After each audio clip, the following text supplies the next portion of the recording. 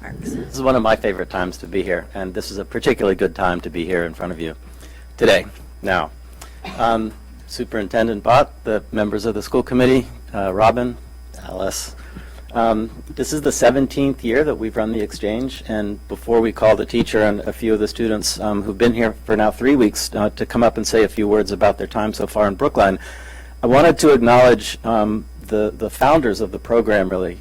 Claire Jackson, former deputy superintendent, and the counterpart for our superintendent, a woman named Madame Zhao, who I had the pleasure of meeting the first year that I started doing this. Helen's shaking her head. I think you know who she is. I met her as having begun the exchange. This is my 6th year doing this work, and when I was introduced to her in her office in the school building in Xi'an, she came out to greet me and just made me feel so tall because I think she was like 4'10" or 4'11". But that was the last time I felt tall in front of her, because as soon as she spoke, she was a force. And those of you who have met her know that she just was passionate about global education and global learning and international exchanges. And with her vision and Claire Jackson's vision, they turned this vision into a reality that's now been with us for almost 20 years. So all of the counterparts that we've met when we've done various trips over to Xi'an to interact with our folks at the Gaoxin School share this same kind of vision.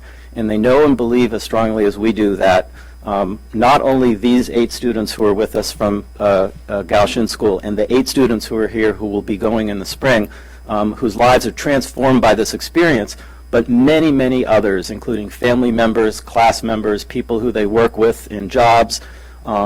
I hear back from people continually on the exchange, as recently as last week, where a student who was with us from the Gaoxin School in 2004 is now starting a doctorate program in physics at MIT. And she chose specifically to do her program here in Boston because of her experience on the exchange. So although we have 8 + 8 or 16 students and their families, the program really is so expansive in the number of people and the schools and workplaces that it affects. So all of this is to say thank you for continuing to support our program. And I'd like to call up our teacher, Helen.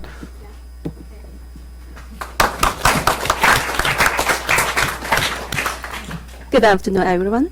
Now, first, let me introduce myself to all of you. My name is Wang Yajing. My English name is Helen. You can call me Helen. It's my first time to be here. Now, right now, the most important and first thing I wanted to say is thank you. Thank you so much. Thank you for your kindness. Thanks for your making a good decision to have this exchange program. Now, when my students and I arrived in Boston, now on the first day, now at the airport, Steve and all the host family members gave us a hug and some flowers to welcome us at the airport. Thanks for their kindness and support. In my opinion, I think this is a useful and important exchange program. Now that makes the West and the East meet together. The West and the East meet together. That makes the students from Gaoxin No. 1 Middle School and the students from Brookline High School sit together, work together, and learn together, and they learn from each other. Yeah. Now, my students and I get good environment. We learn more about great American culture, and we benefit from the American culture, and we understand American better. Now, I'm a member of this group. I'm proud of this. I will do my part to continue help grow the program. Now, I do believe I look forward to watching the stars of tomorrow shine in the near future. I'm proud of to be in the program. I am sure I have a good time during the stay in America, and I can learn a lot from it. We all got some new ideas of American education. I think this will be an unforgettable experience in my life. Thanks all. Okay. Yeah. Thank you.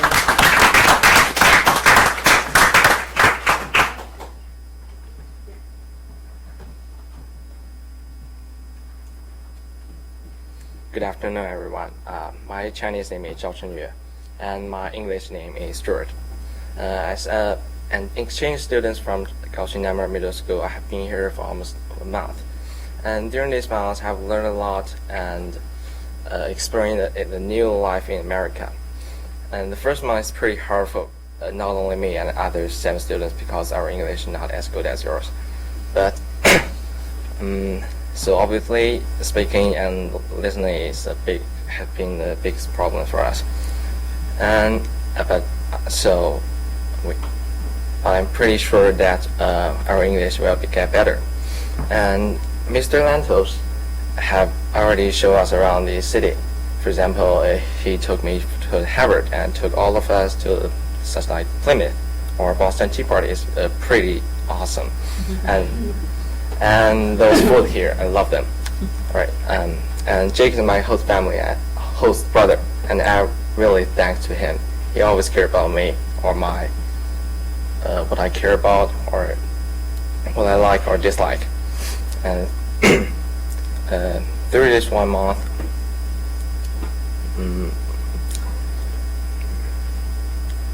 I think I'm pretty thanks to this exchange program. It makes me more learn a lot and about American culture and more things about different lifestyle here. Thank you very much.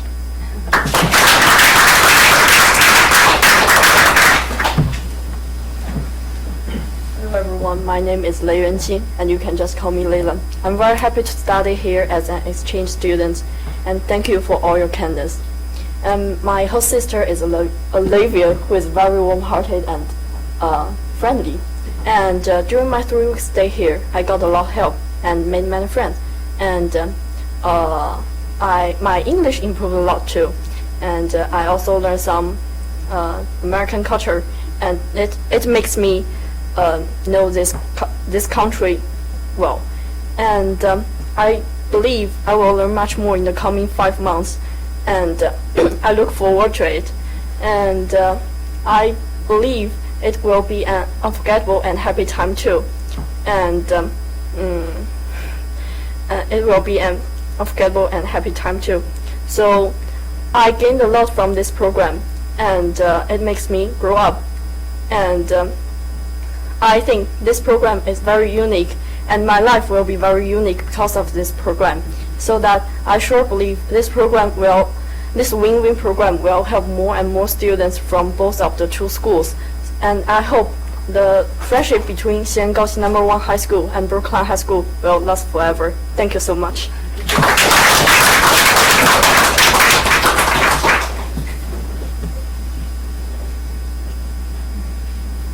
Well, hello everyone. My name is Deng Xiangyi, and my English name is Sherry. I'd like to say that I feel so lucky to be chosen in this exchange program, being one of the representatives of our school. And thanks to all the leaders and teachers, we can sit here and experience such a different kind of American life. It's my first time to be here in America, and I have stayed here for almost 20 days and sensed a strong feeling of happiness and movement for everyone's patience and considerate care for me. And Emily is my host sister. I thank so much for her and her family's help, including the football games. And I believe we'll learn a lot and create so many colorful memories here, and I'm looking forward to the life in the following 5 months. Thank you.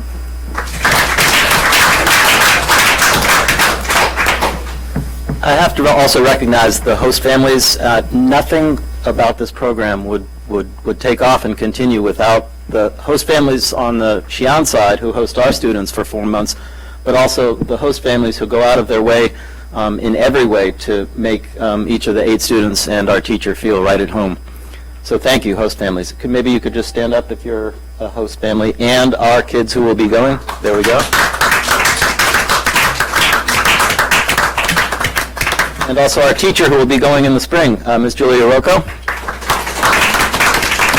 And let me just finally acknowledge and thank Congressman Kennedy's office, who for the last several years has really gone out of the way to, when we take our trip to Washington and Philadelphia last year and again this year, to arrange all in one day a visit to the Supreme Court, Capitol tour and a personal guided tour through the White House, where we will be the morning of November 9th. Wow. Wow. So thank you.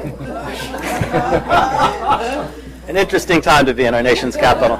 So again, thank you for everything. And let me say one last thing, that every few years, our counterparts in the Gaoxin School make a tour of not only the Boston area, but several other parts of the country where they also have exchange programs. And I'm told that we'll have a delegation of officials from the Gaoxin School the morning of October 5th. And I don't have any further details, but as I receive them, I'll certainly pass them on. And they're supposedly going to be here that morning at the high school, where we'll tour them around the building, and perhaps one or several of you might join us. Wonderful. So thank you. Thank you. Sometimes school committee members want to extend some words of welcome, and we might have at least two here. And I'm not sure if the superintendent wants to say anything, but Mr. Chang and then Ms. Scotto. So I've gotten some non-too-subtle arm twisting from my fellow committee member, Ms. Charlupski, to say a few words, and I would be delighted to do so.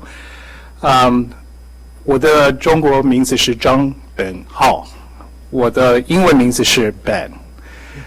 我的普通话说的不很好，因为我来的时候我才9岁，所以我已经在这里40多年了。我很高兴你们来 Brookline。我们已经，我的太太和儿子，我们已经住在 Brookline 25年了。这个。Sometimes I have to go into English. This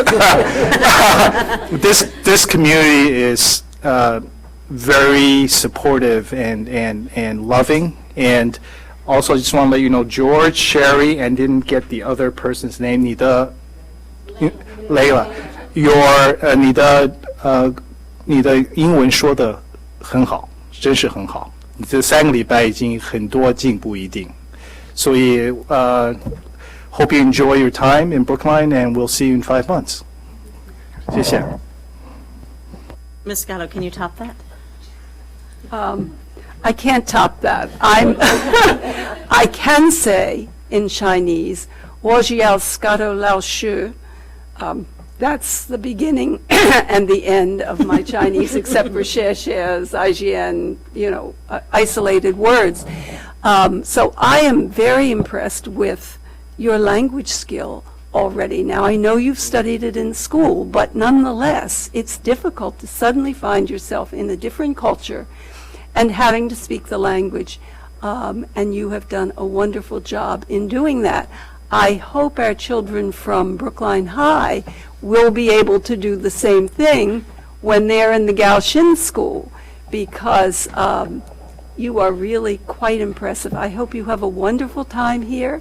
I hope you enjoy every moment of it, do everything you can, and when the students who are from Brookline High go to Gaoxin, I know they will have a wonderful time there as well. So enjoy what you're doing, learn a lot, and we are so glad to welcome you.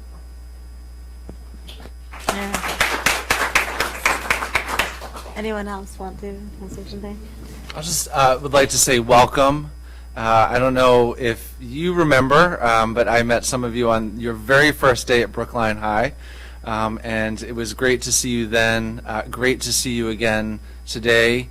So glad to hear your stories of the first 3 weeks, and very much look forward to hearing as I see you at the high school over the next 5 months.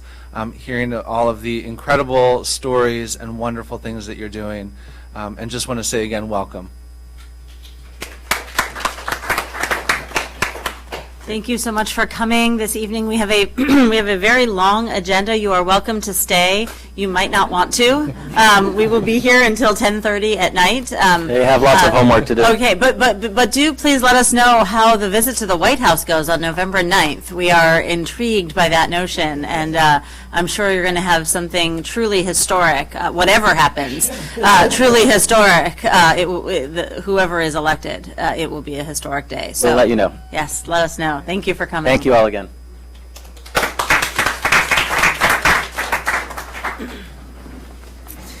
All right.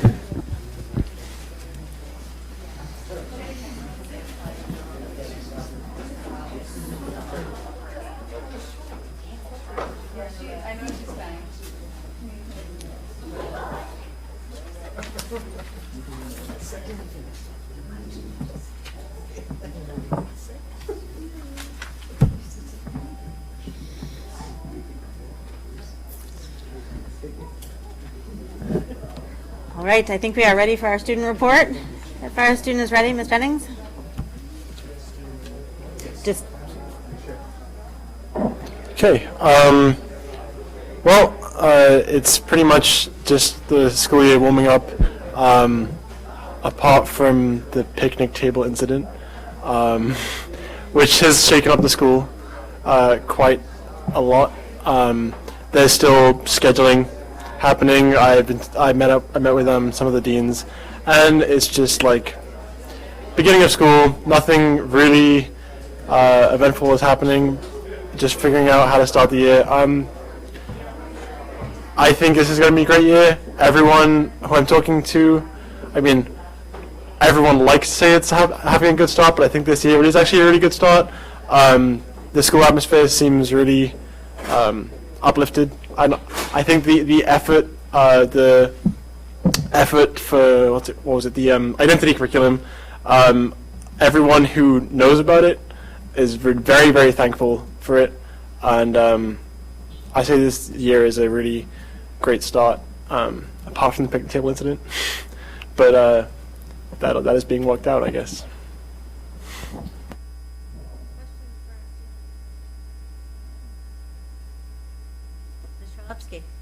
So it's actually not a question, but just one small addition. Brookline High has won its first 2 football games. Yes. People should know that. And Mr. Bott mentioned it to me. all sorts of changes happening this year. Ms. Gatto. I just have to tell you that Alice is a member of the jazz band playing the violin. I didn't know whether to call it a fiddle or a violin. And I heard her play at the BCAN opening meeting when the high school jazz band was there, and they were fabulous. So if you have a chance to go and hear Alice play, you are in for a treat. Please, it should be on the calendar, perhaps. Broadcast to all of Brookline. Ms. Stone. Hi, thanks. One quick question and one follow-up. So I'm just curious, I don't remember there being a violin in the jazz band before. Are you the first person to do that? I'm not the first. The year before I joined, I joined last year, and the year before that there was another violin player, and as of last year there is both a violin and a viola player. And that's fantastic. so, what a great addition. We struggle to find parts for ourselves. Yeah, I'll but, bet. we make it work. You get to invent them. And I'm just curious, you've made reference to the picnic table incident, but I understand that there was a response of putting something in putting a table in the front entryway for positive comments, and I just wondered if you had if you'd seen that? I have not seen that, but I can speak a little bit more about the reaction to the incident.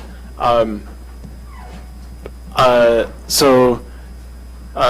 Meyer made an announcement over the loudspeaker saying that the picnic tables have been removed, and a lot of the student body is confused, and it's because the picnic tables have always been vandalized forever, and last year was not any better than this year. They just happened to be new. So the student body is kind of confused, but also disturbed by the incident itself. So, Of course. Yeah. Thanks. Just one follow-up on that. In the past, has the content been relatively simple? Oh, it's been terrible. Yeah. So The things that teenagers write on picnic tables in Sharpie have never been polite.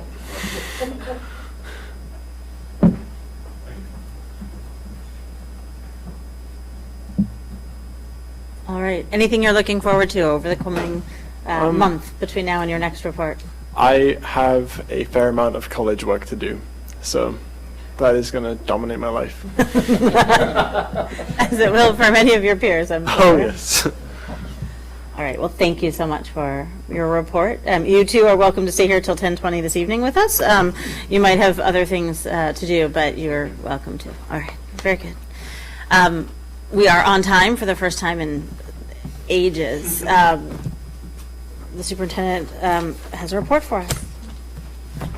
I actually want to start my report tonight by turning over a few minutes to Dr. Erwin Blummer.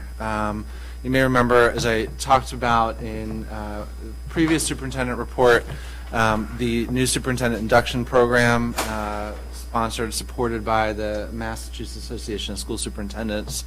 And I spoke of the mentor provided match through that program, and Dr. Blummer is my mentor for the course of this year and potentially 3 years, through the 3 years of the program. And so I asked Dr. Blummer here tonight to share a bit about the program, about the new superintendent induction program, and give you an opportunity to ask him any questions that you may have about it. So. If you can come up to the microphone. Yes, and as long as the green light is on, you're on camera and your voice is recorded and being broadcast to Hollywood will contact me next. potentially millions of people on the web. So Good. I wanted to be superintendent in Concord, Carlisle, and then Newton. And then went over to BC and spent 15 years at BC preparing principals and superintendents. So that's who I am. Andrew is part of the 7th cohort of the new superintendent's induction program, which, as he said, is a partnership. What that means is he will do 8 content days, 2 in the summer, which he's already done, and 1 last month, which he's already done, but a total of 8, and receive 6 hours of coaching from me each month in the first year. In the second year, content days go down to, I believe it's 5, and 4 hours of coaching each month. Third year, there's 3 content days, and the coaching is done in groups, facilitated by the 4 or 5 superintendents and facilitated by a coach. This is the 7th cohort, as I said. We've reached more than 50% of the superintendents in the state, which says something about superintendent turnovers, among other things. I just want to briefly describe what the intent of the program is. It's an effort to switch the focus of what a superintendent does. It's an effort to switch the focus to having superintendents see themselves as the major person in affecting instruction in the classroom.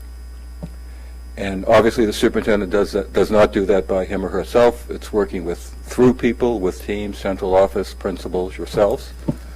But the focus of the program is by the end of the first year or the end of the summer, the superintendent will present to you 3 or 4 objectives with a series of initiatives under them, all of which should be coherent and absolutely connected to efforts to improve instruction in all classrooms for all kids. I want to stress that last piece, not just the kids who come motivated here, but for all kids. And it's predicated on a entry plan. The foundation for this entire program is Andrew's entry plan, which he's working on, has been working on since the summer, continues to work on. He will show you probably December or so his initial findings as a result of all of his work around entry. Entry being counting, that is looking at data and reports, listening, talking to a whole bunch of people, and seeing. And to me, while the first 2 are very important, the most important is the seeing part, because that's predicated on what he is seeing actually happening in the classrooms. And those will be tentative findings. He'll work with the leadership teams who work with you to get your input. And ultimately, as I said, towards the end of the first year or in early next fall, that 3 objectives, 3 to 4, I stress 3, but 3 to 4, no more than that, strategic plan, his ideas on how he's going to affect and improve instruction for all kids over the next 3 years. That's basically the overview of the program.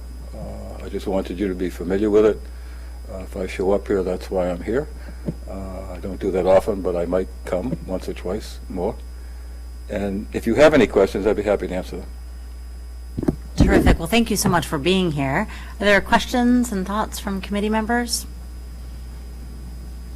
Somehow we seem to have thrown Superintendent Bott into the deep end in his first number of weeks here. They say that you often get a honeymoon period. I'm not sure we gave you that. I think between a long-standing negotiations process, which is starting to come to a conclusion, a ninth school site selection, which has been going on for at least 3, 4 years, 8 years, trying to land that decision next month, to racist graffiti in front of the high school and restorative actions trying to be taken there. I'm not sure this is quite the first couple of weeks that new superintendents are used to. So I'm just curious if you have advice for us on how to be supportive of new superintendents. We'd love to hear it. I probably should have provided it before you even asked for it. By the way, let me say, I've been working with Andrew since July, and it's been a pleasure. I mean, a real pleasure to work with him. And I think you're going to end up having one of the very few stars superintendents throughout the state in a not too long future. Advice, you need to give him the time that he has to have to do what you want him to do. And if you're in an agreement with the program that his role is to affect instruction, then that's where his focus should be, and that's where his time should be allocated. So to the extent that you can free him up, I know this building, I've been reading about it for a long time, I understand the issues, but to the extent that he can be freed up from that, to the extent that you all can be focused on what he's trying to do and your goals are compatible so that he can actually have the time to do that, that's the best advice I can give you. If you wrap him up in other things, he gets diverted from what he's supposed to be doing, and I'm sure you all don't want that to happen. So that's my free advice for the evening. Good, and that sounds great in theory, and I think in practice it's probably hard, so specific moments and things we could or should be doing, specific feedback as we go through will be very helpful and welcome, I think, because I think we're all on board philosophically with that notion, and we just have to make it happen. Other questions or comments? We're just delighted you know Brookline so well, and can provide that lens as well. Oh, Dr. Jackson does have something. I can't resist. I don't know if you remember me, but Your face looks very familiar. Watch. so Dr. Plummer, when we were colleagues at Boston College when you first arrived. Oh, my God. I was teaching with Penny Hauser-Cram over in the Child Development Department in the School of Education. Going to wait party. I knew you just needed a little, yeah. It is really cool to have you show up now here, bringing your expertise to the district and sitting in this chair. It was great working with you. So I'm delighted that Andrew has the benefit of your wisdom. So nice to see you. Thank you. All right, thank you so much for being here tonight. I will actually start the superintendent update with the second bullet on the sheet, which is the entry plan update. Just want to mention, Dr. Blummer talked about time spent already in the district, and both on the August 25th day with the entire leadership team, vice principals, coordinators. Dr. Blummer was there, and we were able to spend time afterwards talking and reflecting on the process.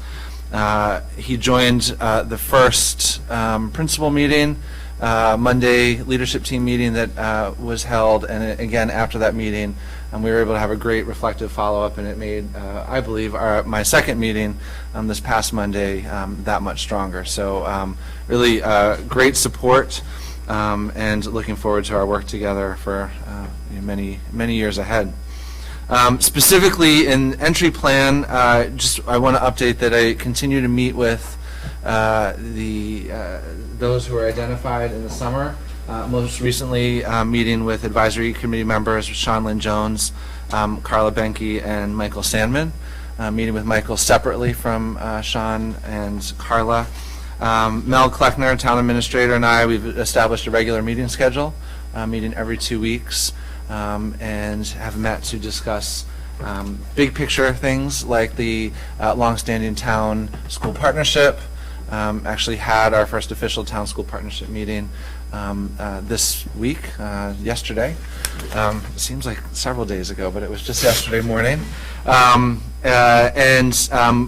continued scheduling meetings. Next up is the chairs of the planning board, the building commission, Parks and Rec, and the meeting with the town moderator.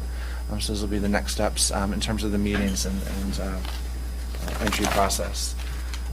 Most importantly, I want to highlight schools. And since the last school committee meeting, I've had the opportunity to visit 4 schools, 2 BEEP sites. So those are 2 of the 4 schools, BEEP Putterham and BEEP Lynch. Also spent time at Heath School on Monday, nearly 3 hours with Dr. Sevelius, and this morning 3 hours at Driscoll. Incredible. I mean, you can read the content of the report, obviously. I want to highlight just how remarkable the educators are in all of these sites. BEEP Putterham, Vicki Milstein and I had a chance to see every classroom at work and saw class meeting, literacy centers, full inclusion of students, one-on-one work. I mean, diving right in. I can't wait to go to BEEP Beacon. And I've enjoyed learning about the BEEP program so much. Today at Driscoll, when I had about a 10-minute gap, I snuck in a few minutes to go to the BEEP classroom at Driscoll and jumped into a work group with numbers and counting. So just really remarkable team of early childhood educators. At Heath, Dr. Sevelius and I visited middle school classrooms. We visited middle school history, mathematics, and English language arts. And again, just incredible level of engagement and excitement about work. And just I highlighted just one example in the English language arts class of students responding to literature in really creative and insightful ways, and just incredible excitement among middle schoolers, and that was true across the board at Heath.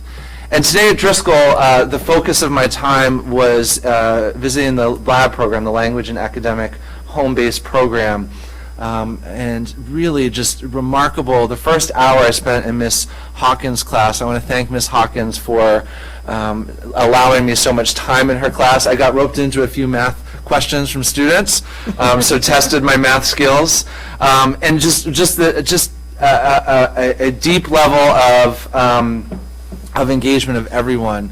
Incredible differentiation for the needs of students, and that was true across the board in every classroom I visited in the lab program. And so just kudos and congratulations to everyone for the multisensory approaches, the sequential instruction, and really the deep commitment to students. I can't wait until my next visits next week, and working with schools, with principals, with teachers, and school communities. It's very, very exciting. I would like to share, share one more thing about the entry plan update. One of the items that we discussed in July was developing a 5-year plan in many respects, being strategic about the work we're doing. And both Deputy Superintendent Sam Zimmerman and Deputy Superintendent Nicole Gittens have started the process of developing plans for this year. Out of the Office of Teaching and Learning, our vice principals, through their own identification last spring, a request to have monthly meetings with structured content and support, opportunities for open dialogue with the Office of Teaching and Learning. That has been launched, the first meeting today, run through Ms. Gittens' office, with a plan mapped out for the entire year, put together with the feedback and input of the vice principal team. And similarly, as one example, Mr. Zimmerman has created a year-long plan in conjunction with his directors of special education and ETFs for a year-long professional development that has been mapped out, and of course happy to share that with everyone. And so that is a step in the work of our eventual development of a 5-year plan for our work in both departments, in curriculum and instruction and student services. I want to share specifically out of the Office of Teaching and Learning the retreat that Ms. Gittens held.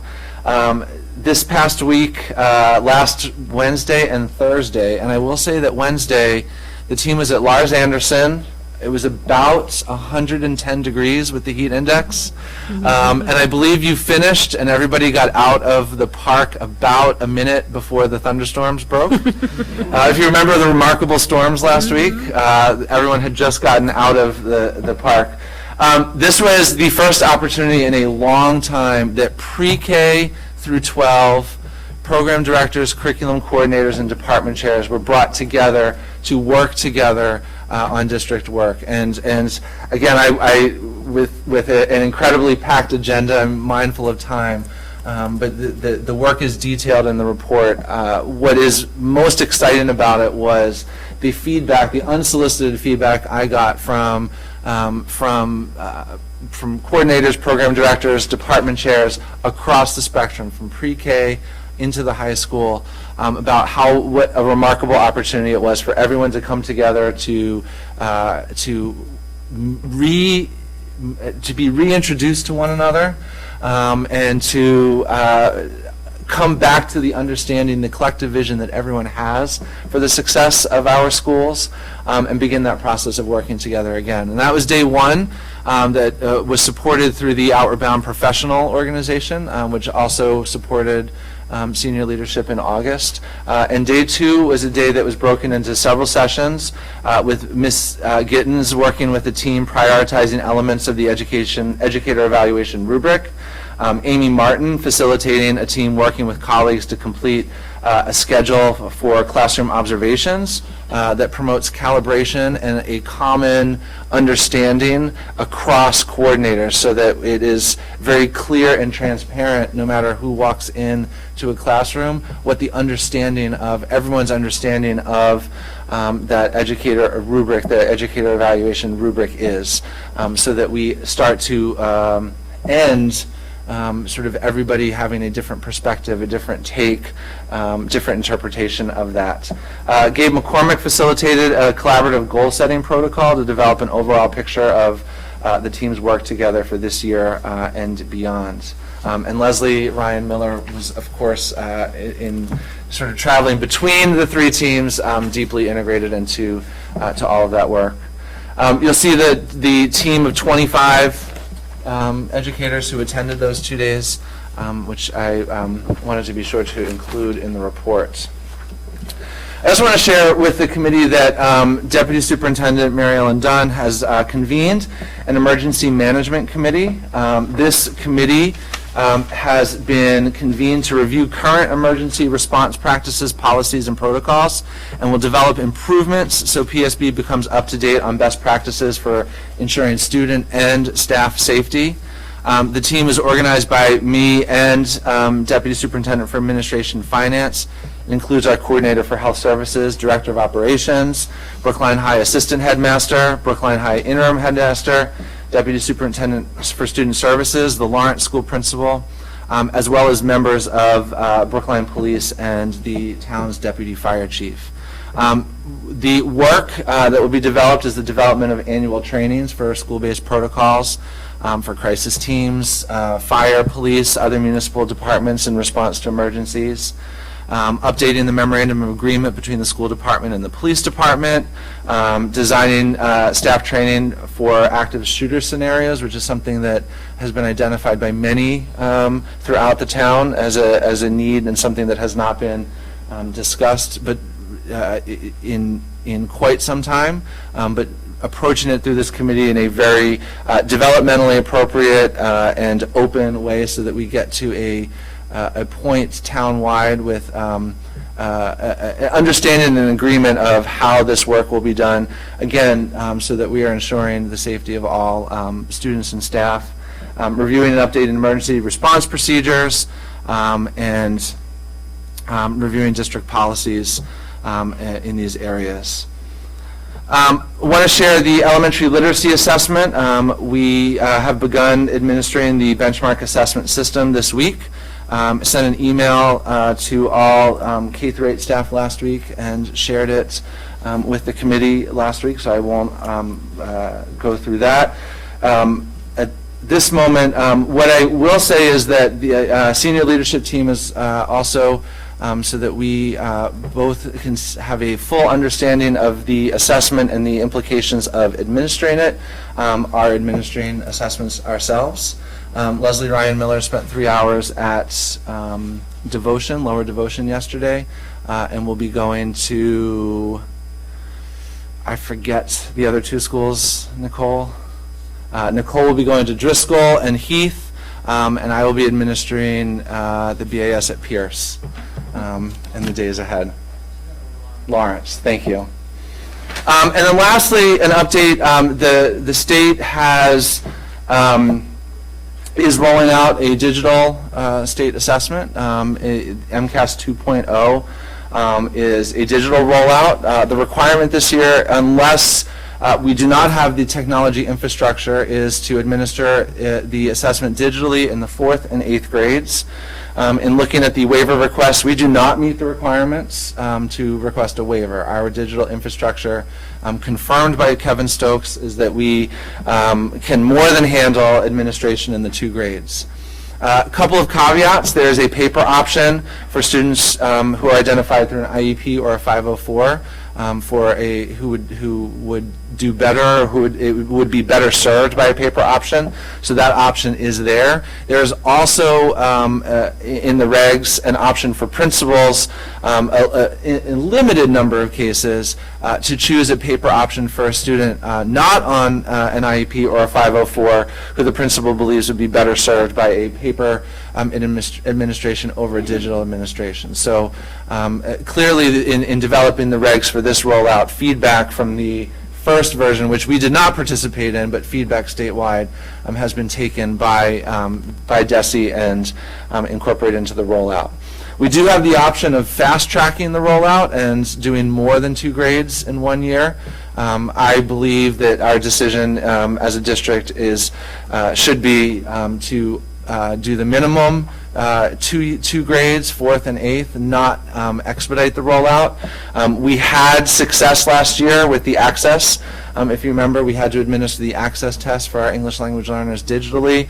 We learned a lot. It was a very successful administration, and I believe that we should pace ourselves and do the next 2 grades in MCAS 2.0 with 4th and 8th. Learn from it, learn from the process, learn how we can ensure successful administration with 2 grades, and then the following year add the next 2 grades, and then the year after that roll out all 3 grades. And happy to answer any questions about any of this. Terrific. Thank you. Questions? Mr. Chang and Mr. Zeta? My question had to do with the timing of the test. Have they said anything about whether the timing will be as it has always been, that is to say, unlimited, or will there be a cutoff point?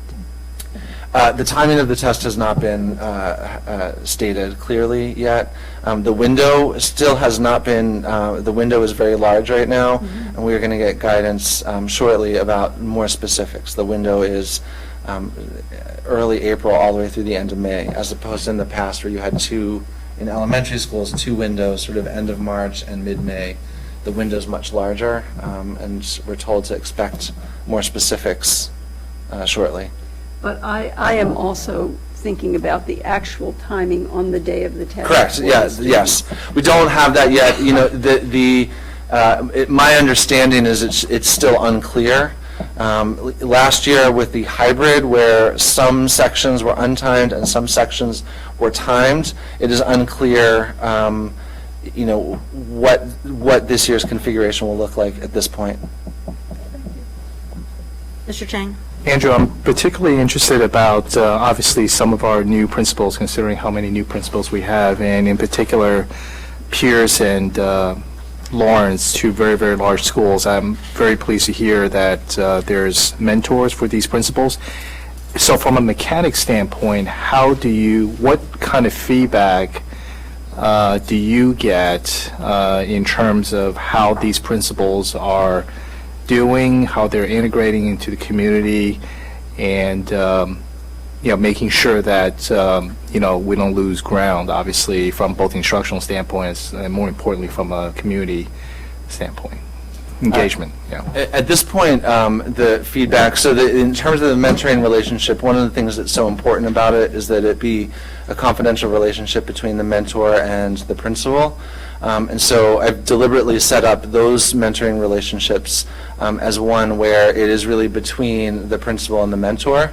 And the understanding between the principal and the mentor is if there is something that I need to know, that the mentor will tell the principal that they're going to speak with me, but it's not a vehicle where I go to the mentor and ask for feedback. I believe that the best way for us to get feedback is through open conversations with PTOs. I spoke with the high school PTO last night. We had our first, monthly meeting with PTO leaders a week ago with the PTO leaders from every school, and getting feedback through those means, as well as time in schools. I mentioned where I have been the last 2 weeks. What I didn't mention is that both Nicole and Sam have been in at least 4 schools each, as well as Leslie Ryan Miller in schools almost every day. And I think it's the combination of our time in schools working with principals and really getting that information ourselves, which will be most informative to make sure that all of our school communities stay on track. Okay, so let me kind of drill down a little bit. So I appreciate the confidentiality, the relationship. That makes sense to me. So, but you mentioned that if there are issues of importance, there would be a communication from the mentor to you? Correct. Okay, so when that happens, I am assuming, things are the issue is fairly serious and things are off the track. Is that correct? Wouldn't that be kind of late?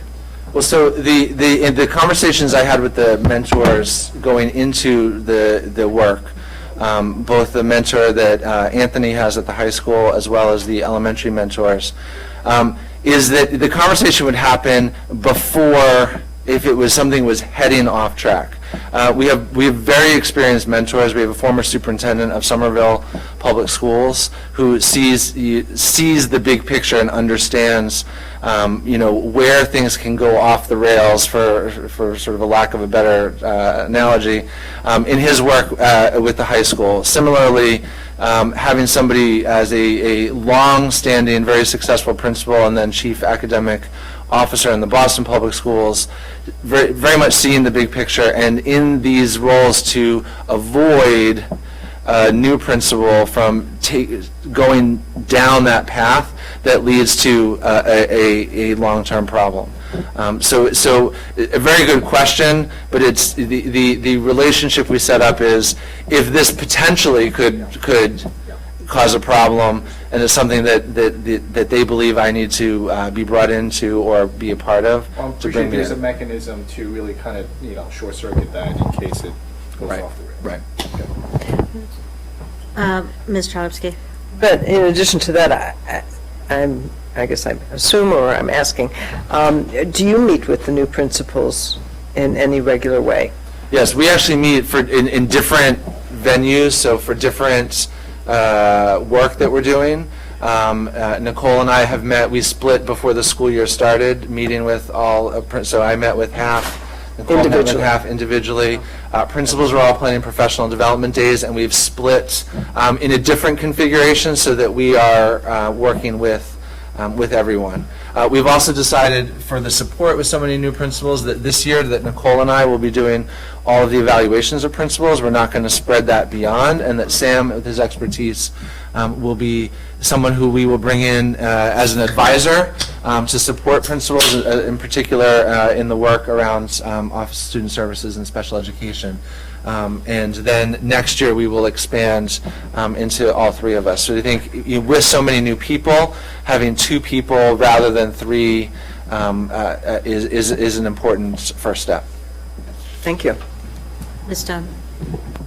Thank you, Madam Chair. I was just going to add just a reminder that to everybody, because I had the same Andrew and I have had some opportunities to just chat recently because we've had long periods of time together. And we were talking about Lawrence in particular because that's where my kids went. And I just wanted to remind the committee that at Lawrence and Pierce, we have new principals for us, but they are not new to the job.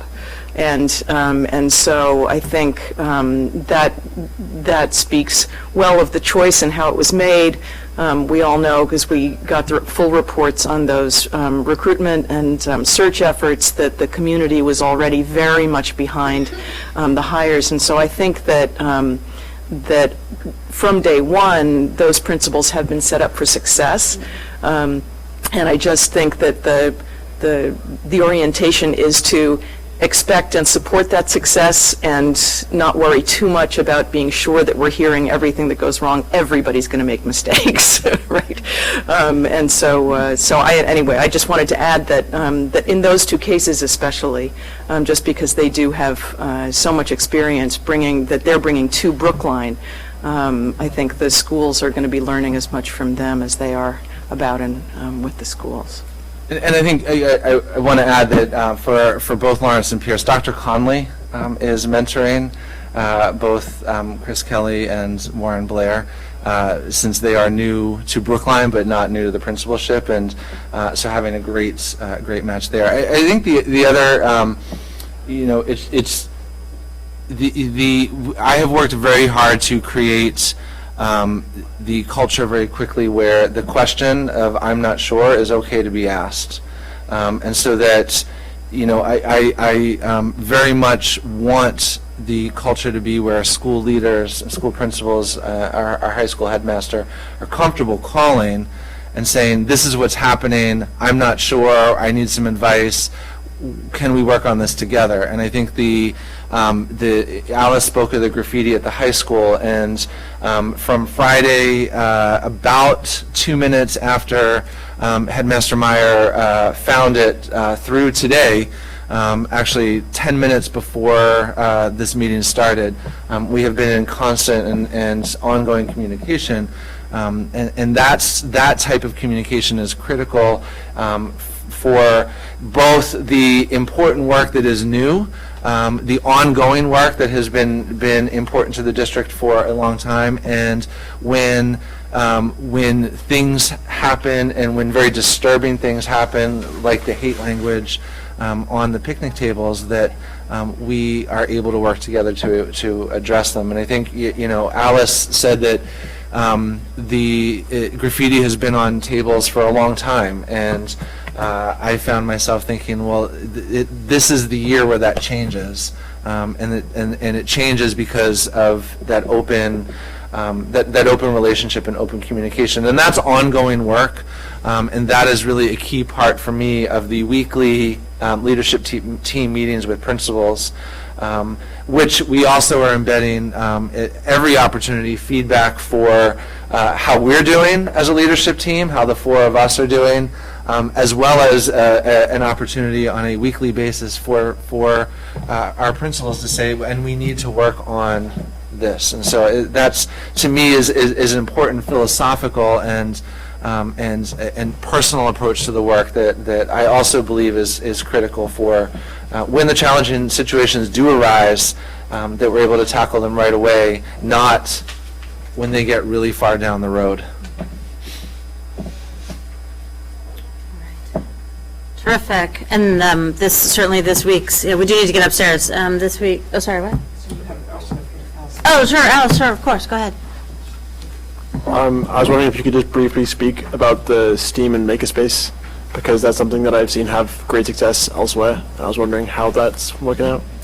So I had mentioned in the visit to Heath, the Heath community has converted a space into a STEAM and Makerspace, and it has just finally gotten together. It was made possible through very generous support of the Heath PTO, in partnership with the principal, vice principal, and staff at the school.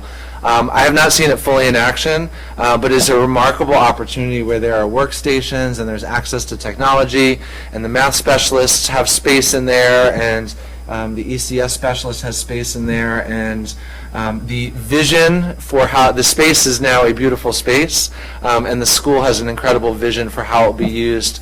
From what I understand, folks are signing up to use the space for various projects, and I'm looking forward to going back and seeing it in use, and we'll be happy to share after I do. We do need to get upstairs, but thank you for that report, and thank you for incredible team leadership this week, specifically on the picnic table graffiti. It's been quite a week, so thank you for that. And please bring your name tags.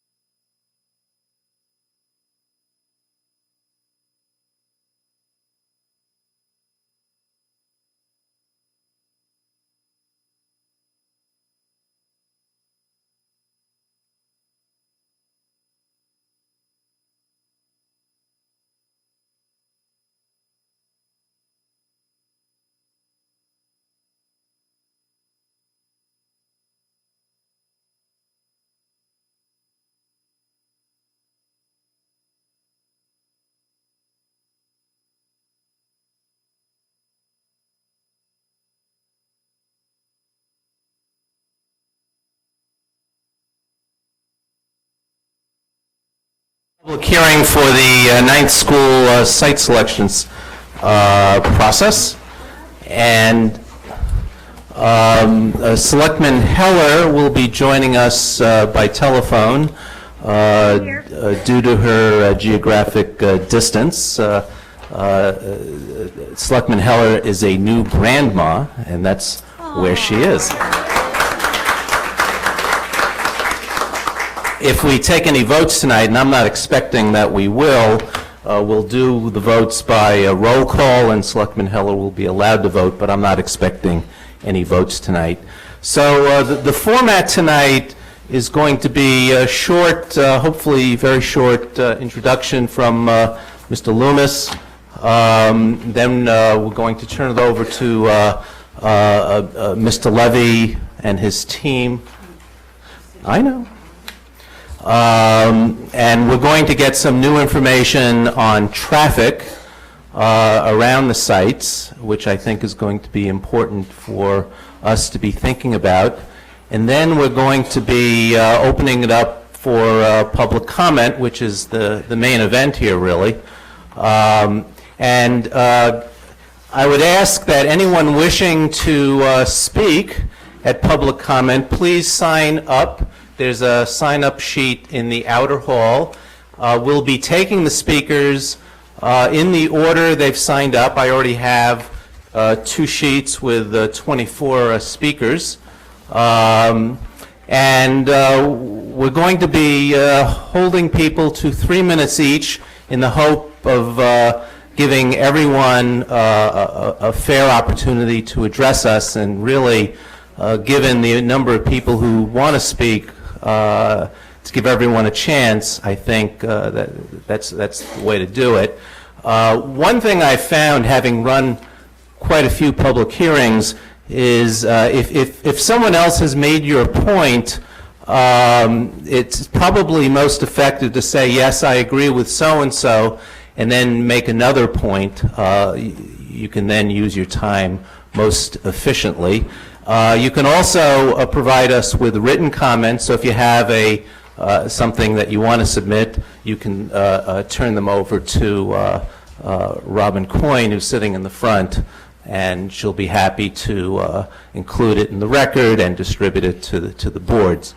I note a number of you have T-shirts and buttons. I see Save, Stop, and Shop buttons. So I'll say equivocally that all the selectmen are on record, public record, as saying that whatever option we vote, we're committed to keeping Stop and Shop or a supermarket, a full-service supermarket, in that site. So you can come up and tell us that, but since we've already committed to that publicly, the selectmen have, I would suggest that you use your comments to make another point, since we've already committed to that. So I'll also say, with respect to the T-shirts, I have a T-shirt too. And my T-shirt says, Brookline Together.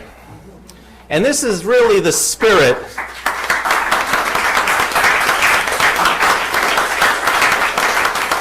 This is really the spirit that I think all of us up here are approaching this. We're trying to look at the town as a whole. This really is a 50 to 100 year decision. We realize that. I can't even remember. Well, I wasn't around the last time we added another elementary school. It was probably the 1930s, 1940s, somewhere in that range. So, this is literally a once-in-a-lifetime event for us and for the town, and we're taking this very seriously. So, Ms. Ditkoff. Sure. I just wanted to say we're all here for the ninth school discussion, and that is the focus of tonight. But I do just need to acknowledge that this has been an incredibly eventful week for the Brookline Public Schools of Brookline educators and staff. And so first, I just want to say that I'm very grateful to Interim Headmaster Anthony Myers, Hal Mason, our superintendent, the high school leadership, for their rapid and very, very thoughtful responses with the students to the graffiti on the picnic tables. It was racist, homophobic, anti-Islamic, anti-Semitic. There were many, many pieces of this, and it was covered at length in the press, in the tab article today in particular. But I just want to say a very special thank you to our educators and to the Brookline Police Department and to the Parks and Rec Department, Aaron Galentine, who worked so quickly and thoughtfully to get the picnic tables off the field, and the educators to come up with some ways to work with the students around the graffiti, because I think these are the kinds of things that are important to nip in the bud, deal with immediately and transparently, and so we're very grateful for that. And it's just another example of town and schools working very well together, and while you all are here, we just needed to acknowledge that. And I also wanted to say that I'm very grateful to our educators and some town staff as well who have helped students in our buildings deal with very difficult events that are going on in Charlotte and Tulsa this week, and supporting them with their needs with respect to race and racism and security. And so, again, thank you to educators and town staff who are all, I've gotten reports, being very, very helpful to students who are not feeling safe at this time. So just there are many, many of these examples, and tonight is one. It's focused on buildings, but please know that our educators and our educational leaders are very laser focused on students. And so to that note, I do recognize that tonight is a football night, so we have chocolate to keep everyone at this table awake, because there have been late nights. Negotiating teams had all kinds of breakthroughs this week, so there's chocolate-covered espresso beans, gummy bears, and chocolate footballs for everyone up here, because we all want to stay awake, caffeinated, and well sugared to pay attention to all of these important comments tonight. So. Okay, so Mr. Loomis. Thank you. So I'm Ben Lummis. I work for the superintendent in the public schools, Brookline, in charge of our Office of Strategy and Performance.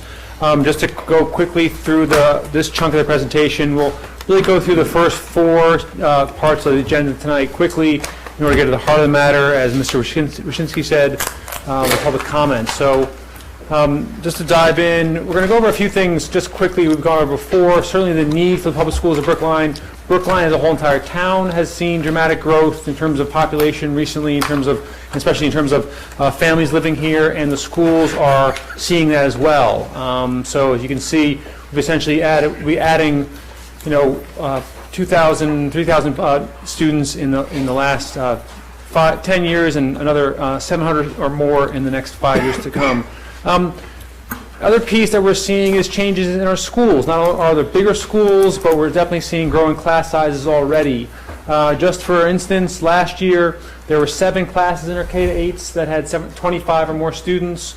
Without a new elementary school, that number will jump to 75 or more classes in K-8 that have 25 students or more.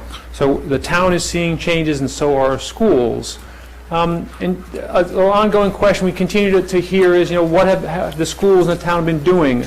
As folks know, this process didn't start this month. It didn't start last year. It started 6 or 7 years ago, even longer.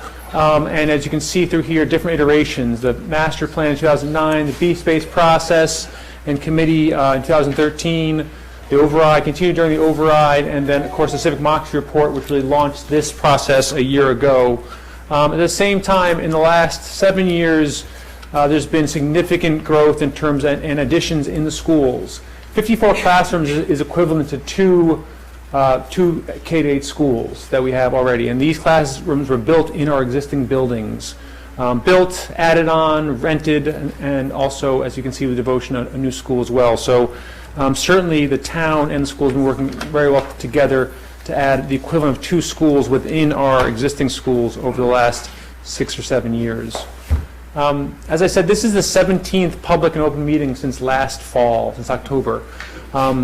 These meetings have taken place with both boards, as you see here, but also with Parks and Rec, Building Commission, Conservation Commission as well. It's been actually quite a tremendous partnership, both on the staff level, but also on the sort of commission level and committee level.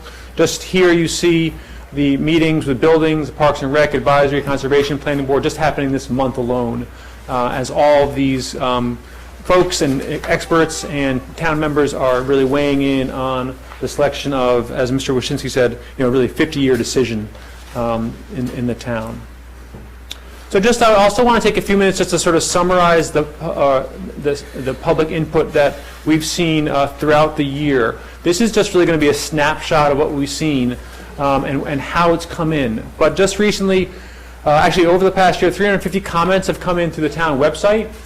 Those have been shared with the Board of Selectmen and School Committee. They've seen they have all of those. 97 written comments just in the past 2 weeks at the 2 public meetings we've had, both September 8th and 14th, and those have been collected and distributed to the committee member, the Board of Selectmen and the School Committee members. 75 other written comments were collected at public meetings in June and July, and countless emails have gone directly to the board members and the committee members as well. And just to share some numbers with you, July 26th at the public meeting in the middle of summer, 120 community members came out to hear the summary or the update on the site selection at that point. In June, 100 people attended, and 30 or more community members spoke downstairs in the school committee room for the site selection study kickoff. June 7th, 50 people attended the joint board meeting. Last May, more than 100 parents and guardians were at the peer school for an update on the site selection process. And December 3rd, there were more than 150 community members and 51 people stood up to spoke at the last public hearing. So there's been a lot of involvement from a lot of different people, and people have been communicating and giving input in a variety of ways. I'm going to just give snapshots of public input that we've heard from on the 3 sites, not only recently but also over the past few months. This isn't comprehensive. This doesn't capture all the comments we've gotten. It's really a snapshot. It does capture the ones we've heard most often. It does not capture the energy, the passion, the strength of feeling behind it at all. I've taken that out for better or for worse, and I won't present it that way. But just to give folks just an idea what the committees and boards have been hearing, but also to make sure the public knows that we are hearing lots of input from lots of people. So positives on Village site to start with. Location, walkability, it being a sustainable and smart growth site is very important to many people. And also the importance of addressing overcrowding in North Brookline. There are also some concerns at the Village site as well. Folks, as you know, do not want to lose the grocery store.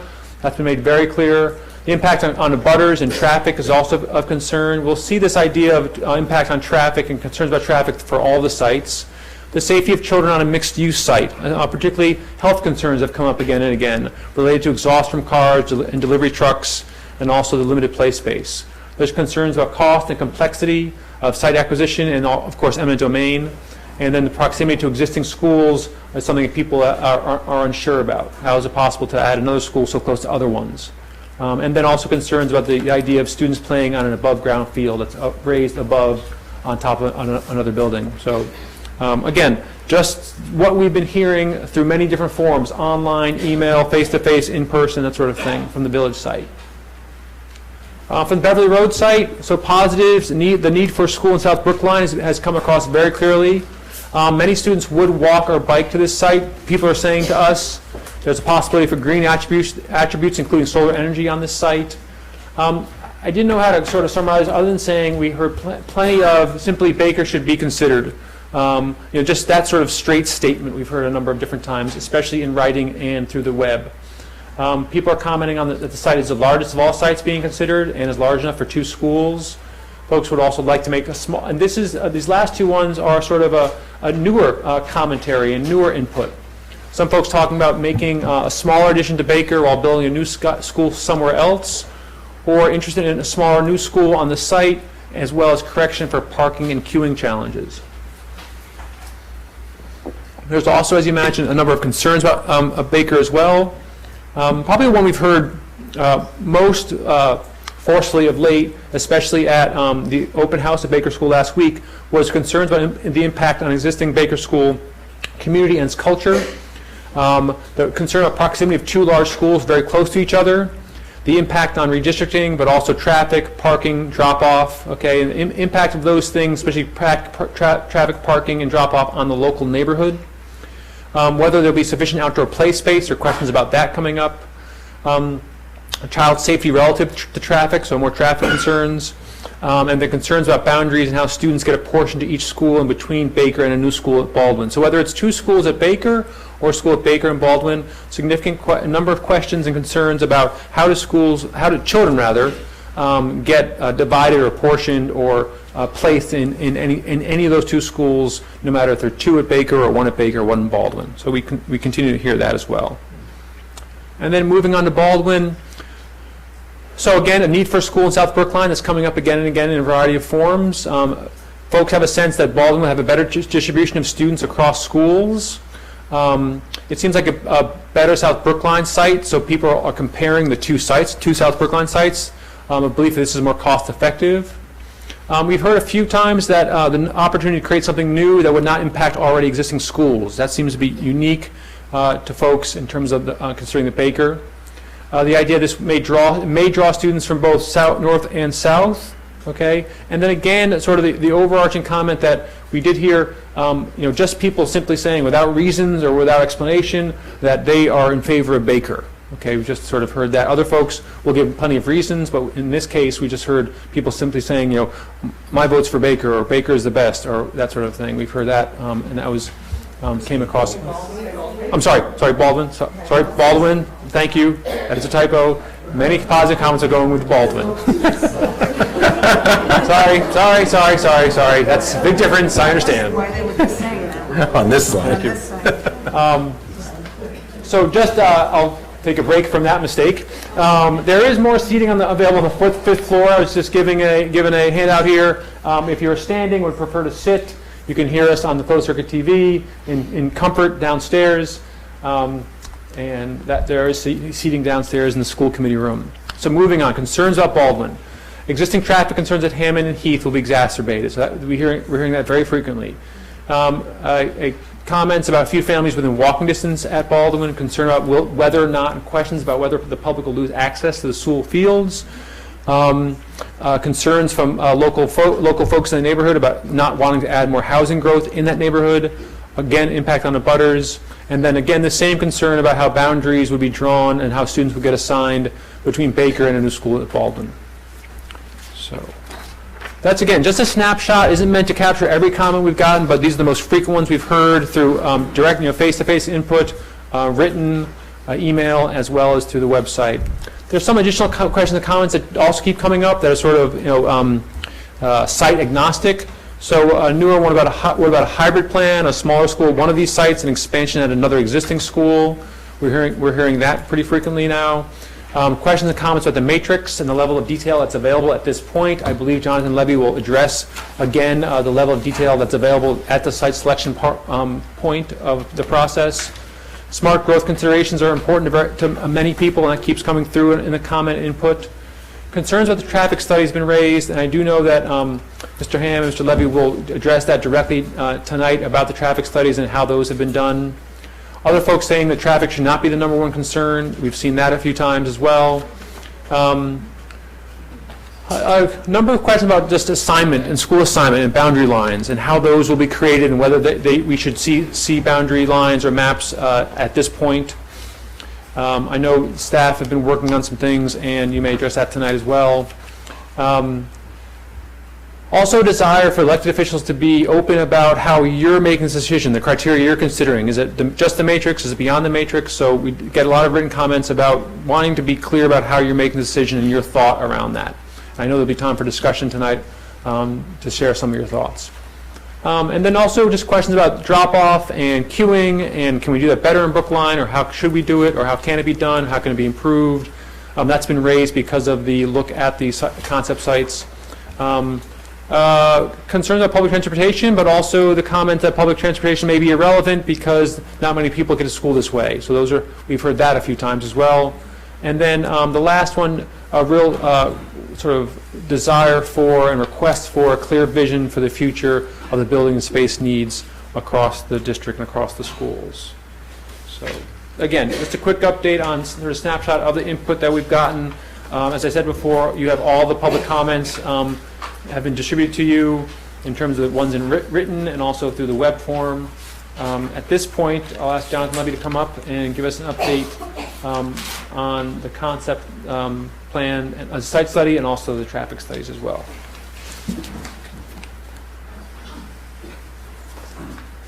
Well, thank you, Ben. It's good to be once again with you all here tonight. So actually, it's two parts, two things that we're doing. One is we're going to recap because as a way of sort of priming the pump of the comments this evening, very, very briefly. Where there are updates, I'll give them, and then we're also going to introduce you for the first time to our traffic consultant. Just a very brief preface. So first, something that came up at the Baker Open House the other day, and I just wanted to say two sentences about this. So this study, we were engaged to do this study in June, and we've been undertaking it since June. And I just want to let people know that we were asked to engage in the study with no preconceptions whatsoever. And the interesting thing that I can update you about and report to you about is that even though I live in the town and I have private conversations with people, some of them decision makers, there's been no point during this entire process when anybody has ever expressed an opinion about one side or another. And I commend those who were involved in the process for that, because that is really protecting the integrity of the study that we've done. It is not tainted by anybody making even offhand comments about one side or the other. So that's the update for where we are on that. Second is every town and city around the Commonwealth needs to be able to make important 50-year decisions based on limited information, because there's a trade-off about how much time, resources, money do you invest at an early stage in the process in multiple alternatives to reduce risk. And we're trying to carefully balance the amount of taxpayer dollars that we're spending on investigation so that we're not spending too much, while at the same time slowly reducing the risk as we move forward. So the takeaway there is you will all have questions about, well, do you know enough about this? The traffic considerations on all three sites have become very prominent. And I just wanted to mention one thing. Giles Ham is our traffic consultant. He'll be available in a moment to comment specifically on all three sites. But one thing I want to mention to you is that our goal has been to reduce the impact of traffic in whatever neighborhood by moving all the traffic off the public right-of-way and onto a site, whether it's the Village site, the Baker site, or the Baldwin site. By that I mean queuing, people waiting to pick up and drop off children, buses waiting to pick up and drop off children, and teachers and staff needing access to parking and their parking spaces themselves.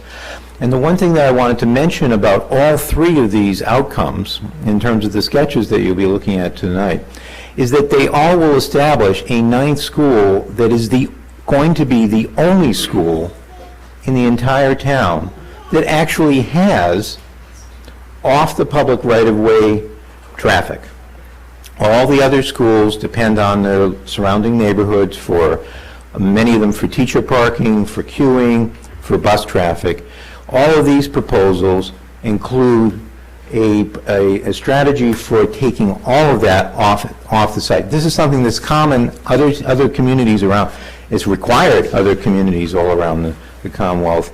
We don't have that to date here in Brookline, and that has been one of the principles that we've been operating on to reduce the impact of traffic.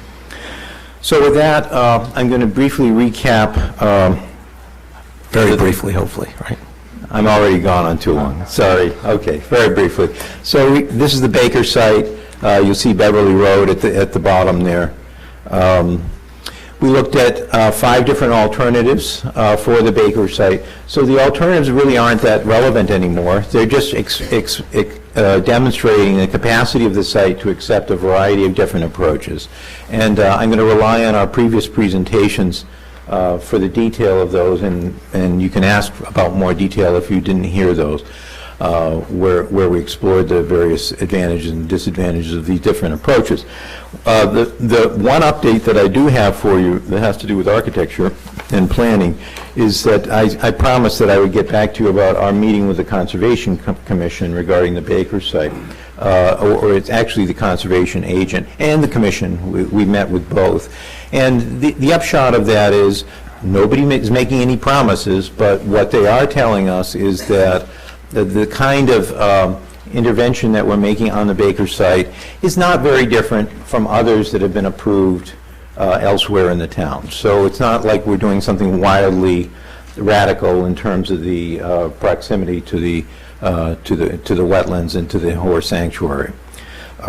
In fact, one of the Conservation Commission members mentioned that they in fact would rather have a project that has some intervention that they can then utilize to get a better project for the adjacent wetlands, rather than having one that was totally outside of the boundary that they couldn't control.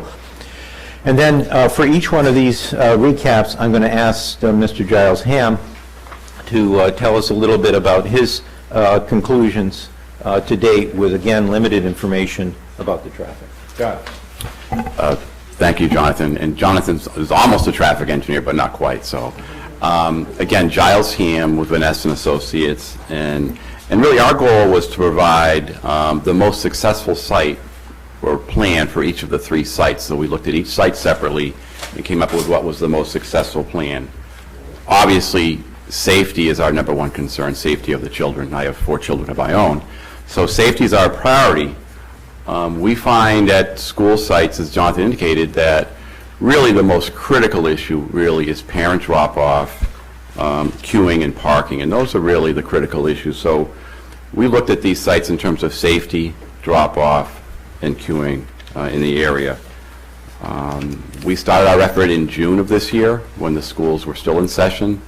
I personally have visited all the sites on several occasions, several times in June. We did traffic counts in June, and then again this fall.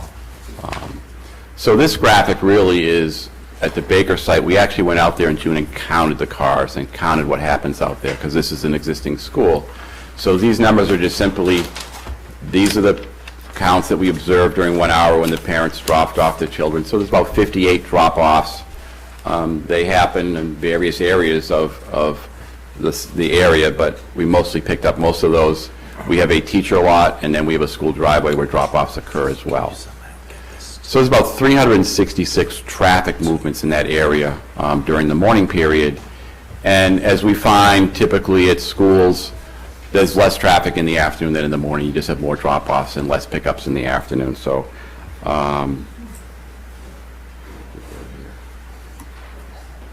and what we find out there is Beverly Road today is about 32 feet wide. Okay. Beverly Road is about 32 feet wide, and what happens is we have a lot of drop-offs. We have people parking on the street, the teachers park on the street, and it just becomes very, very congested. And so as Jonathan indicated, the proposal is to take all of that off the street. So in this location here, we're actually going to have 300 parking spaces to accommodate all the teachers for 2 schools. We will have drop-off areas that'll have 900 feet of queue area to drop off students with the parents at 2 locations here, as well as it's nice to separate the bus drop-offs from the student drop-offs. So this site, we feel, works very well, and it really takes everything off the street where it's congested now and puts it off street where it can happen better, more efficiently, and safer. The next site we looked at, as you know, is the Baldwin site. Heath Street's at the bottom, Hammond Street is to the right.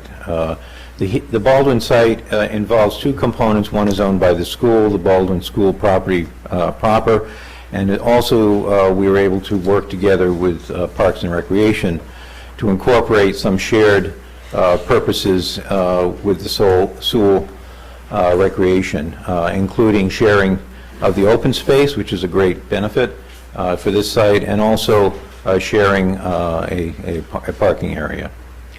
So Giles, would you like to tell us about that? Sure. Thank you. And just briefly, obviously the site is located off Heath Street. Heath Street accommodates about 400 cars peak hour-wise, but Hammond Street is very, very busy. It's over about 1,100 cars during that morning period. I think, as everybody knows, it's very congested out there, and Hammond Street queues extend back dramatically during the peak periods. So the site, again, it's a tighter site. So on Heath Street here, we have a bus drop-off separate area here for buses, and then the parent drop-off area circulation around the site here. And you have about 460 feet of a drop-off queuing area. Not ideal. We would like to have more around 900 feet. And there's a nice bus drop-off area. So in summary, really, it is a congested area on Hammond Street, and we really can't get the queuing area that we'd like to at this site. And then finally, the village site, which includes Harvard Avenue, which is running left to right in the middle of the slide. The Stop and Shop, which you see is the white rectangle, it's clearly marked there. And there were two varieties of site that we studied. A smaller version, which would involve a taking of the Stop and Shop site, plus its parking area. And you can see three iterations of that. The first that combines the commercial and school parking and traffic movements. The second, which tries to separate them by locating a separate access from the north from Aspen Mall. And then third, just as part of our charge in the beginning, before the Selectmen made their statement, a version which looks at a school only. And then we did the same for an enlarged site, which would also take the scrub-a-dub and the garage, and again, the same three different varieties of that with the enlarged site. So with that, I'll let Giles talk about that. Again, so this is one of the layouts. So traffic-wise out there, Harvard Street's a relatively busy street, about 1,000 cars during that peak period. Today, you have a signalized intersection for the Stop and Shop. So what we would do here is have a signalized driveway off Harvard Street that would provide ingress for the school and for the Stop and Shop, and egress for the Stop Shop. So this would be signalized here. And then for the school, you would loop around and have the drop-off area here. So you would have a nice 900-foot drop-off area for the parents, for their children. You'd have a separate bus drop-off here. Again, you want to separate those locations here. And you would need some sort of control here, maybe a police officer control or some control to get cars out. We wouldn't have two signals here. You'd have a signal here, and you need assistance getting the cars out in the afternoon. But this is also a workable plan with the shared Stop and Shop and the school. Thank you. Okay. Thank you. That concludes our recap and update. Okay, thank you. So now we're ready to move on to the main event, which is you guys telling us what you think.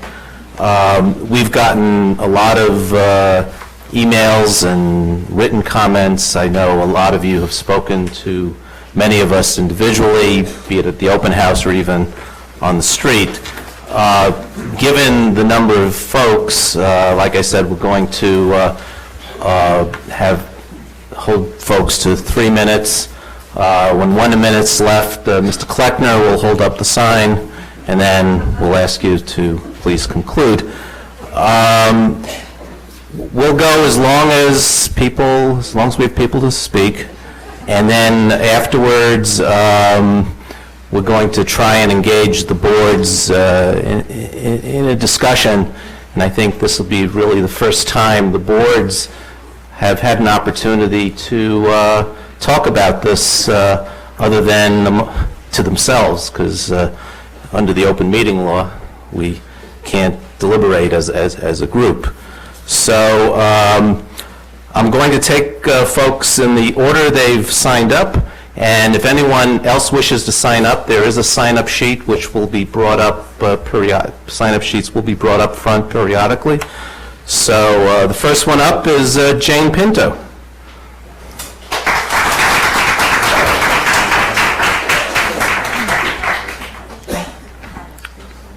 My name's Jane Pinto, and I'm the director of the Brookline Schools Staff Children's Center, or BSSCC. As the director of one of the two programs at the Baldwin, currently housed in the Baldwin School, I ask you tonight that you continue providing space for BSSCC within a Brookline school if the Baldwin site is chosen.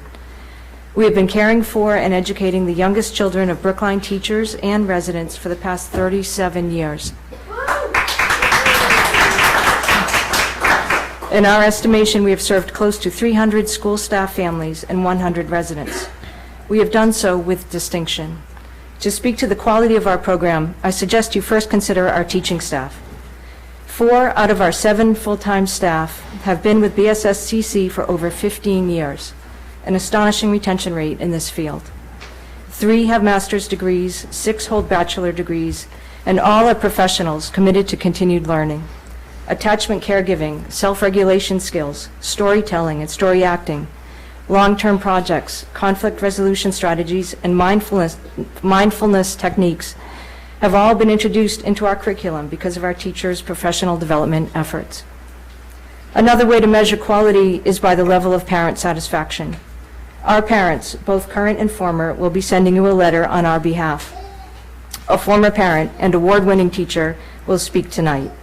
I will simply point out the clear benefit to Brookline families of having teachers who are focused on teaching and not distracted by childcare issues.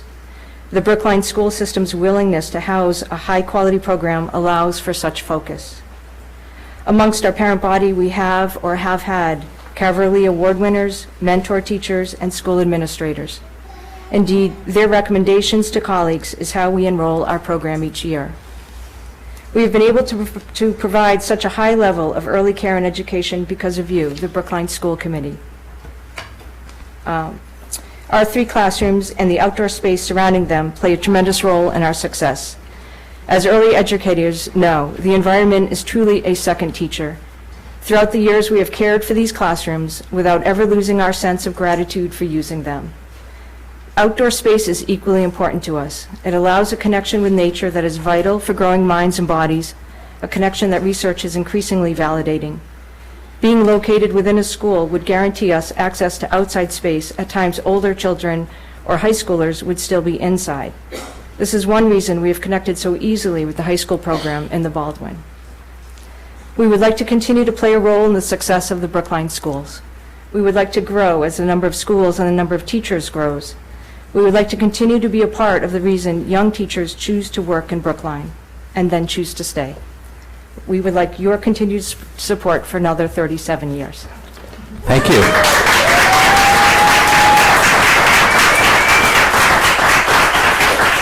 3 minutes exactly. Wow. Stephanie McAllister-Poon.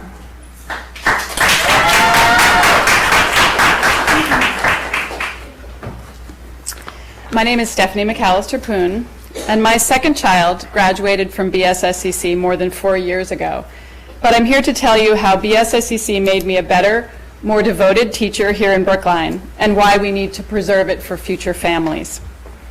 I knew Brookline was a special place to work as soon as I arrived here 21 years ago. But it really came home to me when I heard about BSSCC, a child care center created by former Brookline teachers with a special mandate to care for the children of school staff. That sounded pretty great. But when my husband and I were new parents, it was hard to know what really mattered in daycare. We decided to put our son in a center near where we lived in Somerville. Both my son and I cried every day at drop-off for far too long. So the next year, we applied for and got a spot at BSSCC. There, my son was known, loved, and nurtured by some of the most devoted teachers I have ever known. Even if drop-off was hard, I could go to school assured that our son, and after him, our daughter, were cared for by teachers who had made this job their life's work, not just something they did until a better job came along. At pickup, there was Liz with her pocket notebook to relate something funny or sweet that Flannery had said. At parent conferences, there was Margaret describing the ways Fletcher negotiated the water table. These teachers became models for how you teach by building relationships.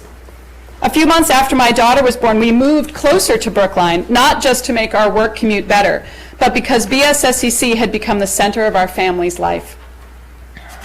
BSSCC is a special place, not just because the teachers and staff there are exceptional, not just because they really know your kids and reflect your own child back to you in ways that are both beautiful and profound, but because it is designed around teachers, our days, our weeks, our community. The teacher world is a complicated balance of juggling needs. And having a place that so deeply understands that, while also deeply understanding children, is a huge gift. I've been humbled as an educator watching the educators at BSSCC, and I feel a profound sense of gratitude that such an amazing resource is here for me. BSSCC made it possible for me to be a parent and a teacher, to devote myself to my students at the high school, even when my babies were tiny and needed me, because I knew that just down the street there were teachers devoted to my own children. There are some clear benefits to teaching in Brookline, but the rare gem that is BSSCC is clearly one of the most important to my own happiness and my devotion to this district.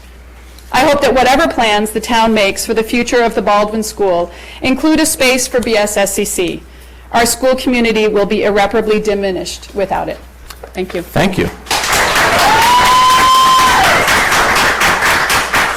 Adrian Bowman.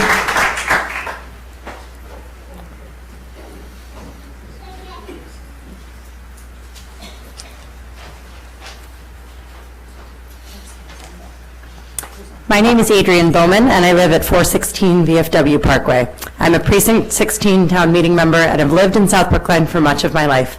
I have a kindergartner at Baker School and a 2-year-old, and have been involved in this process for a long while now. I would like to quickly acknowledge all the hard work that our elected officials and town staff and JLA have done towards selecting a site for the 9th school. I hope that all of Brookline can compromise, cooperate, and work together so we can build the best possible school for future generations. Neither of the South Brookline sites is perfect. The community has serious reservations about both Baker and Baldwin. At Baldwin, traffic is a major roadblock, and it's difficult to warm the community to busing, which might be a new reality, without new draft maps. At Baker, the largest issue is that the neighborhood does not see that it could work. That said, I still, and always will, believe that the 9th school needs to be in South Brookline. While I fully understand that there's a pressing need in North Brookline as well, excuse me, the planned development in South Brookline, coupled with the current overcrowding at Baker and the physical distance between Baker and the other schools, means that if we wait on a South Brookline school now, we will be playing catch-up via buses and modulars for years to come. The October 13th decision must be a site in South Brookline. Thank you. Thank you. Michael Manoff is next, and Yvette Johnson is on deck.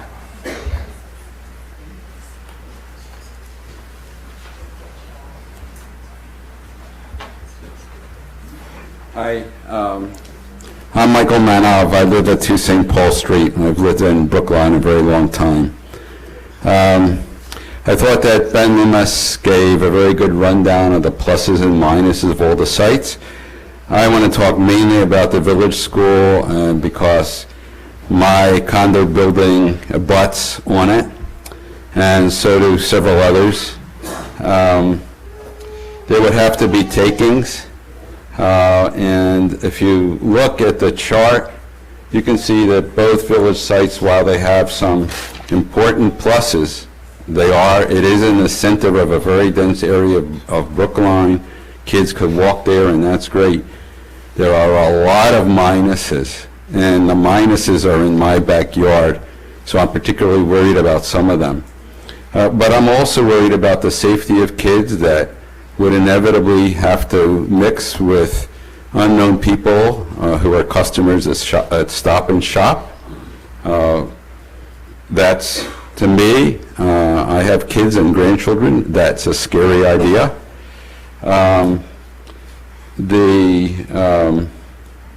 There's a lot of concern about Stop and Shop. Yes, the school committee and the selectmen have said that Stop and Shop would be preserved, but they don't know, and they can't know exactly how it would be preserved, in what form, how long it would have to be closed, whether it could stay open, and whether they would even resist having their lands taken. It's a big international corporation, Ahold. Then the village school has only a third less than a third of the land of the Baker School. I think that's a big deficit. The cost is at least 50% higher to develop the village school property. The range, anyway, is 50% more.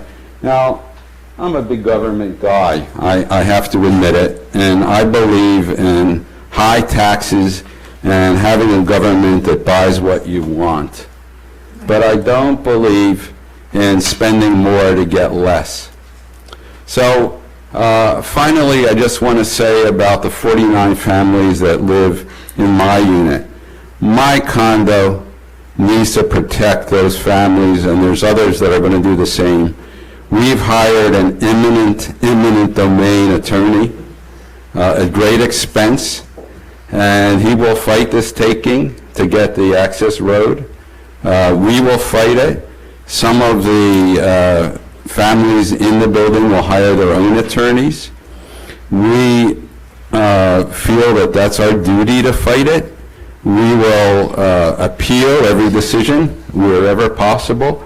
It will delay the vote. That's not what it'll delay the building. That's not what we want to do, but that's the inevitable effect. Baker site doesn't require any takings. So thank you. I hope that we use our common sense on this. Thank you. Thank you. Yvette Johnson and Michelle Morrissey is on deck.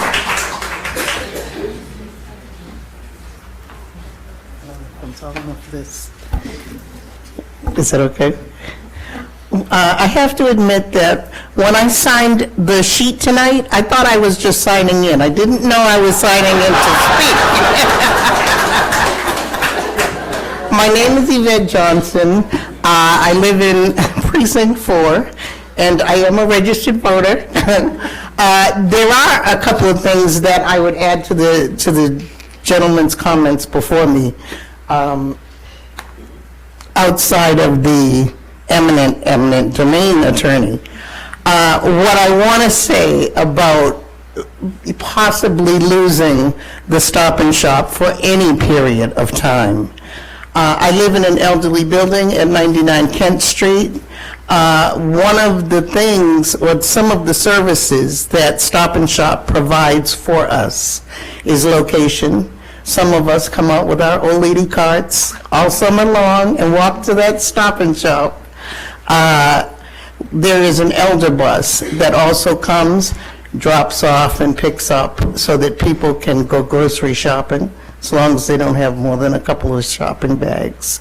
And so in terms of elderly and seniors, that Stop and Shop provides so many services for us, and it makes it convenient. The other thing that I would talk about is Stop and Shop prices. Not all of us can afford Trader Joe's and Shaw's and Star Market, and they're out of the district for us. We'd either have to take a cab, take a bus, and it just, is not convenient. It's not safe for some people, and so like I said, I know that I'm just reiterating some of the things that a lot of people are going to say here tonight. But since I signed that sheet, I figured I better say something. Thank you. Thank you.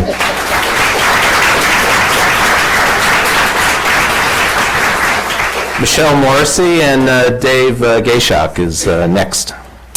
I'm Michelle Morrissey. I live at 363 South Street in South Brookline. I'm the parent of a Baker second grader and a 4-year-old who will start kindergarten next year. I have been and continue to be in support of the ninth school being built in South Brookline at either of the two sites that are currently under consideration. We desperately need a school in South Brookline, as you've heard many, many times. And especially with development underway, we'll be increasing the number of students that are there. But I'm here tonight to actually say as a parent how desperately we need a school here in Brookline. I'm sure Baker is not unique, that those of us who are in many of the schools in Brookline can talk about the overcrowding that our children face, both in classrooms, in hallways, and in cafeterias, and on the roads. I realize that the maps that you guys have put out over the last year are not considered to be real, but I'm speaking here tonight as someone who in almost every single one of those maps, my house has been redistricted out of Baker. So my expectation is that my family will not attend Baker when this ninth school is actually built. Change is coming. Change is going to be hard for us, for everyone, but it's change that we really, really need. So I'm here to urge you tonight to make a decision when it comes to October 13th to select a site. And I'm also here to urge everyone in Brookline that when that point comes, that we put aside our personal interests and that we turn to supporting the building of a great school here in Brookline. Thank you. Thank you. Mr. Gayshock, and Jane Flanagan is up next. Thank you. Dave Gayshock, 7 Fairway Road, parent of a Heath pre-K little girl and first grade little boy. Stood not here, but at a different lectern 3 years ago addressing the B-Space Committee, including some familiar faces here. That committee took an extensive look at several school sites, just like these committees have. One of those sites was Baldwin. The B-Space Committee considered Baldwin, it looked at the positives and the negatives, and it ultimately concluded that Baldwin was a bad spot to put a K-8 school for several reasons. The biggest of which is very few kids live near Baldwin, so it would require a lot of redistricting, probably a lot of busing, and other untoward effects that are inconsistent with how we organize our schools in Brookline. Perhaps for that reason, Baldwin was not even part of the Civic Moxie analysis last year. It slipped back into the process over the course as various sites fell due to one barrier or another. No one has yet explained or showed an analysis that explains why things are different now than they were 3 years ago, why all that work was either wasted or just isn't irrelevant anymore. I think we need that before we possibly could reunite around a Baldwin school site. That's an analysis of how many kids now could walk to a Baldwin site, or a Stop and Shop site, or a Baker 2 site. How many kids would have to be bused and from where? Not specific block-by-block maps, but rough ideas of which neighborhoods are likely to end up where and how they're going to get there. I think we all need to see that before an intelligent decision can be made here.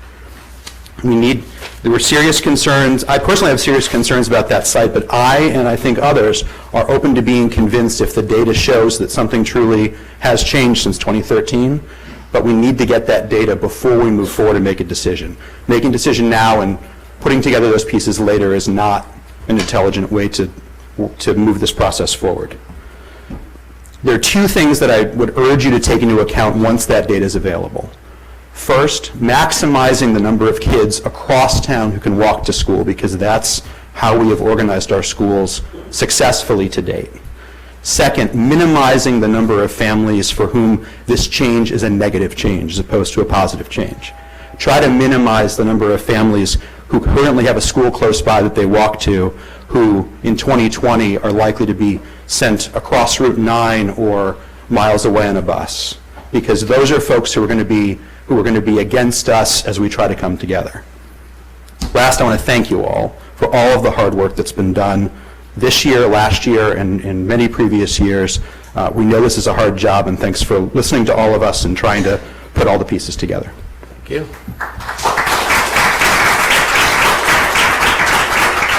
Jane Flanagan and Richard Nangle's up next. My name is Jane Flanagan, and Ms. Johnson, I share your concern. The person in front of me signed in, the person behind me signed in, so I signed in. So here I am speaking as well. But my name is Jane Flanagan. I'm a town meeting member from Precinct 15, and I'm actually glad I signed the sheet because I have heard from many of my neighbors, and actually I'm glad that I have the opportunity to speak. This is happening tonight, the same night that many of us in Precinct 15 had to decide about being between this hearing or the hearing about Woodland and Hammond Street traffic. So without getting into more detail, there is tremendous traffic issues. The other thing is Baldwin does house a daycare, and I have not heard anything about a plan regarding that daycare and what will happen there. So I'm concerned about that. And also, sorry, because I had to write this on my phone. The school will be the only school, and I share Dave's concern on this, the only school in Brookline that will really not serve the people in the precinct that actually live there. Unfortunately, when you look at the map, there are not a lot of children that live in Brookline. My immediate neighbors actually, in precinct 15, my immediate neighbors do, and they have shared their concern that they would be very happy with a build-up at Baker, and that they do not favor the Baldwin site because of the disastrous traffic that everyone would face. So I just want to say that I have talked to an overwhelming number of neighbors, and I consistently hear the same thing. We do need a school, I do support that, but I just think we just need to think about traffic and safety for our children. Thank you. Thank you. Richard Nangle and Barbara Faverman is up next. Hi, Okay. Richard Nangle, town meeting member, precinct 15, and I live at 854 Hammond Street. Full disclosure, my mother went to school at Baldwin, and she also went to Baker. It was the 1940s, and it was different then. But Baldwin is really yesterday's school, and that wonderful program that we heard about tonight should get to stay there. Baker is the school of today and tomorrow, and is really what we should be looking at. I do not believe that most people in town know how much gridlock presents on the Hammond Street corridor, and I urge all of you to see it for yourselves. Our neighborhood in Precinct 15 in the Hammond Street corridor area is united on these points. The Baldwin area is not where the need for a school is. The Baldwin site does not contribute to walkable Brookline schools, and in fact, will be the least walkable school in Brookline. Most who will use the school will need to drive to the site to drop off and pick up. There is no safe entrance or egress in the planning for this site. It will greatly increase traffic in an already congested area that has 4 daycares and 5 schools: Beaver Country Day, Brimmer and May, Pine Manor College, Boston College, and the Chestnut Hill School. It has the potential to lead to more overdevelopment of multi-unit housing in an already overdeveloped Hammond Street corridor, and we would lose actual affordable housing that we have in the form of duplexes and triple-deckers in favor of the fake 40B affordable housing, which only serves the well-off. So let's not consign literally hundreds of kids to a school that isn't walkable, when Baker would be an unusual school complex simply for the fact that it would be walkable for both schools. If we say the process is data-driven, then Baldwin is the wrong choice. We acknowledge the issues that Baker School presents, but taking those issues to Baldwin, where they would be demonstrably worse, makes no sense. The Baker proposal includes an excellent on-site traffic mitigation plan. My question for all of you: how is Baldwin traffic going to be mitigated? Thank you. Thank you.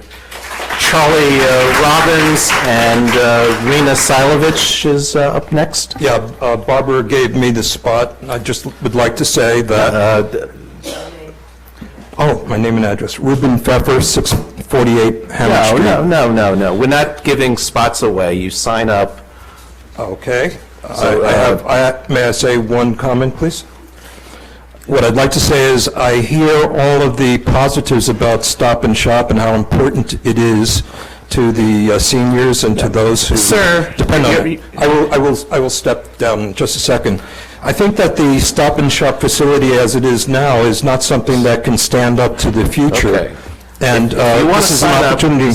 I will sign up. Thank you. This is an opportunity to improve that Rena space. Silovich is next, or actually Charlie Robbins. I'm sorry.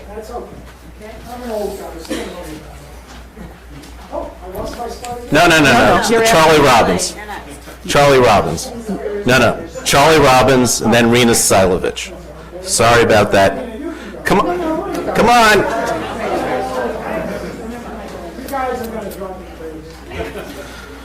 So, I'm Charlie Robbins. You've all heard my name now. I live at 630 Hammond Street. So I live on basically the edge of South Brookline. I guess that's what it really is. very close to Heath Street. Really enjoy the Baldwin grounds. Love the Sewell Recreation Area. And it's a very special spot. It's one of the areas, I have to tell you honestly, that brings back Brookline as it probably was in the 19th century. It really is. I mean, the school itself was built in the 19th century, as you probably know. But it's a special area. My comment, though, is going to be a little different. I've heard a lot of really excellent points, so I'm not going to repeat them.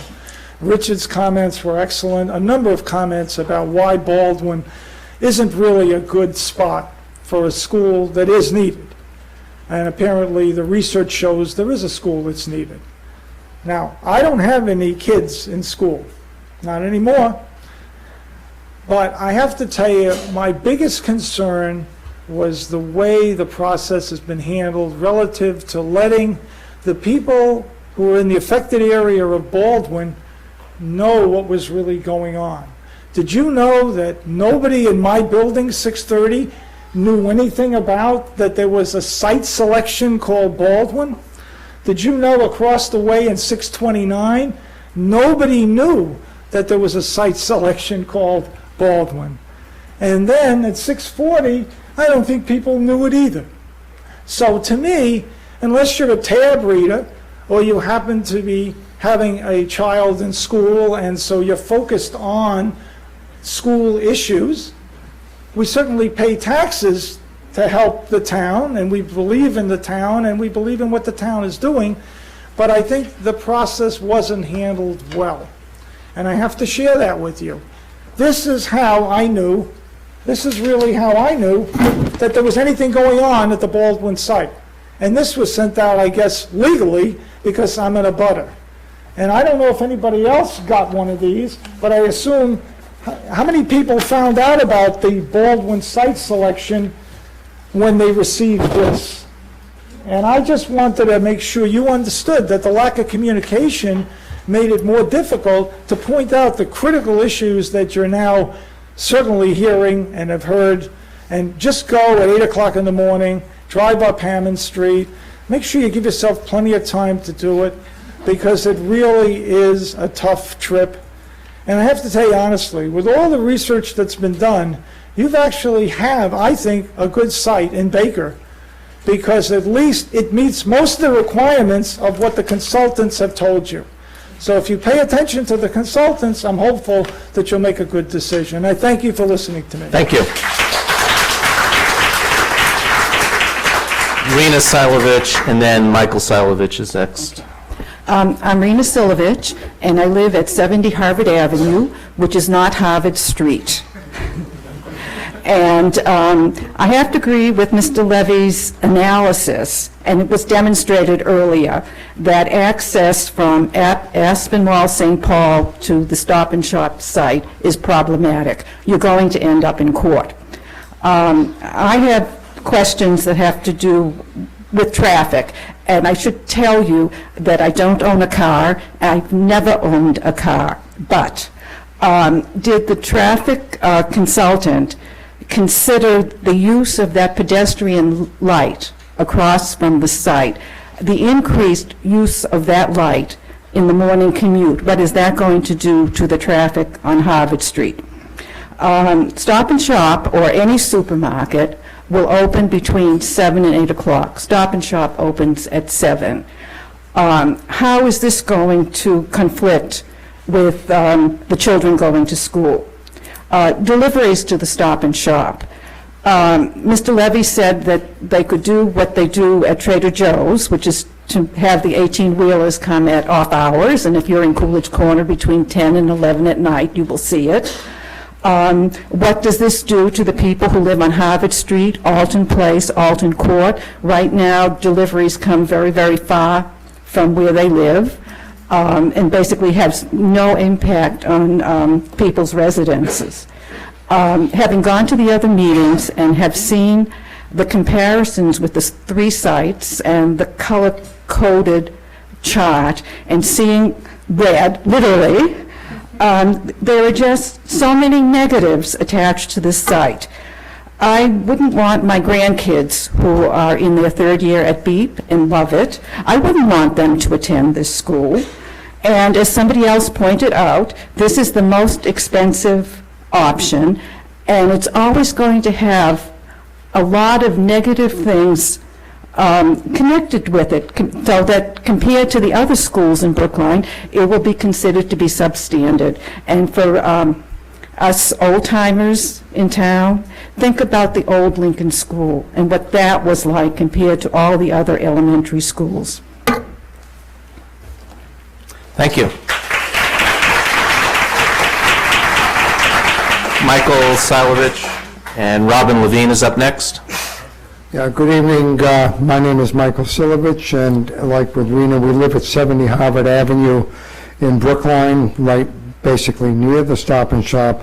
I just want to make a couple of points. One is that we happen to know the owners of the property, or at least one representative of the family that owns the property, and she made the comment that the parking lot of the Stop and Shop used to be a gas station. And I think if you're going to talk about environmental impact and the idea of testing the soil and, you know, looking for contaminants, you better be prepared to find contaminants where you didn't expect to find them.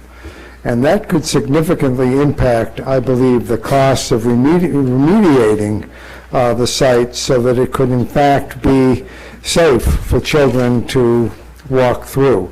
There'll be a lot of demolition in that site, a lot of dust, you know, and if it's contaminated, it will have a major impact, I believe.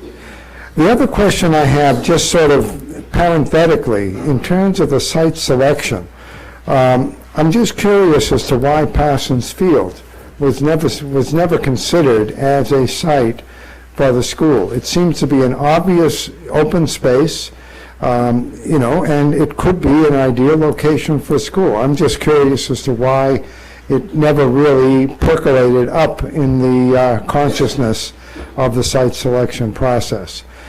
As other people have said, I really appreciate the time and energy that people have put in to this process. You know, you're doing it all as volunteers. It's really appreciated. We all hope to work together, as the T-shirt says, and come to a conclusion that will not be great for everyone, but be an acceptable compromise for everyone. Thank you very much. Thank you. Robin Levine, and then Kathy Rick, I'm sorry. Hi, my name is Robin Levine. I live on Oak Street, directly across from the Baldwin School site. Excuse me, this way, okay. My name is Robin Levine, and I live directly on Oak Street, directly across from the Baldwin School site. Many things concern me about building the 9th Elementary School there. Traffic is very dense on Hammond Heath and ultimately on my street, Oak Street. Oak Street's a private street. It's narrow, it doesn't have a turnaround, there are no sidewalks. The 3 residents that live on that street pay for the maintenance and the plowing of that street. Though I understand that our street is not included in the access and egress for pickup and drop-off, when parents are stressed getting their kids to school, they are going to be on Oak Street. They'll be dropping their kids off, they'll be running around looking for spaces, etc. The other morning, someone tried to park in my driveway, saying, I'm just dropping my kid off for school. They park on both sides of the street. We're under signs that say, do not park on this side of the street. You can't get a fire truck down. You can barely get my car down. I drive a Mini Cooper, so think about how narrow the street is. How could it not affect me? I took pictures one morning last week during the daycare drop-off. There were 35 children, and the place was insane. How are you going to put 800 kids there? I sent the pictures to Neil. I assume he distributed them or showed them to you. There's no place on your website to post anything. Last week there was an open house forum at Baker School at 8 o'clock in the morning. Next week there's one at the Pierce School at 6 o'clock at night. In all fairness and openness, we need to have one at the Baldwin School at 8 o'clock in the morning on the weekday so everyone can see what's going on there. I would suggest leaving about 6 o'clock in the morning. The traffic is hideous getting down there. There's nowhere to park, there's nowhere to stand. There's actually, you'd have to just meet in the field. You could meet in my driveway, that's fine. But I'm just saying that it's absurd there. When you pull out of Oak Street and you take a left onto Heath Street, I'm 1 block from the light. It takes me 3 or 4 light cycles to get out in the morning. I can't imagine what's going to happen when 400 cars pull up every day. So please consider next week having that. When you consider choosing a site, you should realize there's a very small population in this area of Chester Hill where students would attend public school.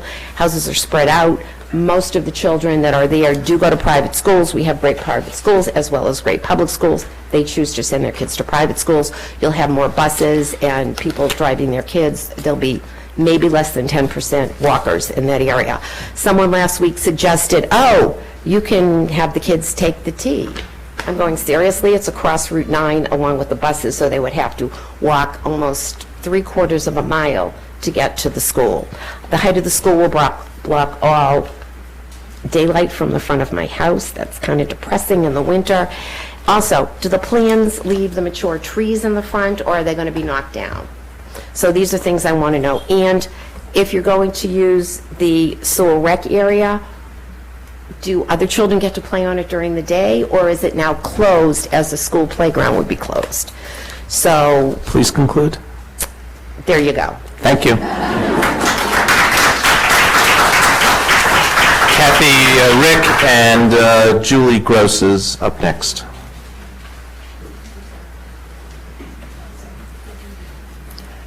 Thank you. I'm Kathy Rick. I live at 630 Hammond, and a number of my condo residents are here this evening, about 9 of us all together. We live at the corner of Hammond and Heath. The traffic has been mentioned a number of times this evening, and one of the points I would like to add that I have not heard mentioned is that a 40-unit resident with underground parking is scheduled to be built at the corner of Hammond and Route 9, only a block away, and that will be adding to the traffic congestion that's already there. We don't know the schedule of that apartment building being made. There's currently a vacant lot from where a gas station used to be, but we do know that it has been approved by the state with 40B housing, and it's likely to go through as planned. So I would like to bring that to your attention if that has not been considered. The other small point I would like to make is really reiterates what others have said this evening about walkability to a school where the students really don't live. Although sidewalks in our area may be adequate for walking, there is no way there's going to be adequate space or safety for bicycling, which is on your chart today. I cannot imagine any student bicycling to Baldwin should that site be chosen, and so I would like to cast my small vote against it. Thank you. Thank you. Julie Gross and Rosalind, I can't read the last name, Prext? Poulter? Okay. Hi, I'm Julie Gross from 629 Hammond Street. So I'm on the corner of Hammond and Heath, and I was actually just going to say the same thing as this woman. I don't know if the committee or the planning committees have gotten together to realize that there's 2 major developments right within, walking distance of each other, 1180 Boylston and the Baldwin School, and just not really sure how that's going to, if both could be built. And I'm just really reiterating what that woman said, but consideration should be traffic and noise pollution, air pollution, et cetera. Thanks. Thank you. Rosalind Poulter and Julie Jett is up next. Thank you. I'm Rosalind Poulter. I live at 640 Hammond Street, which is adjacent to the building of 630. So that's one building removed from Heath Street on Hammond Street. We wonder about the traffic patterns, what they show, and the projected student density in the Baldwin School area. We'd really like to see the projections. I know your traffic person showed us the numbers of students drop off and pick up at the Baker School, but we don't have a test of what could happen at Baldwin. It seems to us that Baldwin neighborhood is plagued by abnormal traffic, You've heard this. The Hammond Street corridor, the Heath Street, especially where large trucks seem to ferry goods and equipment east and west, barely able to make the turn onto Hammond Street from Heath. Additional traffic from drop-off and pick-up, school time, lack of parking and waiting space, and the lack of the school bus turnout makes this location unsuitable. As your consultants indicate, the narrow Heath Street parking in the space is a hazard to children and a difficulty for the business community that exists in this area. And the additional noise and air pollution and probably the removal of some great trees in this green space of Sewell Park are definitely negatives for the Baldwin location.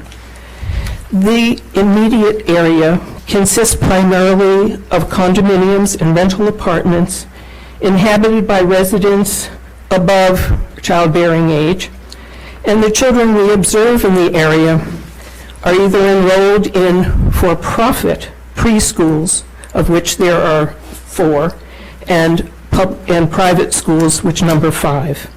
Can sometimes take 10 minutes to get out of my driveway. It appears this flawed advocacy would rather bus students to Baldwin rather than have them attend their neighborhood school. The cost in time and dollars will be offensive and insensitive to residents and students. From our evaluation, the best option is Baker because it has an existing building can be added to, it has acres of open space and traffic that can be controlled easier. I thank you for your time and work.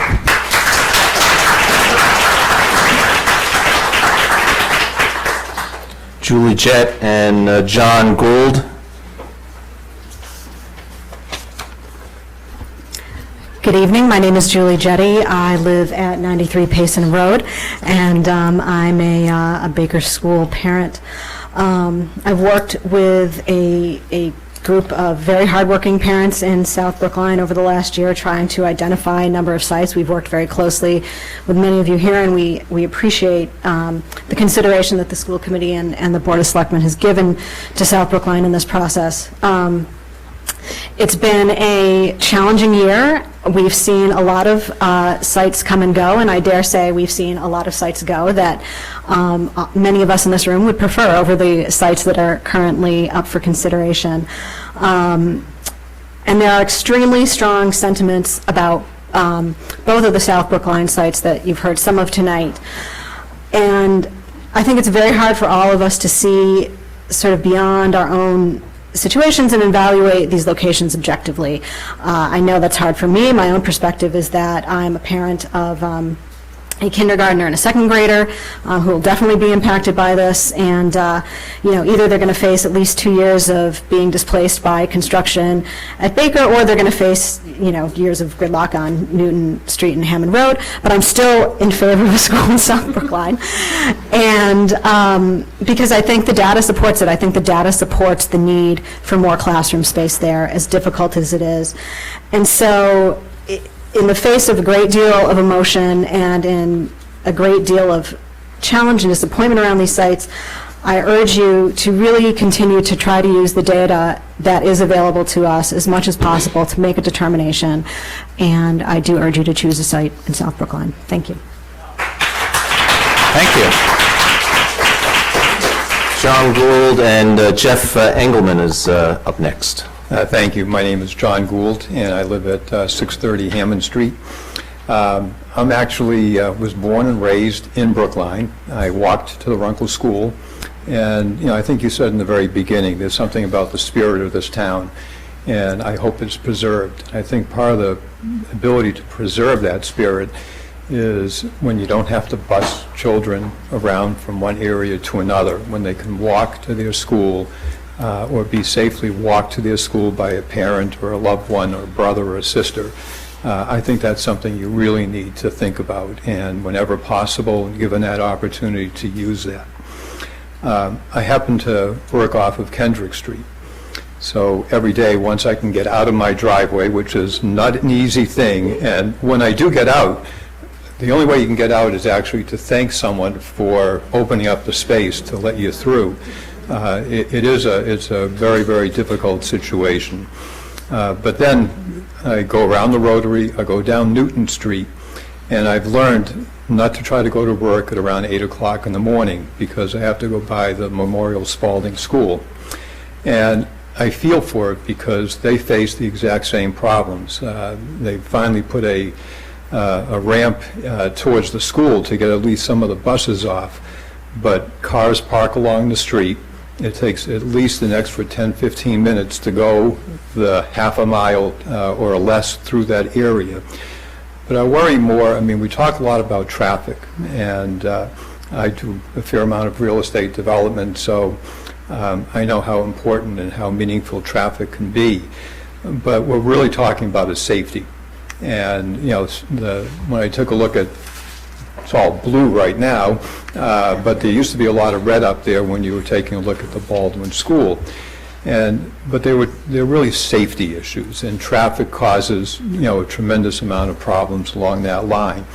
And, you know, you refer to the traffic impact, the drop-off, the queuing, you know, all these things are exceptionally negative. But when I think you put them all together and you have an alternative, which to me, I agree with many others here, Baker School probably offers the best alternative for that. That's the option. How this everyone even got back on the boards again, slipped through, I don't know. But hopefully you have the intelligence to make the right decision, and I thank you. Thank you. Jeff Engelman and Marcy Sachs is after Mr. Engelman. Thank you. I am not living on Hammond Street. I guess I'm the only one here. I live in South Brookline, and I have two children in Baker School in 8th grade and 5th grade. And we've lived there since they've been in kindergarten. It's been wonderful.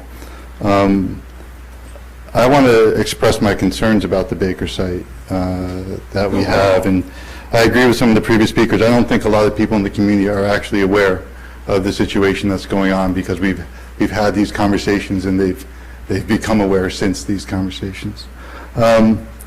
The first thing I want to actually address was a topic that hasn't been discussed, which is equity in education. When weighing the options for the 9th elementary school, we feel there's been inadequate focus on identifying the solution that will lead to the best educational experience for our children. I don't think there's been any study or really deep consideration of what it would mean to have 1,600 students on one campus, or in one school, or two schools on one campus, which also seems very odd to me and has not been done before in Brookline. Placing that many students in one place would be highly inconsistent with Brookline's history, and it could unfairly compromise the school experience specifically for the students in South Brookline. In addition to many practical concerns, it would compromise the close sense of community that the Brookline schools have. And indeed, placing the 9th school on the Baldwin site or on the Stop and Shop site would be much more consistent with Brookline's approach of maintaining appropriately sized elementary schools. In addition, building at Baker would require displacement of students currently at Baker, or will be at Baker in 2095 when this gets built, would require displacement of the students at Baker for multiple academic years. This is not an issue with Baldwin or with the Stop and Shop site. I also want to bring up conservation and zoning. We're concerned about preserving the laws that maintain a certain buffer zone to the wetlands that surround the vernal pools and horse sanctuary conservation area. There's been no discussion of how, without the marking showing that it was actually a street. No plan was shown at that meeting that showed it was actually a street navigating that line of the wetlands. And there is no plan currently in place of how to do that. I would reiterate the safety concerns. Last year, it took a fire engine about 10 minutes to get through Baker. The traffic and congestion, the studies have been done in June. No one here is aware of the fact that Bay of Beverly has to become a one-way street in the wintertime because the traffic is so bad. And the traffic plans, which were done in June, could not account for that. And it is a serious problem where people can't get... Please conclude. Thank you. Marcy Sachs, and then Ellen Gilmore. Hi, my name is Marcy Sachs, and I live at 102 Wallace Road in South Brookline, and I too support a school in South Brookline. I have 3 daughters at the Baker School, first, second, and fourth grade, and I also, in addition to spending 5 years at Baker, I spent 3 years at the Baldwin site, and all my children attended the school. And I would also like to note that I biked there, partially because the issue of traffic is everywhere, and it was safer for me to bike because of how many cars are backed up on LaGrange. There's hardly any movement going on at that time on the Rotary that I could just bike through. So, having experienced the Sewell and the Baldwin campus, I have to say I've always felt like that site was an underutilized gem. I felt so lucky to be there in a site that was so incredible for learning. It has ample fields, playgrounds, beautiful landscape. It had that sneaky hole parking area in the back. There were ways to get into it, 3 ways actually, and I loved being there, and I couldn't believe that so few people knew about it. Anybody who goes to schools in that location talks about the site being incredible. That site is so wonderful too, and it's such a great place for learning that I still have my kids go to camp there at the Environmental Center. I just signed them up to do the after-school early release days also at that center.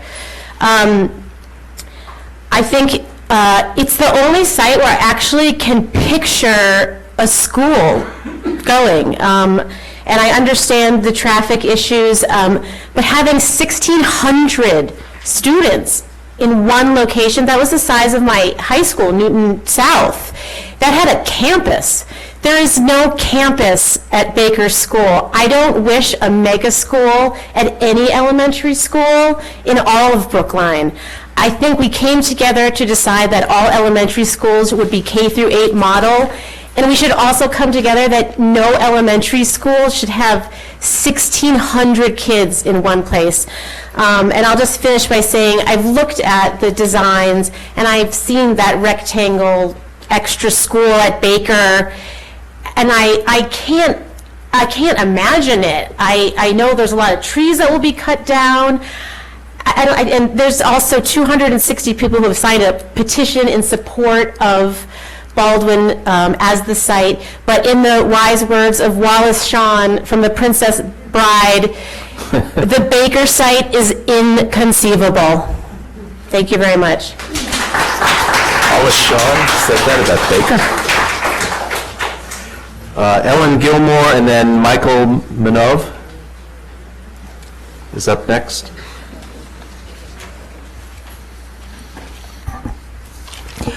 I'm Ellen Gilmore, and I live at 24 St. Paul Street, right behind the Stop and Shop. And we are the ones whose parking lot might be taken by eminent domain for the access road into the school, and we're very concerned about it. And I have some questions like, will grocery store trucks be driving up past our condominiums? Will grocery store customers be driving up past our condominiums? Will school buses? Will parents? Where will the turnaround be for buses and cars? And I have some comments as well. It's not Aspinwall, it's St. Paul, the access road. We are at a very dangerous intersection with 2 islands where St. Paul and Aspinwall streets meet. The St. Paul Church, right across the street from me. There's the Billy Ward Playground right across the street from St. Paul's Church. So there are 2 crosswalks. The traffic goes very fast and it sometimes doesn't stop even when pedestrians have started into the crosswalks. The Billy Ward Playground was recently reconfigured for very small children. Parents with little kids plus daycare groups, both 3- and 4-year-olds on ropes, and babies in multiple attached strollers, use these crosswalks frequently during the day and in the spring and summer, in the early evening. The other thing about traffic is the evening rush hour, which is something like 4:30 to 7. Traffic stoppages at these intersections are major. It's very difficult for pedestrians to cross. I'm trying to do it several times a day, with a dog, so I'm very aware of it. And it's more than difficult to get a vehicle in or out of our parking lot. Several times the Transportation Department has suggested putting a traffic signal there, but the neighborhood, thank you, the neighborhood has never wanted it. If a new access road goes in, it'll be mandatory to have a signal there. Thank you. Thank you. Michael Minot? I think that's NIR, N-I-R. No, it's M-A-N-O-V-E. That's not me. Good try. You're about 10 away. 10 away. All right, so it's not here. Mr. Minot isn't here. The next one up is Elaine Fleming.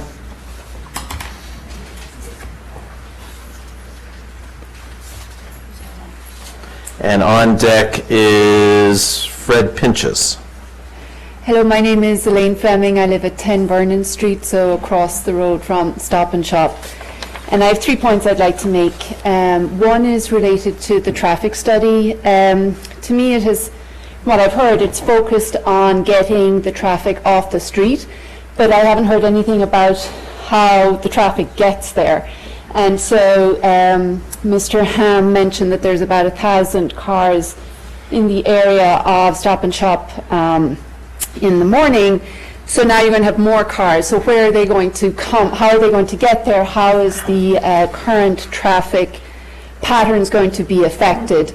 And I can see, for example, on Vernon Street, for one of the plans, there is a access road into the site directly across from Vernon Street. So I can see cars jettisoning across 2 lanes of traffic, and it's already difficult as it is. But so I want to know how is the traffic patterns going to be affected, and really, getting them off the road is just part of the problem, and then it'll be getting them back on the road. And I think that was sort of glossed over in the description. Also, it seems that the traffic studies were done in June and September. I'd like to know if they're truly representative of the traffic flows. Are they the heaviest months?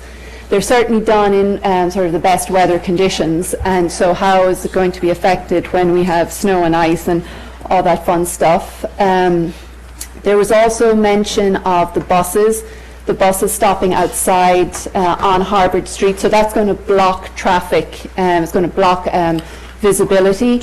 Also, there is a MBTA bus stop there currently, so what's going to happen to that? So I'm not satisfied with the results of the traffic studies, and I feel many factors have not been considered. The other 2 issues very quickly. One is about the sidewalks. There is mention of this being very convenient, but the sidewalks on Harvard Street are quite narrow. There are trees there which cuts down the width to single file in each direction. I can't imagine the children are going to do that in an orderly fashion, and so they're going to end up on the street, so they're going to affect the bike lane, affect the car lane, and it's just overall dangerous to have them playing with traffic. The last point I have is, what is the impact on utilities? You're going to bring in a huge number of people into a congested area. I've observed many times the middle of Harvard Street being dug up around that area, N-Star and other utilities. So first of all, are the utilities going to be impacted by this large increase in people and the inflow, and also that's going to affect traffic? So thank you. Thank you. Fred Pinchas. And Dave Pantalone is next.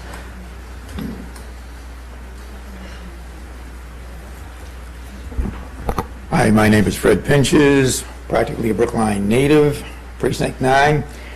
I'd like to address a number of questions which I think are serious flaws in this whole plan and something that has not been really seriously looked at.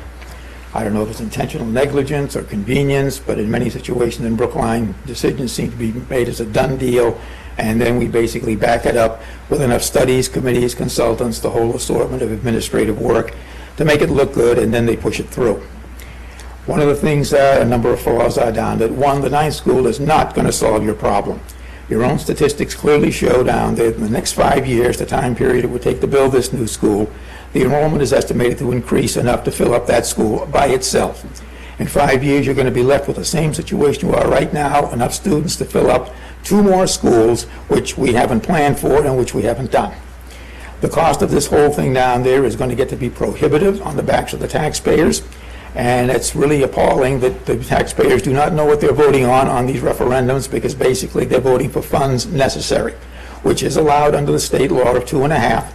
But again, you're just asking them to vote for something and you don't even know what they're paying for, how much it's going to be. Another thing, another elephant in the living room, we seem to have a whole herd of elephants in the living room these days, is the fact that nobody is talking about the cost of the interest, the debt service, which could easily go 50% of the cost of the project, when it's spread out over 25 years, which this project could easily be done. So that's going to be another expense. Looking at the fact that we really need 3 K-8 schools to solve your immediate problem or the anticipated problem, and I think your estimates down there do seem to be plausible, particularly based on recent history and all the work that's been done by the B-Space Committee and everything else. And again, I think everyone is right in saying a lot of work has gone into it, but I think you're missing a few very critical things. My suggestion is that we should be looking at double sessions. I know this is basically an emergency situation in many cases, and it should be temporary. But the fact is, we are in an emergency, it's not temporary, the cost is prohibitive, and I think with a few concessions by a number of people, which would not be detrimental to the goal of a good education, which we all want, you could accomplish this kind of thing without going through the cost of $500 million, plus a new high school, which is another whole herd of elephants in the dining room. Space utilization, good planning, it could be done, and as example down there of flawed utilization, we're well over the maximum capacity of this from a 95%, and we don't even seem to be able to herd enough people downstairs where you would be in compliance with the law. Picayune point, but as everybody has said, safety is always important. So this is an example of the kind of deficiencies and discrepancies that we're dealing with this whole process. Think about double sessions, it can be done, the private sector does it routinely, and again, I think you can accomplish your goals faster, quicker, easier, and get it done now without breaking the backs of the taxpayers. Thank you. Thank you. Dave Pantalone and Tricia Marks is up next. Thank you, Dave Pantalone. I live at 19 Alton Place, Precinct 7. For 35 years, I look out my bedroom window and my kitchen window directly at the Stop and Shop building. In this discussion, the difference between the 3 options really boil down to demographics, transportation, and overall impact in a broader sense on the community of Brookline. From demographics, obviously, we need a 9th school, so that no matter what your objections are to any given site, we need a 9th school somewhere, somehow, that's a given, I understand that. But I also, as Fred just indicated, we also must keep in mind, while we're making the decision on the 9th school, that there will be another step following that. Call it the 10th step, call it the 10th school. We know that the 9th school will not solve all the problems. We don't have among the 3 options a site that would ideally split the difference in the demographics between North and South Brookline. So we have to make do. Again, we understand that. For the sake of discussion, I'm just going to define North Brookline as north of Route 9 and east of Chestnut Hill Ave, okay?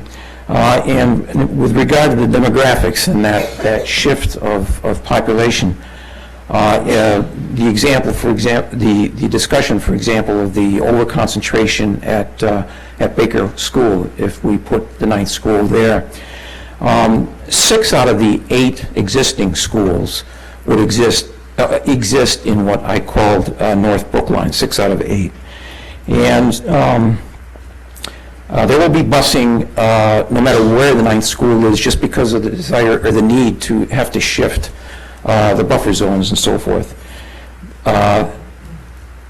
But But if you consider the Stop and Shop site and the idea of overconcentration at Baker School, with 2 schools at the Baker site, take into consideration that the Pierce School and the Stop and Shop site are within 2 blocks of one another, there would be, with the Stop and Shop site, there would be 3 schools within 5 blocks of one another, and there would be 4 schools within 10 blocks of one another. So I'm not sure that the demographics of overconcentration at South Brookline or overconcentration at North Brookline necessarily works to either's advantage. Regarding transportation, the transportation problems at Baker School, as I see it from having visited the open house, are primarily the school hours before school and school pickup, whereas at the Stop and Shop site, we have commercial traffic and through traffic going through the center of Brookline, and we would be adding additional school traffic on top of through traffic and commercial traffic. We have a number of bottlenecks around that Stop and Shop site. I won't get into that because it's already been mentioned. Finally, community impact. It's been pointed out, Stop and Shop has the highest cost, the highest risk. We've got to take that into account, and because there would be a 10th step after the 9th school, we can't spend all of our money just on the 9th school. Finally, please do not leave out of consideration the importance of open space and energy efficiency. Remember that 30 years of operating costs, I think as was pointed out in the local school solar plans, 30 years of operating costs can actually outweigh the initial capital costs. So don't forget to take into account building efficiency. Thank you. Thank you. Tricia Marks, and then Kay George. Hi, I'm Tricia Marks and live at 20 St. Paul Street. I was quite shocked when I realized that there was a new road in Brookline called the Aspinwall Access Road. And then I looked at the map and decided, well, that's the parking lot of my condo. So where is the road going to actually go? Up and over the cars? I'm not quite sure. And it also impacts the St. Paul Crossing condominium next door to us. I don't know how many spaces the road could possibly take. We currently have enough spaces to satisfy our 50 units at our condominium. We have some extra spaces that we rent out to local neighbors and other condominiums who do not have sufficient parking for their units, which is a good service for Brookline since we're required to have our cars off the road at night. The St. Paul Crossing, I believe, may not have extra spaces at all, so if they lose a bunch of spaces, I'm not sure where they're going to put their cars at all. So that's a huge issue. Traffic. I live at 20 St. Paul Street, right at the corner where it meets with Aspinwall. Many, many accidents occur at this intersection. There's islands, there's crosswalks, there's crazy people. Many of them ride right over the islands and take down the signs that say go around the island. I think it's a horribly dangerous intersection to add a whole bunch more traffic of cars and school buses and 18-wheel tractor trailers going through our parking lot. It's difficult to get into the lot to begin with because you have to swing wide to get in. Nobody will ever let you out. They all want to get ahead of you. I think it's a really bad idea traffic-wise. Children would probably be walking through the back on this access road to get to school. The parking lot would be a really dangerous place for them. People are backing out of their spaces for the most part. They're not going to see teeny little children, and there's going to be accidents with kids, and that's really scary. I guess finally, snow. A couple of years ago, we had a snowstorm or two. The back of our parking lot, which marries up with St. Paul Crossing lot, there's a wide strip of grass or dirt and a fence, and we had a 12-foot pile of snow throughout the winter for like weeks and weeks and weeks. The road is going to go through that pile of snow and up this giant hill. So is somebody going to be taking care of snow removal for this road that doesn't currently exist? I think you should really consider impacting 99 families and what it will do to them. There'll be noise, there'll be traffic, there'll be injuries, there'll be a really bad situation. I think you should think, do no harm. You know, I think you really need to get a school, but I don't think this is the answer. Thank you. Thank you. Kay George and Jesse Esch is after Ms. George. just to let you know where we are, after Ms. Esch, we have Stephanie Sacro, Michael Neer, John Hebert, Brian Hochleitner, Lynn Jad, and then Carolyn Thal. And those are all the people I have signed up. If anyone else I see another sign-up sheet coming, so, okay. Ms. Hi. George. I'm Kay George. I live at 693 Hammond Street, and I'm here to talk about the Baldwin School in particular, and I want to compliment all the intelligent ideas I've heard here today, but I want to talk about safety and traffic. And as somebody who's had a home office on Hammond Street, looking out over Hammond Street since 1984, I've seen a lot of things happen there. And the most exciting one was probably looking out my window and seeing a black bear and all the news crews filming it there. But the scary thing I saw sitting there was my next door neighbor at 697 Hammond Street be hit by a car and thrown up on the hood and into the windshield. I'm deathly afraid that that could happen again. I have problems as it is when they're repairing the manhole or whatever's in the manhole in front of my house, because it's impossible to get out then without help from a traffic official. We also have a daycare center that backs up towards my house. I love hearing daycare center kids. It's wonderful to hear the sound of children's laughter. But I fear for those kids. And the parents are not really as responsible as I would hope they could be. My dog and I were nearly run over in our own parking lot because a parent was rushing in to do a U-turn and go back to drop his kid off. And that is not an unusual occurrence. It's something that we need to be aware of. I know that we've got a lot of congestion in that area. I've watched it grow over the years, and I really am concerned about the safety of kids who will be exposed to that kind of traffic. Speed at which cars travel on that road is absolutely unconscionable. I really wish the police would patrol it more closely. I think we'd all benefit. And there's a point that I have not mentioned, but one of my fondest memories from my own grade school days is recess. And I'm sure you can all appreciate that. But my recess included running outside to watch the horses in the field next to the school. Baker School has an environment that's closest to the thing I enjoyed when I was a kid. And I would love to have kids have the opportunity to see trees and birds and develop an appreciation for conservation. That's probably the only way that we're going to have a real appreciation for our environment going forward. I would like not to see kids be schooled in a concrete jungle. Thank you. Thank you. Jesse Esch, and then after Mr. Esch is Stephanie Sakharov. And I've just gotten 5 more people after the current list. Jesse Esch. And Ms. Sakharov is up next, so please come on deck. I guess Mr. Esch isn't here, so Ms. Sakharov, and then Michael Neer. Okay, hello. I'm a Baker mom, and I have some thoughts I'd like to share with you. And I'm speaking not just for myself, but there have been 264 people from my neighborhood, from the Baker community, that have signed a petition in the last 3 days. And this did not get around to everybody. This is how much we're worried about this situation. We are worried about Baker 2.0 bringing 800 additional students into our school. Our school is already crowded. I mean, the cars can barely get in and out. There's a lot of reasons that this is causing a lot of emotion in people who have kids in the school. So first of all, we think a second school would have a major negative impact on our neighborhood.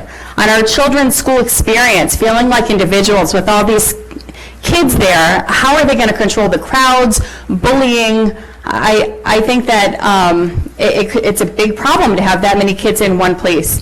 There are a lot of kids that play soccer on that Baker field. Nights, weekends, the loss of our field, that would be a major loss. And then the traffic.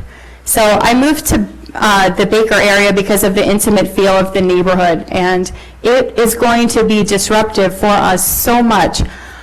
We would have to displace all of our kids from the school for a long time, from our neighborhood school that we can walk 10 houses down to get to. Not just this, but there's so many families surrounding the school, and we're concerned about noise pollution, air pollution, the sanctuary, walking to the school. What about getting emergency vehicles into the school, as was already mentioned? So we have been to the Baldwin site. It's a beautiful place, and I know that there are a small vocal minority who live near that site who've been speaking today, but I'm speaking for the 260-plus people who may not have been here today because they're home with their young kids and couldn't speak up. So I know that many students can't walk to Baldwin, but an entire student body won't be able to walk to Baker 2.0. The kids that go there now walk there. What about these other kids? It's not going to be a commuter school for walkers and bikers anymore. So the people from my neighborhood, and I think that a mega Baker is a disturbing idea. And we would be absorbing all of the burden of the growing student population in Brookline. And I know there's problems with all the sites, but if none of them work, can we please go back to the drawing board? No. Thank you. Stephanie, Michael Nur.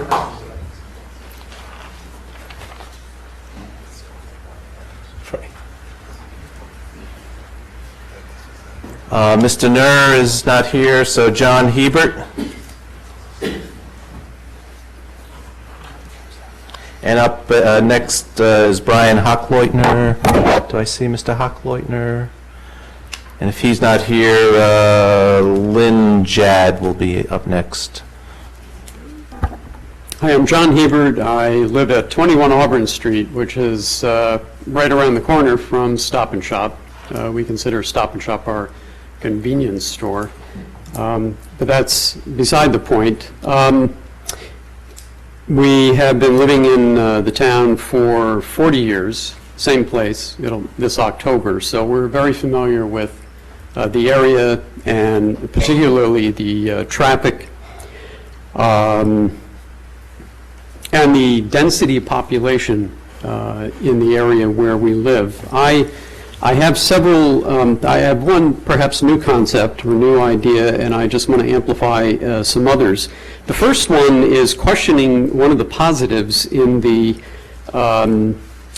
village site, which suggests that this school would address the overcrowding in North Brookline. And I suppose it would address the overcrowding in the school population in North Brookline, but it would not address the overpopulation in the town itself, in this part of town. In fact, I would suggest that it might actually contribute to overcrowding in North Brookline by encouraging more development, because people would like to be able to be near the school where they're sending their kids. Just up at the end of Auburn Street, some of you may be aware that there is a proposal for a 5-story building on a parking lot that can barely support that large a building with 5 stories of underground parking. And another school, I would suggest, is going to encourage development like that. The traffic issue, I cannot overemphasize. Harvard Street is incredibly crowded. 1,000 cars at the peak, I might suggest, is only because they just can't move through there enough at peak periods. There's the infrastructure issue, the safety issues that people have already brought up. the open space for children or lack thereof of putting a school on top of a grocery store. I personally would not want my child to have to go out and go to recess on the second floor of a grocery store. It's something out of a Woody Allen movie.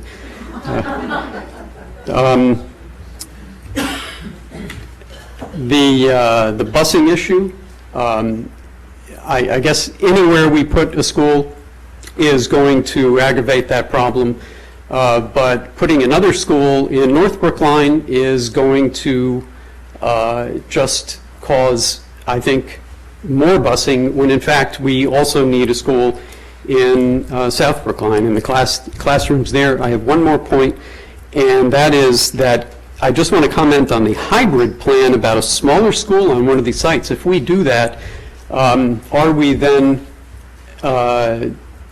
taking that possibility of a larger school off of the table? And I would suggest that a hybrid plan would be ludicrous, given the circumstances that we're in. Okay, thank you.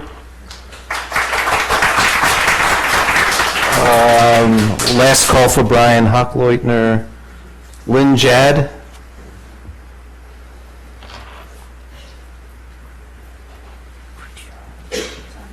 And on deck is Carolyn Thole. I'm sorry. I'm probably going to repeat a lot of things, but Brookline, being a community with many elderly persons, senior citizens, a large population that is aging, and people with disabilities, needs to maintain grocery stores that are close and accessible for walkers, are within walking distance, and accessible by short rides on public transit. To clutter up Harvard Street with extra traffic, buses, and other vehicles is unfair to the surrounding areas, not only to the population, Brookline residents, and people from other areas who shop there, who depend on this area for shopping purposes, but also unfair to the entire area of Brookline, from Coolidge Corner through Washington Square, even to Cleveland Circle, to even propose placing another school in our section of Brookline. What happened to using the Cottage Farm area or utilizing the Baker and Baldwin areas that Brookline already owns? We do not need another school in our area, no school at Stop and Shop site, no sharing space, no compromise. And I also wrote something else that might anger people, but I'm going to read it anyways. The taxpayers of Brookline have no obligation to provide educational services to students other than those children who permanently reside in and whose parents and/or neighbors pay taxes in the area. By gradually phasing out the METCO program and the practice of providing seats for children of persons who work but do not live in Brookline, plus eliminating the illegal claims of relatives who list their nieces, nephews, or grandchildren as living with them, quote unquote, when in actuality these children live outside of the community, and preventing persons who give false Brookline addresses from sending their children to our schools, we will save the taxpayers from spending our money for another tax override and possibly ruining a beloved and necessary local supermarket. We do not need another school, especially at the Stop and Shop site. No ninth school, no 10th school, nothing. Brookline's obligation is to the children, residents, and taxpayers of Brookline.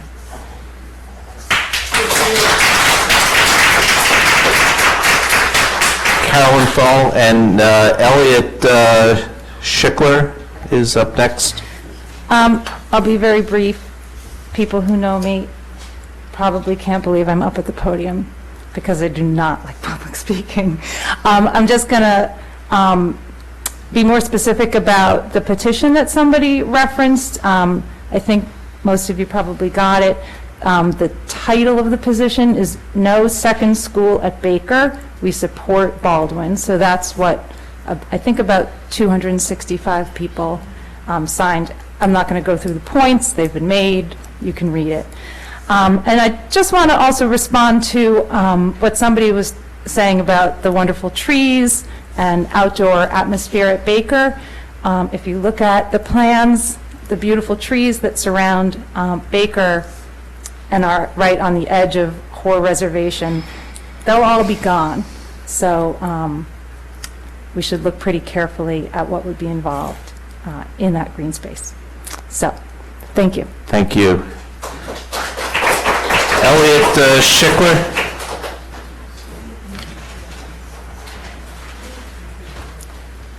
Evening, everyone.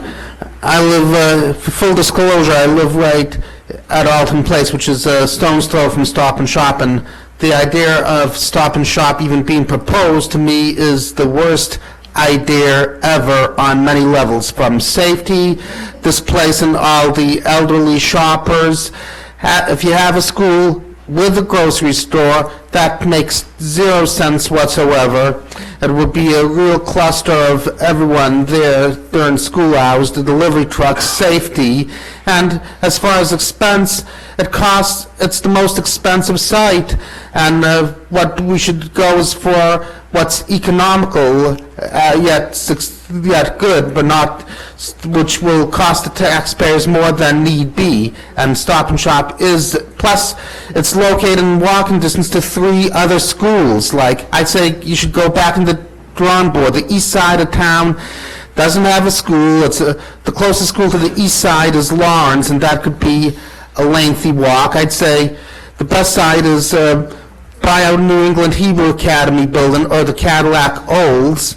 That's away from everything that's harmful, and this way the east side will have a school of its own, and to leave the Stop and Shop alone. It should not have mixed use. It's just for grocery store. We have enough traffic as is, and to have both would be a major pain, and if we eliminate the grocery store, it would displace a lot of elderly people who need it badly, and that's wrong too. Thank you. Mark Gale, and then Deb Abner. I only have 2 other speakers signed up after Ms. Abner. I have full confession, I live on Beverly Road. First of all, I just sent all of you a long email, I think, going through the matrix that Mr. Levy prepared, trying to going through some of the points. One of the things, obviously, is traffic. If you have 1,600 students, families, you can't but exacerbate the problem there. I know that the architect drawing stated a parent queuing space will alleviate that. Is the 600 to 900 feet of queuing for the entire campus or just one of the 2 schools? If it's for 1,600 students, it's nowhere near enough. And even if it is, if you look at the drawings, it's accomplished by putting a 2-way road in the middle of an elementary school. You will have kids crossing on campus a 2-way road to get to school with parents who are rushing to drop kids on and off. Secondly, I've heard a lot about disruption to the Baldwin and Village sites. What about the disruption to Baker? We hear about dust, construction. You're going to do that on an 800-kid school. You're going to attach buildings to the existing school. You can't but disrupt the existing school that's there. One of our primary concerns, could the school even be closed down? You think it's bad with 8 schools? What if we went to 7? I mean, the last presentation, I think the assurance was we could probably keep Baker open during the construction. That's not a very good assurance to me. One other point in the matrix is the parity, and I'm not sure how you measure parity, but creating, in essence, a 1,600-person school, twice as big as any other elementary school here, the largest in the Commonwealth, when there's research that shows that there's an inverse relationship between school size and performance. That tells me that on a parity standpoint, Baker is very disadvantageous. Lastly, there's been a lot of talk, and even in the matrix, it talks about right-sizing Baker. If that is such an important concern, that it's one of the elements that's articulated, you have to include that $20 million cost. The cost of Baker is not 85 to 100. The cost of Baker is 105 to 120 million dollars. And I think we just have to acknowledge that. I am appreciative that I haven't had a chance to look at the new matrix, but one of the elements that was taken out was the possibility to expanding. When I thought about expanding a mega Baker from 1,600 to a giga Baker, I kind of lost it. So I'm appreciative that that's not there, but I almost think that the fact that you could expand Baker almost is an argument for Baldwin or Village. Because I think a lot of people agree that whatever school you put will not solve the problem, but adding on to Baker later could be a stopgap measure even after that. Lastly, my only appeal would be, besides acknowledging you have an incredibly difficult job, and I state that up front, is that matrix, which is so easy to look at, green light, Baker, red light. My only request is that it reflect by next meeting your collective judgment, your collective evaluations, because all of you know the community, you've heard all of us. I think as long as it reflects that, I would be very happy. So thank you very much. Thank you. Deb Abner, then Nancy Tremblay, and then after that is Julie Schreiner, and that is all the signups I have. My name is Deb Abner. I'm a resident of Russet Road for 25 years. My 4 children have gone through the Brookline Public Schools.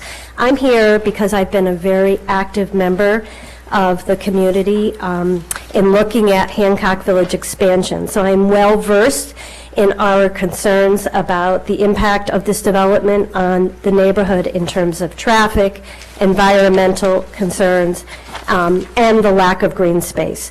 So I have read all 3 school plans very carefully. There is no doubt that we are desperate for another school, but I don't think the Baker expansion is the best for our neighborhood and the school system as a whole.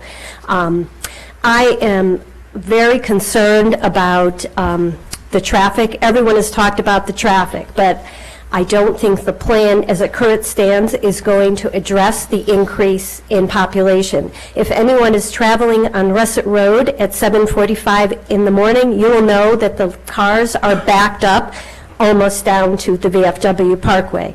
And during the winter, it's even worse. I am also concerned about the lack of green space that's going to happen.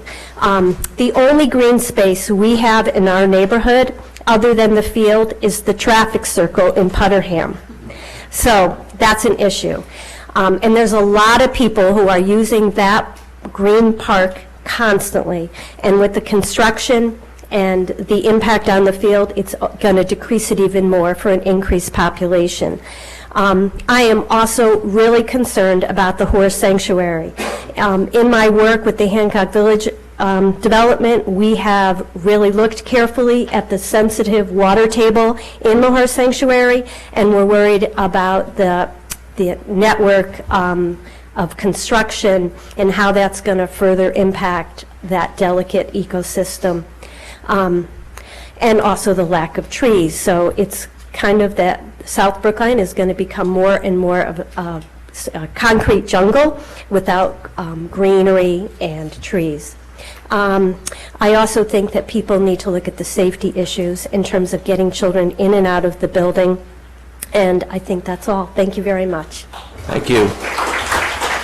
Nancy Tremblay, and Julie Schreiner, and then that else. I'm Nancy, and I live at 57 St. Paul Street, so I'm in back of the Stop and Shop area. And Stop and Shop's really important for us. We don't have a car, my husband and I, and we've lived there for 35 years.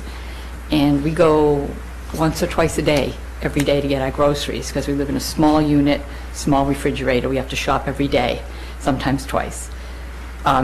If it were to have to close, even if you built on that site with a Stop and Shop, to close it even for a short period of time would be a hardship.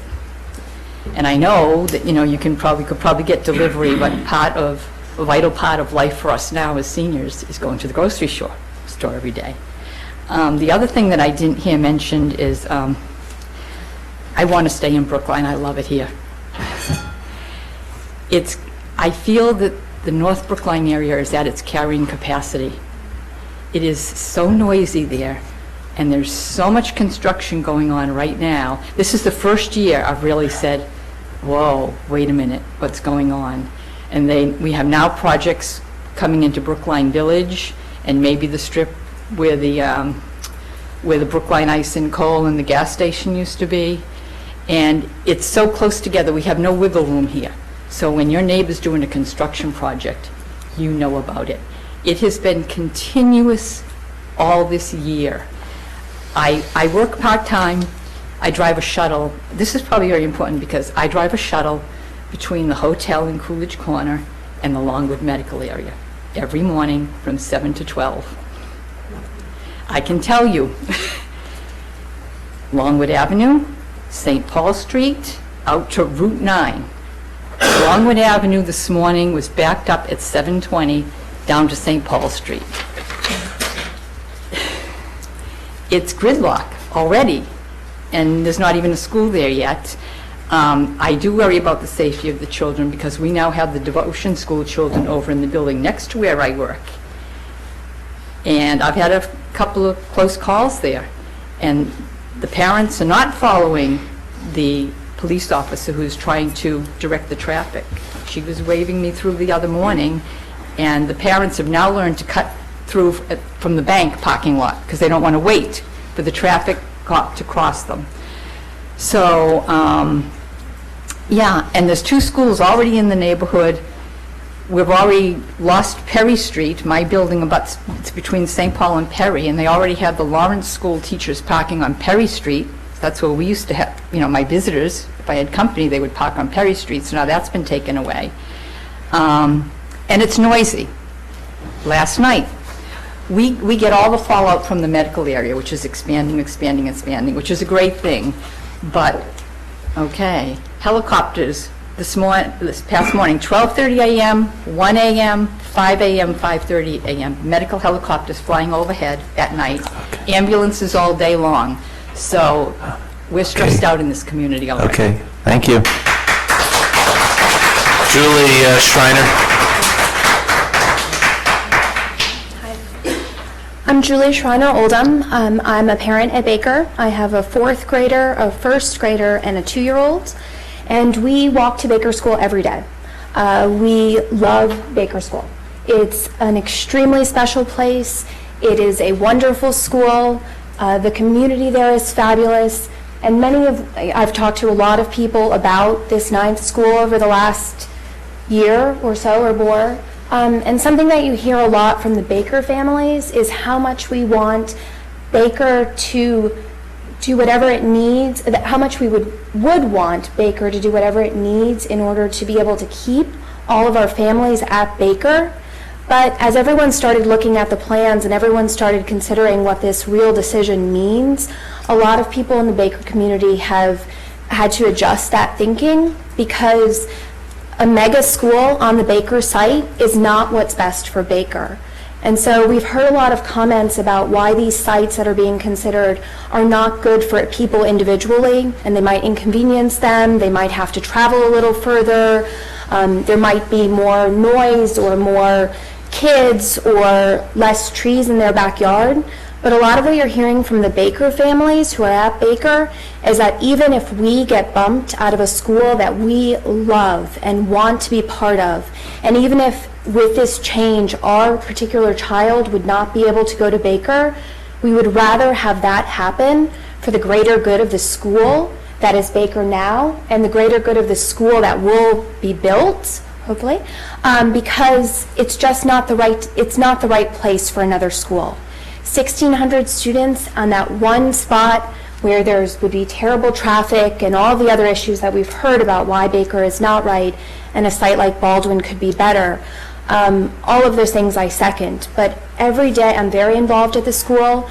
I'm in there almost every day working to try to make the community at Baker feel small, even though it's a really big school already. And it's a lot of work to make it feel small. And having another school next to it or another school as part of it, it's just not the right decision for Baker. It's not the right decision for Brookline, and it's not the right decision for either Bakers. And so I'd like you to look, we have a petition where 270 individuals or families have signed this petition, and consider the fact that many of those families would actually be bumped out of Baker as it would stand.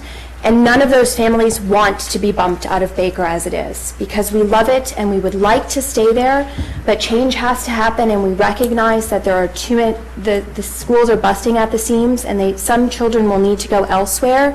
And as much as that hurts, Baker is not the right choice. Thank you. Sir. I should know this. Good evening. I apologize, I was not here for the sign-in. My name is David Breen. I live on Beverly Road with my husband, Mike Harrington, and our 2 sons who are 9 and 7, and we go to the Baker School. We're part of the Baker community.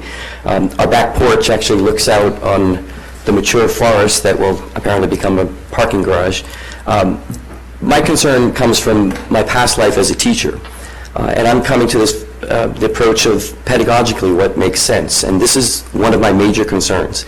We have talked, and we've heard lots of talk about traffic, we've heard about lots of other issues. We've seen a matrix that talks about traffic and space and where can we build and where is the path of least resistance. Not once on the chart have I seen pedagogically what is the right thing to do for children. I haven't seen any studies presented, and this is directed to both, but particularly to the school committee. We have an obligation to our children. Part of this decision must include a report, something that supports that 1,600 students pedagogically makes sense, pedagogically to teach them all in the same location in this campus that's really the size of a college campus, not an elementary school. And so I hope that before you make your decision, you address that as part of your matrix. Does this make sense for the children? Not for the cars, not for the stop and shop parking, for the people who are buying groceries, but for the children, the people who are going to be affected most. I don't know the answer, but I don't think we can make that decision in a vacuum without looking at that. Thank you. Thank you, Mr. Breen. So that is all the folks who have signed up. So this is last chance. Anyone else going, gone? So I'm closing the public hearing piece. And I'm going to turn it over to Ms. Titkoff to continue. Good. So first of all, thank you everyone for coming. Thank you for everyone who's following the process. We really do appreciate the fact that each of you spent time thinking about what you wanted to say and becoming educated and talking to your neighbors. And really this is a community where everyone's voice needs to be heard. So thank you for coming out. It's a long process, but we appreciate it, so thank you. So what we wanted to do is spend at least a little bit of time starting to have a discussion as the joint boards about the different considerations that we've seen in this process. So the matrix is sort of in big font right in front of you. What we thought we would do is the following. First, we thought we would go through each of the major categories of factors: location, site size, and schedule, and cost and risk. And we would do that for each of the sites.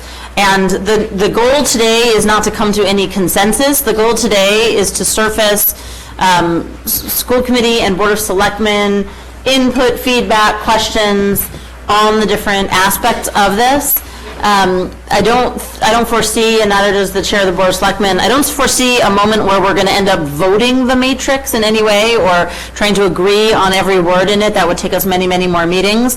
But I think the notion of at least capturing all of the school committee thoughts, all the Board of Selectmen thoughts into some sort of structured format, even if there are places where people end up disagreeing, at least just capturing that is really important. So where are the areas of agreement, where are the areas of disagreement? So the goal for tonight is just to surface a bunch of questions, comments, if people want to express opinions. The next step after this is that the staff will, in their infinite wisdom, somehow summarize this into just some the categories, and again, what did people have to say. And then we will go from there. We'll see how much agreement or divergence there is, and we'll go from there. I will say a couple of words about redistricting, just to kick us off. There's been a lot of questions. The number one question that we have gotten that we probably will not provide a satisfactory answer for before October 13th is about maps and redistricting. So I just want to say a couple words about that. I mean, first, I think everyone on these two boards understands that parents want to know now what will happen to their children in 5 years. Nearly all of us, actually all of us were either parents or students in this district, or residents who have neighbors who were parents or students in this district, and so I think we all feel that very viscerally. And this is true even though the decision that gets made about this school is highly unlikely to affect any child older than 8 years old. Because if they're older than 8, they will likely be at the high school by the time this opens. So second, we know that prior ninth school site selection exercises have issued illustrative maps, hypothetical maps, about what might happen. But as many of you know, we have been increasingly advised and almost warned by multiple experts, demographers, planners, mappers, architects, others, that these kinds of maps are illustrative. and should not be used as primary criteria for making a decision like this. These maps are based on short-term information. It's often unstable information. Brookline is changing every 5 years, and even the maps that were produced a number of years ago are already out of date. And when you can't make a long-term decision, a 50, 100-year decision based on very unstable short-term information. And I think Jonathan Levy mentioned earlier that we're just going to have to make a decision without knowing absolutely everything that we would like to know about this site, and walkability and busing is one of them. One of the questions that's been raised over the course of these public hearings, or public open houses, is, well, what will we get? And I just want to go through really quickly what staff is working on, and Mr. Lomas alluded to this a minute ago. Here's what staff is working on. Number one, the current location of children and dwellings with respect to existing school buildings. Number two, the pipeline of currently known residential developments and their locations. And I want to say they're currently estimated bedrooms, because that number changes also. There's going to be some analysis of where future development could happen by right within existing zoning, working with multiple town departments, the assessor's office, planning, and others, GIS mapping, just to understand where are places where by right within existing zoning you could have essentially more bedrooms. And then a robust discussion of some of the basic principles and the methodology of redistricting, mostly an explanation of how we did this with the buffer zone process a couple years back. It's 6+ months long. There's a tremendous amount of public input into the process. It is optimized on a large number of criteria. And I'm just going to read off a number of them so people have an understanding. Relief to schools in relation to space and class size, maintaining class size guidelines system-wide, avoiding socioeconomic disproportionality in student assignments, maximizing walkability, maximizing geographical continuity by respecting geographic boundaries of existing neighborhoods, taking into account major roadways and any traffic implications, taking into account hills and other geographic features, impact on transportation efficiency, public transportation accessibility and bus routes, impact on assignment of programming costs. Anyway, there's about 20 or 30 of these things. So I just want to point out to folks that this is an intensive, detailed exercise. And again, it will not be completed before October 13th, nor should it.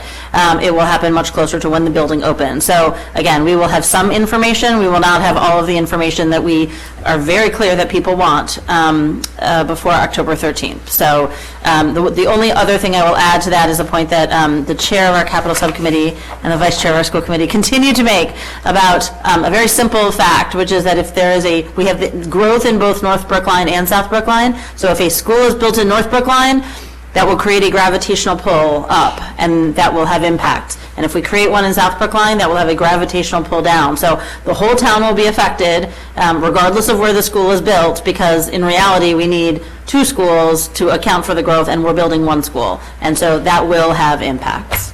Did I say that well enough? Okay. Anything else anyone wants to say about redistricting, maps, or data? Otherwise, we're going to move on to many other topics that don't include walkability and busing and that sort of thing. Okay, great. Oh, Dr. Jackson. I guess I just feel compelled to point out that, in part from my tutelage from David, we're trying to pick a place to build a building. We're not picking a building now. And I worry that the public has glommed on to some sort of fictitious buildings, and whether it's a mega school or 2 schools or 6 schools on a single site is not what we're talking about tonight. It is the site. And so I just feel compelled to make that statement so that we as a group also don't spend time on that part of the conversation. Great. Well said. Anything else? So maybe what we'll do is we will go through, and we were going to spend an hour doing this, but it's 9:30, so it's important to get this stuff out, but it's also 9:30. So we'll start with, why don't we do this in reverse order? We always start with the Baker site. Why don't we start with the Village site? So if you guys can look at your matrix, and on the top right-hand corner, Village site, base or expanded, location factors, which includes traffic, safe access, fire department response time, townscape improvements, sustainability, proximity to public transportation. Are there any thoughts that people want to add to the location factors on the Village site Pros, cons, comments, questions? Ms. Stone and then Selectman Green? Oh, Selectman Green?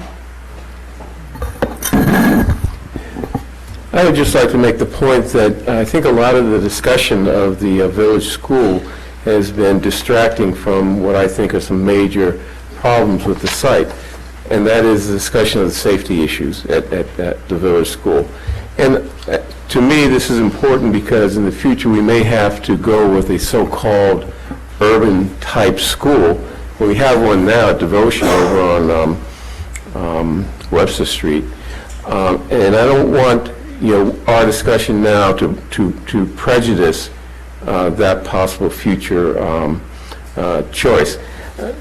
I mean, safety at the village site is probably the safest site in our district in terms of where kids are at risk during the school, walking to school, drop off, classroom safety, in extreme situations that we see around this country. A village school would be no different than, or an urban school would be no different from any of the other schools in our district. So I just, that's just one point about safety that I think is important to make, not just in terms of the potential village school, but also in terms of any future urban school that we may be considering. Fair point. Ms. Stone?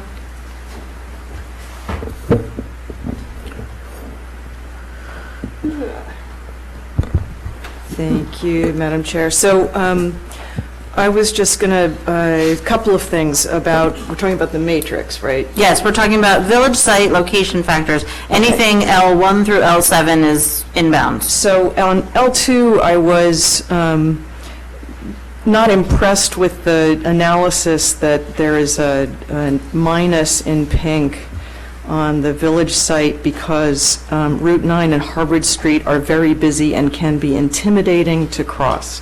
I don't think that that's a factual analysis, and I don't think things like can be intimidating to cross should be part of the analysis that's before us. We have many, many schools and many big streets that our students cross to get to them every day, including Beacon Street for a number of our schools, and Harvard Street for Devotion and for Pierce. So, and Route 9, right. So I found that difficult, and I would like to have it taken out. And if that then mitigates the minus in that category, then I would change it at least to a 0 as a relative measure of safe access for walking and biking. The only other thing I would add, I really, off of some of the comments here tonight, but also my own reflection is that what seems to be missing to me from the location factors are something that the architect referred to in his first presentation, which is that North Brookline is in fact where the children live that we are trying to find space for.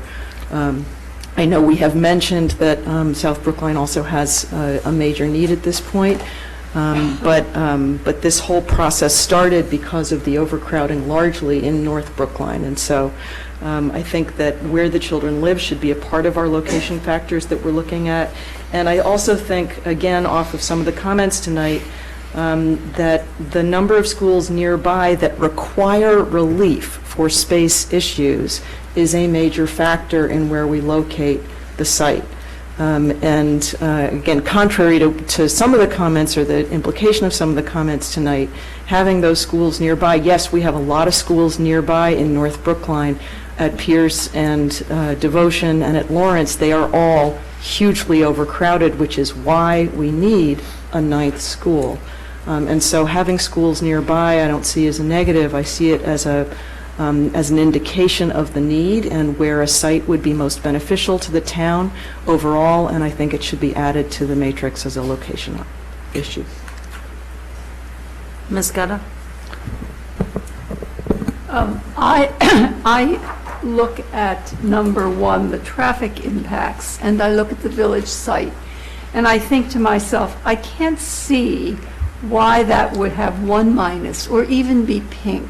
Because if you think about that, if you are coming down Harvard Street, it doesn't matter which way you're going, you are going to either, if you're in a car, you are going to have to cross over traffic to either get in or out to continue in the way you were going. So if I'm dropping a child off and I'm coming up Harvard Street toward Coolidge Corner, I can turn in, but when I come out, I am going to if I am going to continue because I'm going to work, I'm going to have to cross.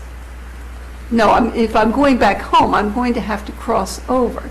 Now, someone mentioned earlier that there would be probably a police presence at one place and a traffic light because there's an in and out. So you're having a traffic light and a police presence. That is going to have a major impact on the traffic flow on Harvard Street. So it seems to me that the traffic impacts on the village site are, if not in the red category, at least with 2 minuses. I also remember that the parking here was somewhat less than at the other sites because it was thought that people would take public transportation. I can tell you that certainly at the elementary level, say K to 5, teachers do not take public transportation very often because, number one, they have meetings after school at completely other buildings. If I have a meeting at Baker School, I have to drive that day. I, as a teacher, might also be carrying a lot of things to school. So I don't think public transportation is so viable. Now, I taught in Brookline for years. I could have taken public transportation to Driscoll School.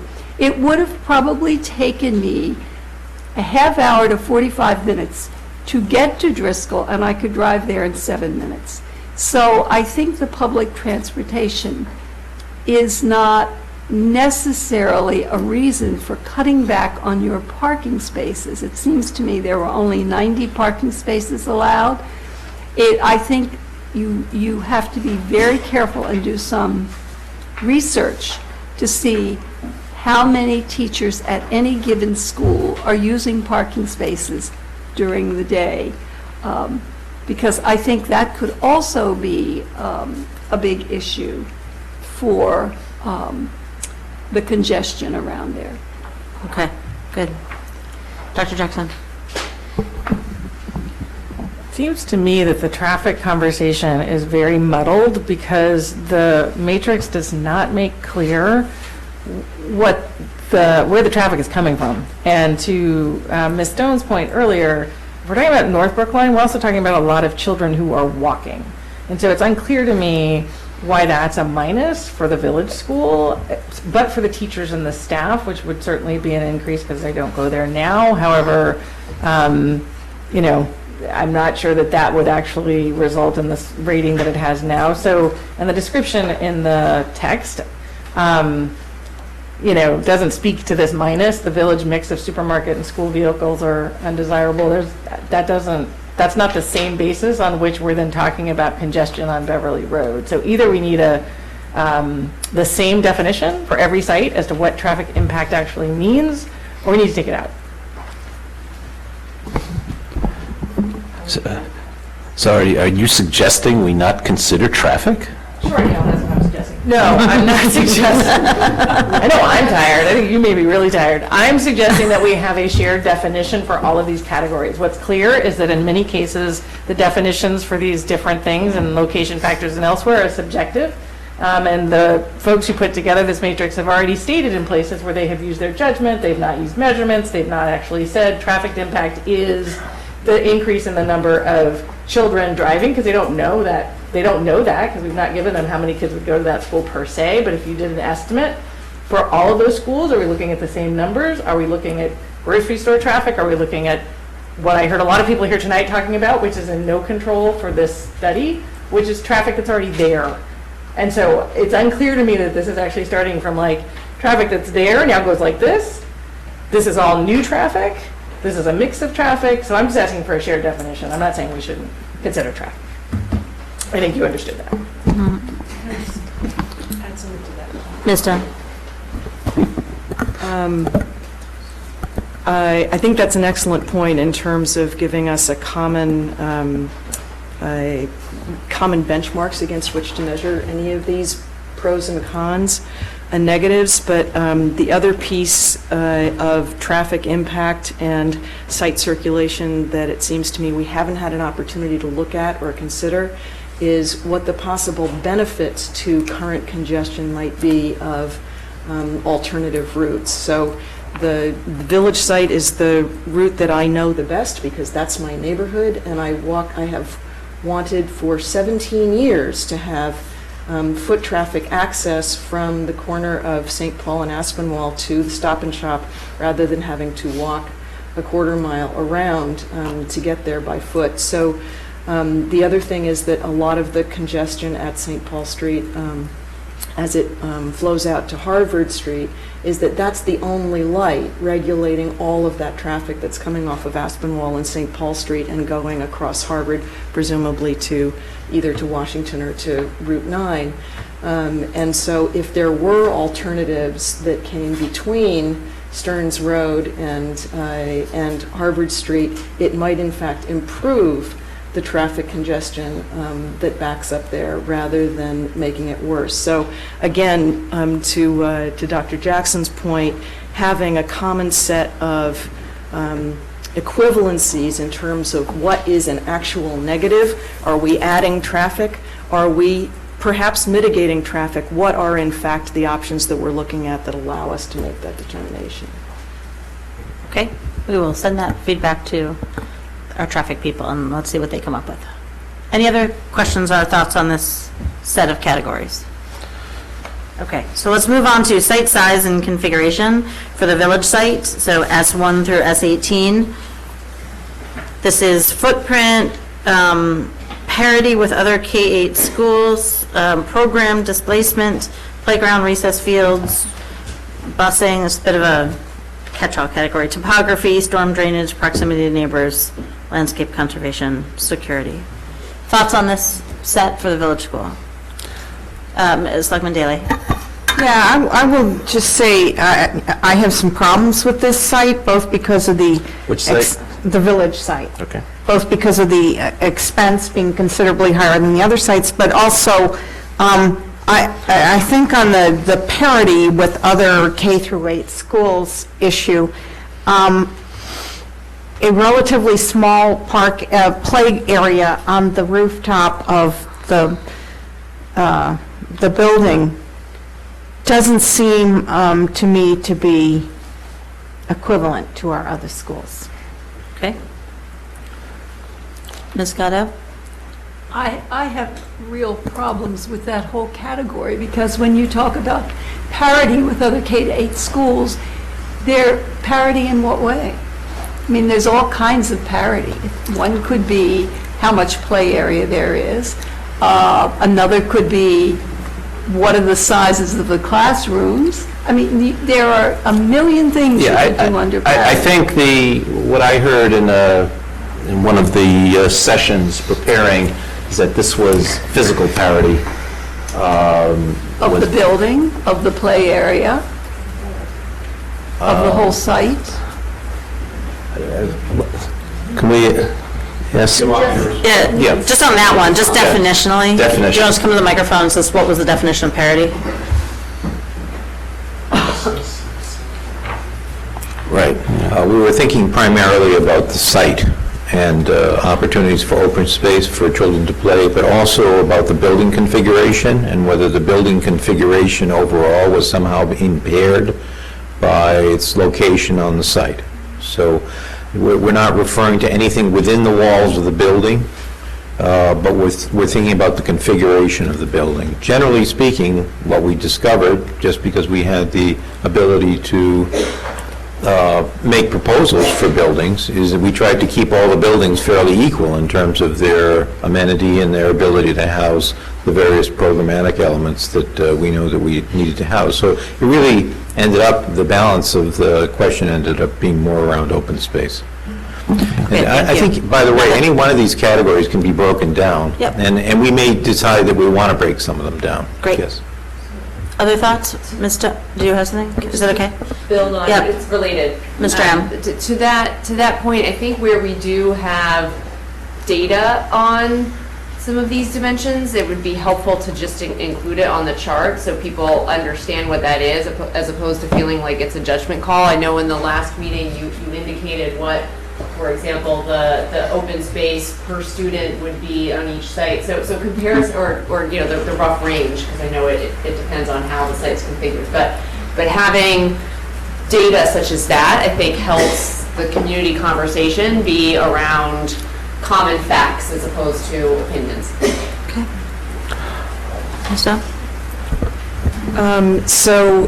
On playground, also on playgrounds and space for recess and fields, I think part of the conversation gets confused when we conflate the desires and needs and wants of the community for space before and after school and on weekends, and the needs of an elementary school for open space during the school day. The phys ed and recess are, phys ed is usually in the gymnasium. When it's good weather and you have an outside space, there are schools that take the kids outside. But phys ed is essentially built around our gymnasium space, and recess is 20 minutes of running around. This is not when the kids use the fields. We don't have elementary school athletics that field baseball and soccer and all of those things. So in full disclosure, I grew up in New York City. I went to 2 elementary schools, and both of them had playgrounds on the roof. And when we were really lucky, we had something called Play Street, when the police blocked off 89th Street between Lexington and Park Avenue. And we played dodgeball in between the parked cars, which I'm sure the people who own those cars did not appreciate. So I sit here and say I have a huge appreciation for nature. I love grass as much as anybody else, possibly more since I didn't have it growing up in elementary school. But it is perfectly possible to give our kids a wonderful experience of both physical education and recess running around, even if it is green space on the roof of a building. If it's beautifully done, which I know Brookline would do if that's what we were doing. So all I think is that when we look at playgrounds, we should be talking about them as playgrounds for the younger kids and space for recess. And fields should be something separate, because fields are mostly a community asset and not necessarily essential for the school day and our physical education requirements. Okay. Selectman Shinsky? I'd like to push a little on the notion of a mega school if we were to choose the Baker site. And So we're on village site. I'm Are we sorry. okay? So I will hold off. That's okay. Anything else on village site? Okay. Schedule and cost risk factors. Construction duration, phasing, hazardous material, wetlands, cost certainty, Article 97. Anything on the village site anybody wants to change on that category, R1 through R12? Ms. Charlevsky, can you take a microphone? Sure.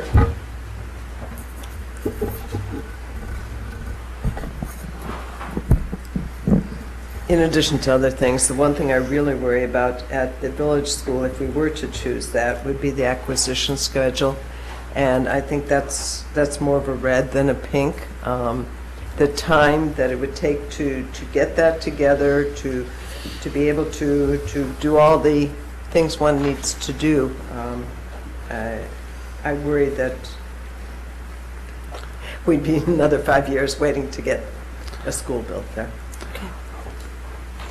All right, any other summary thoughts on the Stop and Shop site that were not captured in one of these 3 categories? Let me just state that Stop and Shop doesn't own the site, so no matter what we do here, there's no guarantee that Stop and Shop will continue there, and Stop and Shop could close any time, and Stop and Shop can renovate their store, and they can choose to shut down for 6 months while renovating. And I would even argue that the best opportunity to retain a supermarket on that site is to engage in a partnership with the town. And I just want people to kind of think about that. And I'll also state that I think I heard Mr. Levy state that the access road, acquiring the access road is not essential to making the Stop and Shop site work. So even if we were to select that site, it's not a sure thing, or perhaps even likely, that we would try to acquire the access road also. So. I would also just note, in the spirit of nothing's off the table till we have a ninth school, nothing's off the table till we have a high school also. So just if I end up voting not for the Stop and Shop site for the ninth school, I just want everyone to be clear that doesn't mean I'm not voting for a potential high school site, because we don't have a high school site yet. So nothing's off the table till we have our schools. Okay, Baldwin site, location factors, L1 through L7.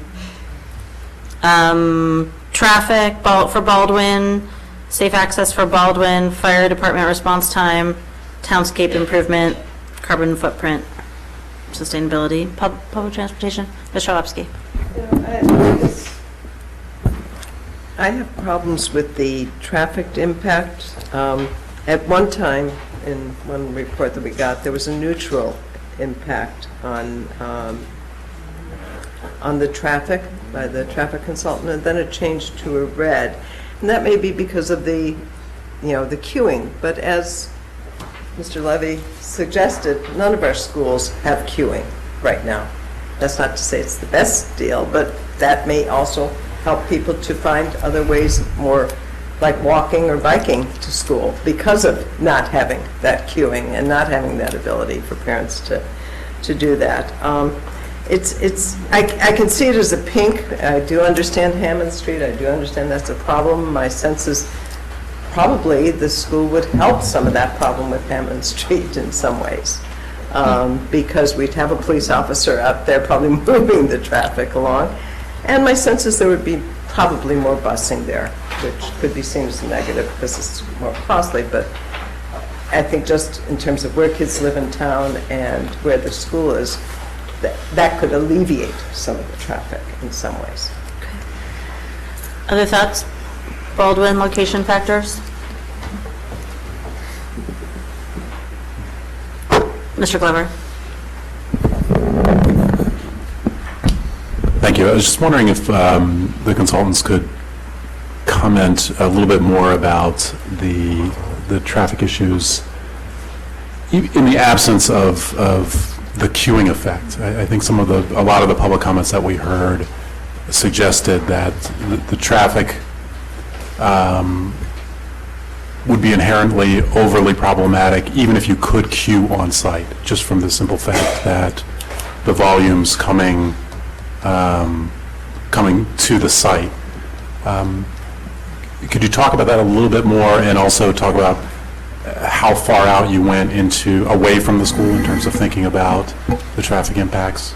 So, again, Giles Heem with Vanessa and Associates. So, two separate issues: queuing on site, and then existing volumes on Hammond Street. So they're separate. So, again, the desirable is have more 1,800 feet of queuing space on a site for an elementary school of this size. The site just doesn't fit. It doesn't accommodate that. So that's one issue. Separate is the traffic issues on Hammond Street, and I think you heard from the residents and neighbors. It's very congested there, and what happens at Route 9 and Hammond Street is it's really a state-controlled signal. They're trying to process Route 9 traffic. So what happens is you don't get enough time on Hammond Street, and that really queues back dramatically. Adding traffic from a school site here will make that worse. It won't make it better. And if there was an easy fix for Hammond Street, it would have been done by now. So it really is a constrained site regard to a school at that location. Is that helpful? It does, irrespective of queuing. Right, they're totally separate issues. So if we had a 900-foot queue, we would still have the issue of how you get to and from that site in the area. Is it any worse than Harvard Street? I mean, you're doing these comparatively, right? Yeah, and we feel it is worse than Harvard Street. All day, or just in the morning? We're looking at morning here, and the school peak is different in the afternoon. So it's before our kind of commuter peak. So what's really critical is that commuter peak, and certainly from our perspective, Harvard Street is a better location for traffic and access than the Baldwin site. Selectman Daley? Mr. Lummis referenced it, but I don't think any of the speakers mentioned it tonight. But I had several people say to me that they were objecting to a second whole school on the Baker site, but they wouldn't object to, say, going up to 1,000 students the way Devotion's having to do, and that would allow a school at the Baldwin site to be smaller. And I mentioned this to Mr. Levy after the Baker open house, and I wonder if you got a chance to think about that at all in terms of, because a smaller building might allow more queuing on the site and would also mean fewer people coming that. How does that alleviate things? So specifically around a 3-section school at Baldwin? Yeah. Okay. Well, we even thought about 400 students at Baldwin. And so I took your question and I posed it to Giles, and I'm going to let him answer. Okay. That was a nice volley. I think that, so if the school was in half, I think that would take care of the on-site queuing situation that I think the queue's on 450 feet storage there. That could accommodate a school half the size. Again, separate issue though is Hammond Street. It won't. It'll lessen the impact on the Hammond Street area, but again, it's very, very congested. I've been out there an awful lot with other projects in the community. That is a tough area. That queue on Hammond Street back from Route 9 is 1,000+ feet. It's long.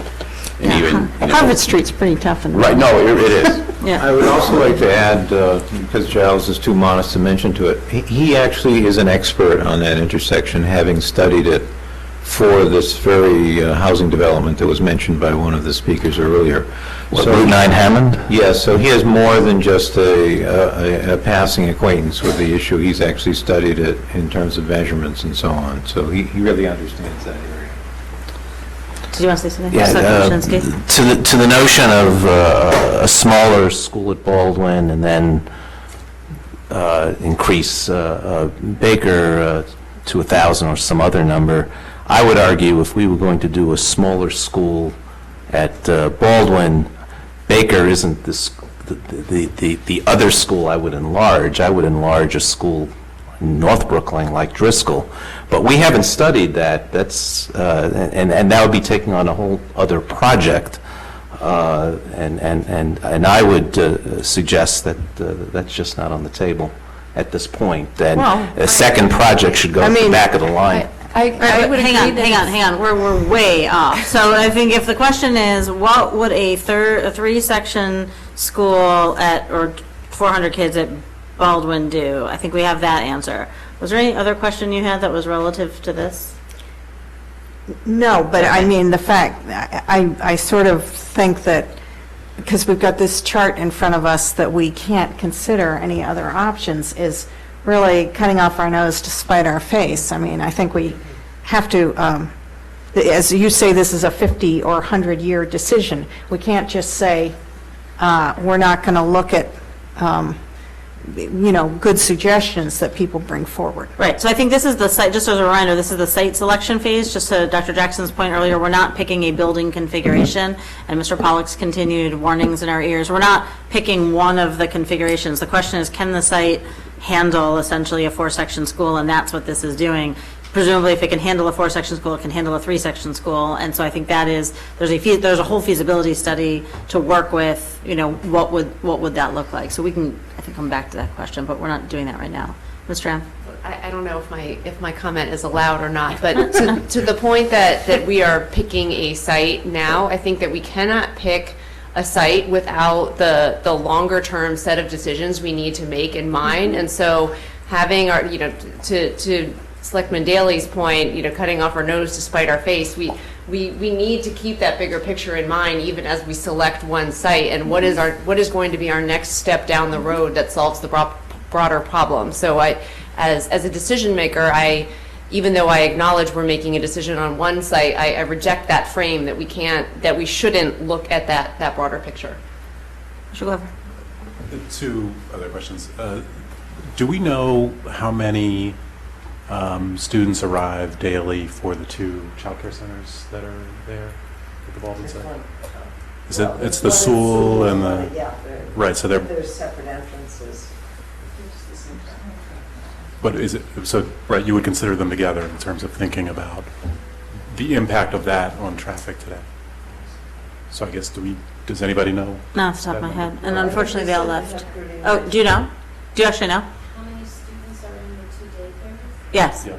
The Baldwin daycare has 35 students. Baldwin Daycare is 35. Right. From what I can tell, the school has about the same amount. So they're small, okay. More than that. School's probably 4 sections of 15 apiece. Right, so 60. Sewell is about 60. All right. We can get an actual number, but roughly? Yeah. Okay. All right. Yeah, I didn't know. I just, Roughly, yeah. Wanted to know. And the other question was, is there any possibility for queuing in the parking area? Was that looked at or not?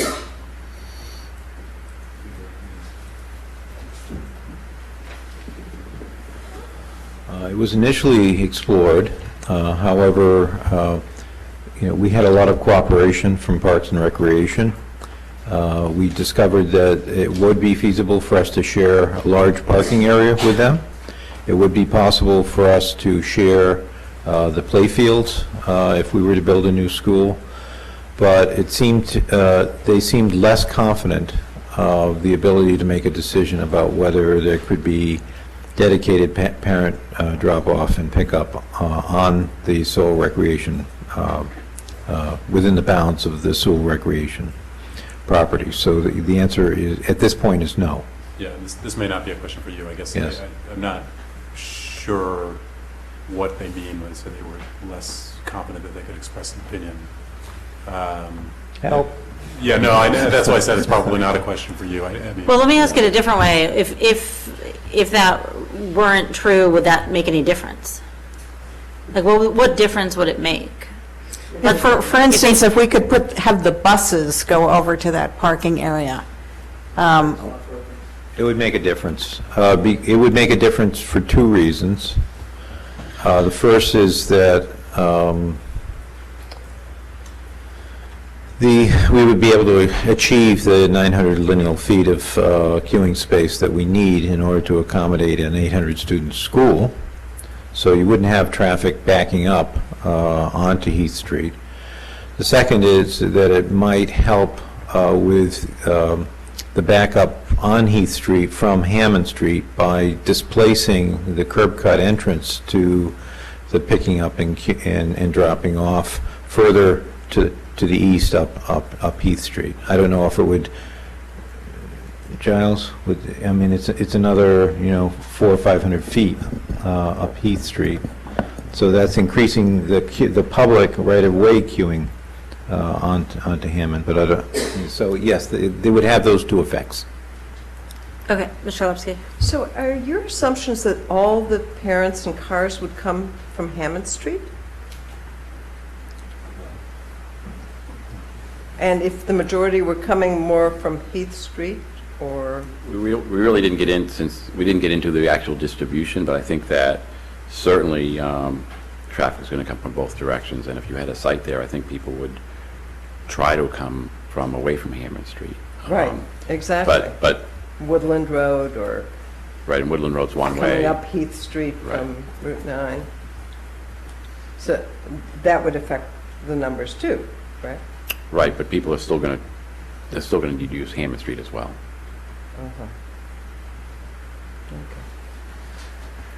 Okay. Any other thoughts on the Baldwin site for location factor? Sorry, Mr. Lepsky and then Selectman Green. I mean, Ms. Stone and Selectman Green. I can say ask. No. Rebecca. I'd like to make a comment when I get a chance about the Baldwin site. Oh, okay. Okay. Selectman Heller. How's the baby? So I agree with the notion that, Baldwin presents us with an opportunity to site a school in a different location, and gives us a later opportunity to expand Baker, not to the full extent that if we were to build it now, but to do it, for instance, as large as Devotion. And that idea intrigues me. I think that may, depending on our projections, but it may solve problems for many years to come. I don't have a good notion of how you solve the traffic issues at Baldwin. I really feel almost as if I need to go over there and look at it and talk more about it, and I don't think that I can solve them myself, but somehow there must be a way, and it may involve some other choices of perhaps making the building a little taller or digging down under the ground and making, some basement spaces like for the gym and things of that nature, which don't need windows. So I would like us to explore. I agree that this is a 50 to 100-year decision, and we shouldn't reject any notion as to where we build. We may end up having to build more than one place at a time. So that's all I would like to say now. I mean, I really don't, I haven't made a decision as between the two, or between the three, I should say, but although I do think the Stop and Shop site is awfully complicated and may really jam up our timetable in a way that we cannot sustain at this point. So that was my only comment. All right, good, thank you. We're gonna finish up in location factors for the Baldwin site. Ms. Stone, and then Selectman Green. Again, just getting to the issue of comparability, the L4, which is community use. I'm having trouble equating, because we're using these pluses and minuses and greens and pinks. I'm having trouble with the Baker site being neutral on community use. Certainly from what we were hearing tonight from the public, the restriction of, if you think of community use as literal community use of the site and not just the school community use of the site. Sorry, are you on Baldwin or Baker? I'm on Baldwin. Okay, sorry, keep going. No, I'm just looking at the comparison across. Comparison. So Baker is at a 0. Again, not sure there, but we can talk about that later. Baldwin is a plus because it would improve the parking for Sewell recreation. I don't understand why that's, again, an equivalent comparative improvement relative to others, and especially the creation of public space, which is given the same ranking of positive for the village site. It seems to me it's a very subjective as opposed to objective comparison, and I'm just confused about how we can, whether there's a way we could make those, I don't know, better, more comparable. Again, back to Dr. Jackson's point earlier about common definitions. Mm-hmm. So it's a question actually for Jonathan Levy in terms of how they created the matrix and what community use is really supposed to reflect in terms of what we're looking at. So without advocating on pros and cons, you want to just tell us what the definition was that you used for community use? Sorry, would you microphone? Sorry. And by the way, I'm not taking any of these criticisms personally at all. I think the purpose of this matrix is to stimulate your conversations. Which it's doing beautifully, Which it's doing, so that's good. Community use was extra school use. By creating this project, we would be able to enhance the community life. And so you asked me not to do pros and cons. So that's what we were looking at, outside of the actual use of the children. Okay. Okay. And seems to be a difference between community use, indoor and outdoor, at S15 and L4, but they use the same comments.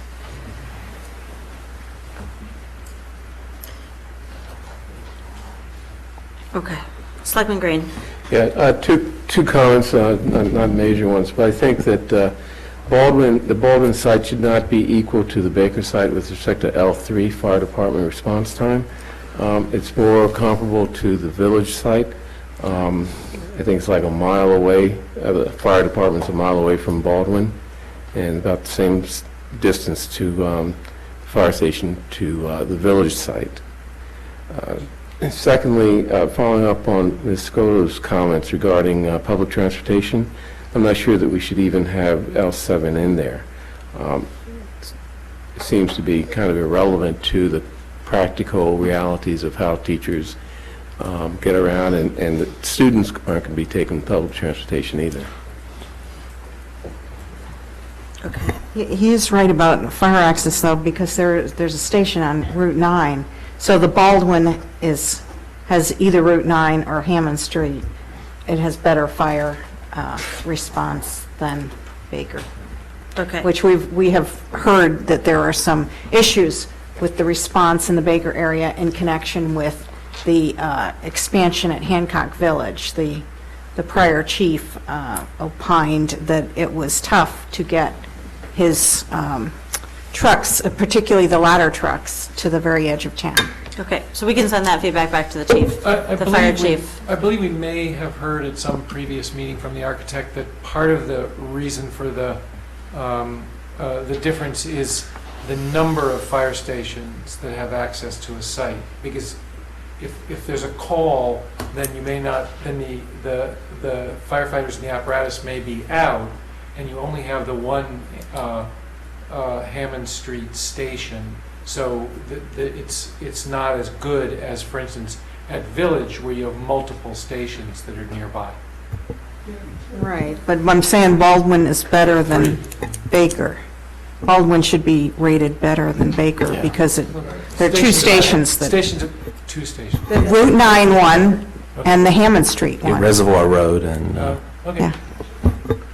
Okay, any final comments on this? All right, we are going to move on to site size and configuration for the Baldwin site. Mr. Lepsky.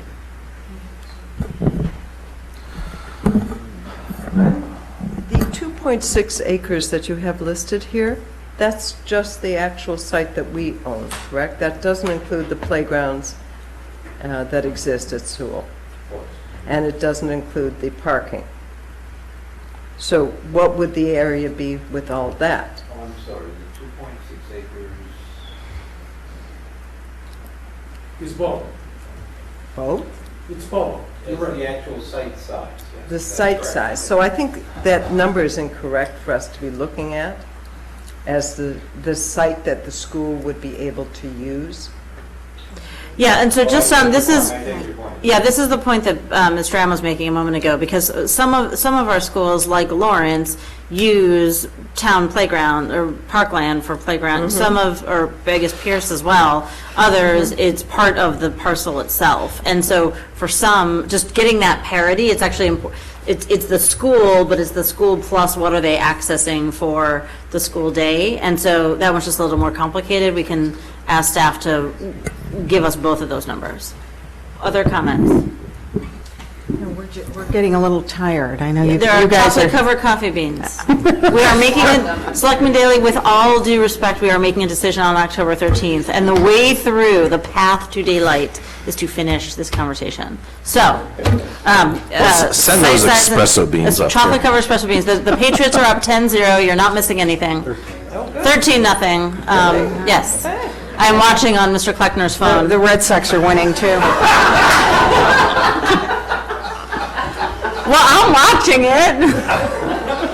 What? Come on. All right, let's keep going. Site sizing. He's never sitting next to me again. Pass the chocolate coffee beans. Site size and configuration. Baldwin site. Selectman Green. Again, going back to my first comment with respect to student safety, I don't think that the comment, less urban congested sites are easier to monitor and control, is accurate to being.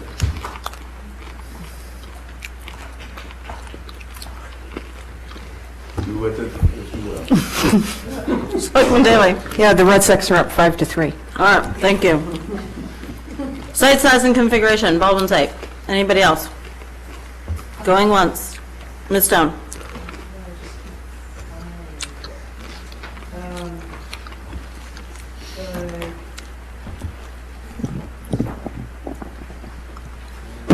There is a comment that, at S4, program displacement, that the Baldwin option would displace the current special education use in the existing building. That's a programmatic decision, and it seems to me is part of feasibility, not part of site selection. So I'm just curious. My understanding is that because the Winthrop program is there, it may or may not be, you may or may not need to find a different location for it if you put a K-8 there. Exactly. So that's why I was curious. There's a minus there for the Baldwin site right now because, and the explanation is the Baldwin option would displace the current special education use in the existing building. So I'm questioning the minus side on that basis because we don't actually know the answer to that. Okay.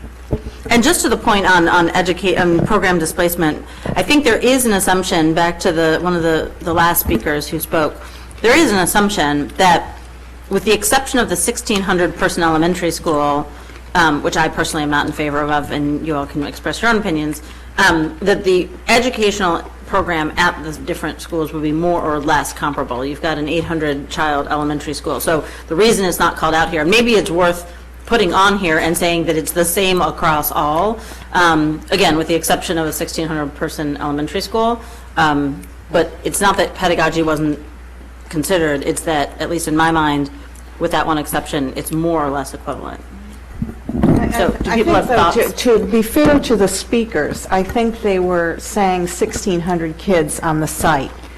You're talking about are you differentiating between like one giant school versus two schools on the site? I think they were objecting to 1,600 kids on the site. Right. And even if they're in two schools. Right. Well, so I think those are two different questions. Well, I heard I've heard and seen a number of people say a mega school, and I would, before I vote for Baker, if I were to vote for Baker, I would want assurance that we're not creating a mega school, and that we would, if we were going to be citing a school on that site, that it would be, in fact, two schools. A full second school. Okay, got it.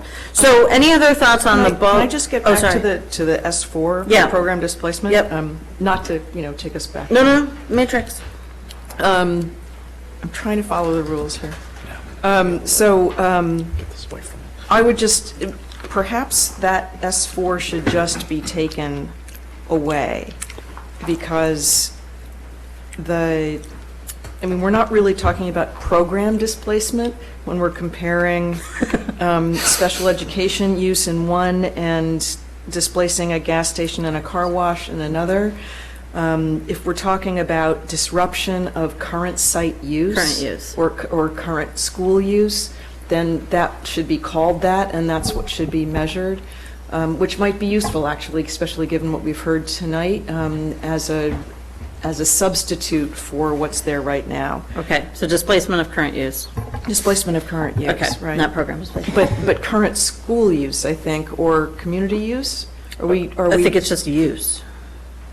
Because that's the only way you get special education and the village uses on the same line.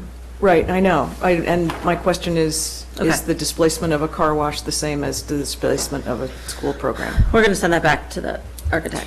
I'm answering that one right now. So I understand the hour's late, so I'm looking for head nods to confirm whether I'm right or not. My impression is that this chart is a comparative chart, so across the categories. So I'm looking at S12 and S16 here and noticing that there's a uniform neutral across the board. If this is a comparison across sites, there should be some differentiation between all of them, I would imagine. So there's more slope at one site than there is at the other. There's more ledge at one site than the other. Or is it just Or is that it- or there's is it- equivalent, All remarkably, they are all ledgy and they are all heavily sloped. they're all slopey and ledgy. Okay. So you are right that it's Right, comparative. so you're saying they're it's all- not a differentiator. Good point, but they're all difficult sites. They're all difficult sites. Okay. I'm just repeating you for the microphones. Okay. I'm getting texts from people who are at home watching the game, giving us scores, so I don't have to rely on the town administrator. Okay. Schedule and cost risk factors. Baldwin site. Any thoughts?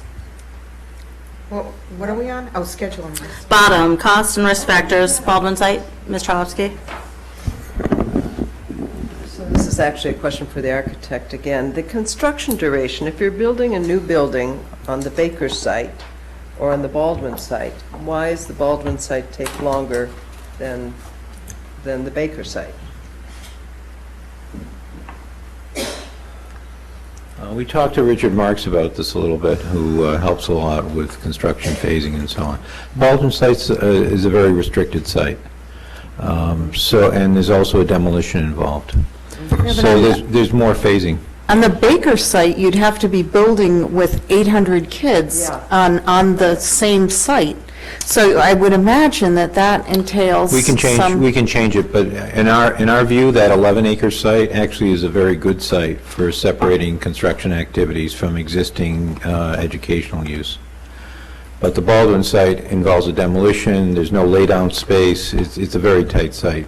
It would take longer to build on the Baldwin site. So is it your view that, so is it your view that despite what people have said this evening, that there would be no disruption of the current Baker School from this construction? In the not right-sizing scenario, our view is that the Baker site could continue in use during construction, yes. Without any disruption? Well, disruption, yes, there would be disruption because there's construction vehicles nearby and so on. We'd have to fence the site and there'd be all kinds of mitigation, but you would be able to operate the existing school with its existing population as you are today. But we're into the range bit here as well, because we've got a whole range of proposals for the Baker site, and some would take longer than others and have more disruption than others. But there's certainly, we've been told there certainly is an option, there's plenty of room to build a new school that doesn't touch the old school, and to do it quickly and cleanly. Whether that would be what we would choose to do is a separate question. So I guess maybe the question or the suggestion is that since it was such a big issue in comments from the audience, that ought to be addressed somehow. The nature of the disruption, if any, and what proposals would be the most disruptive, et cetera. In other words, a little more discussion of that in the matrix. Although arguably, those are really, really good questions to take up during feasibility. In other words, if we will certainly spend a lot of energy on that if we're on that site and trying to balance all of the goods in planning an additional school on the Beverly Road site. How do you balance all those things? The question now is, do we need to answer those questions in order to choose a site? Ms. Ram? Building on that, I mean, it does strike me that certain of these criteria are ones where you might say, wow, that strongly affects my decision as to whether or not I think this is the right choice of site, where there are others that are implementation questions. And it feels to me like if you're building a 50 to 100 year school, you don't make a choice based on construction duration.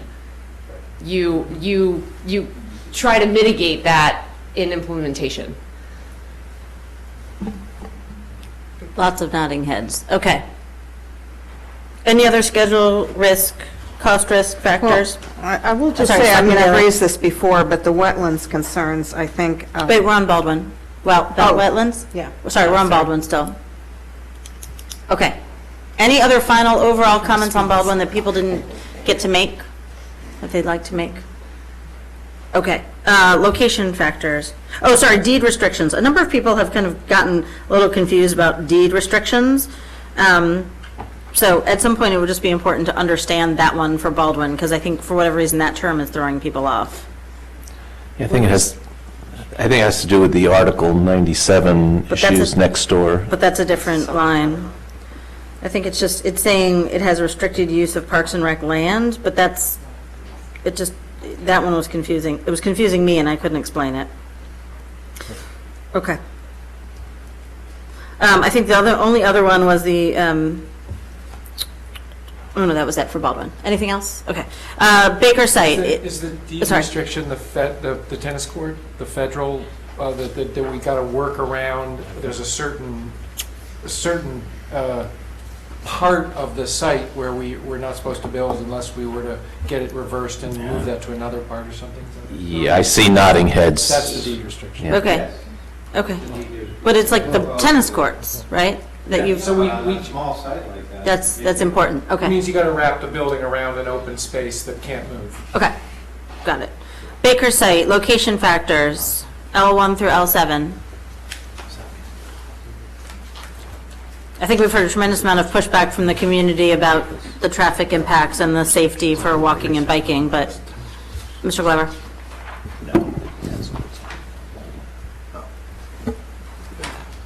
Just in terms of the possible developments in the area in South Brookline, whether it's Hancock Village expansion, whether it's under, do we have any sort of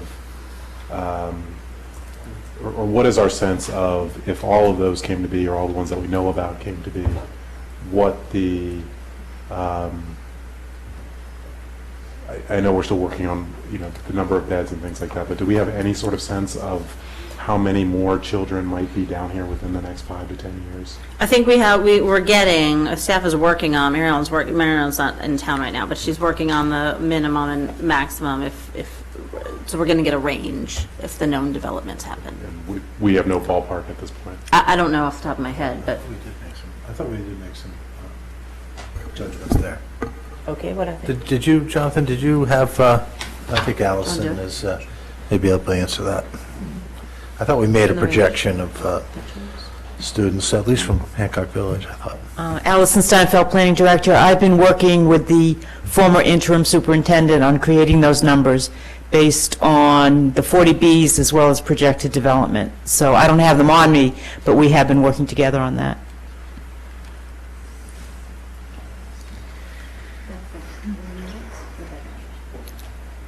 Yeah, okay.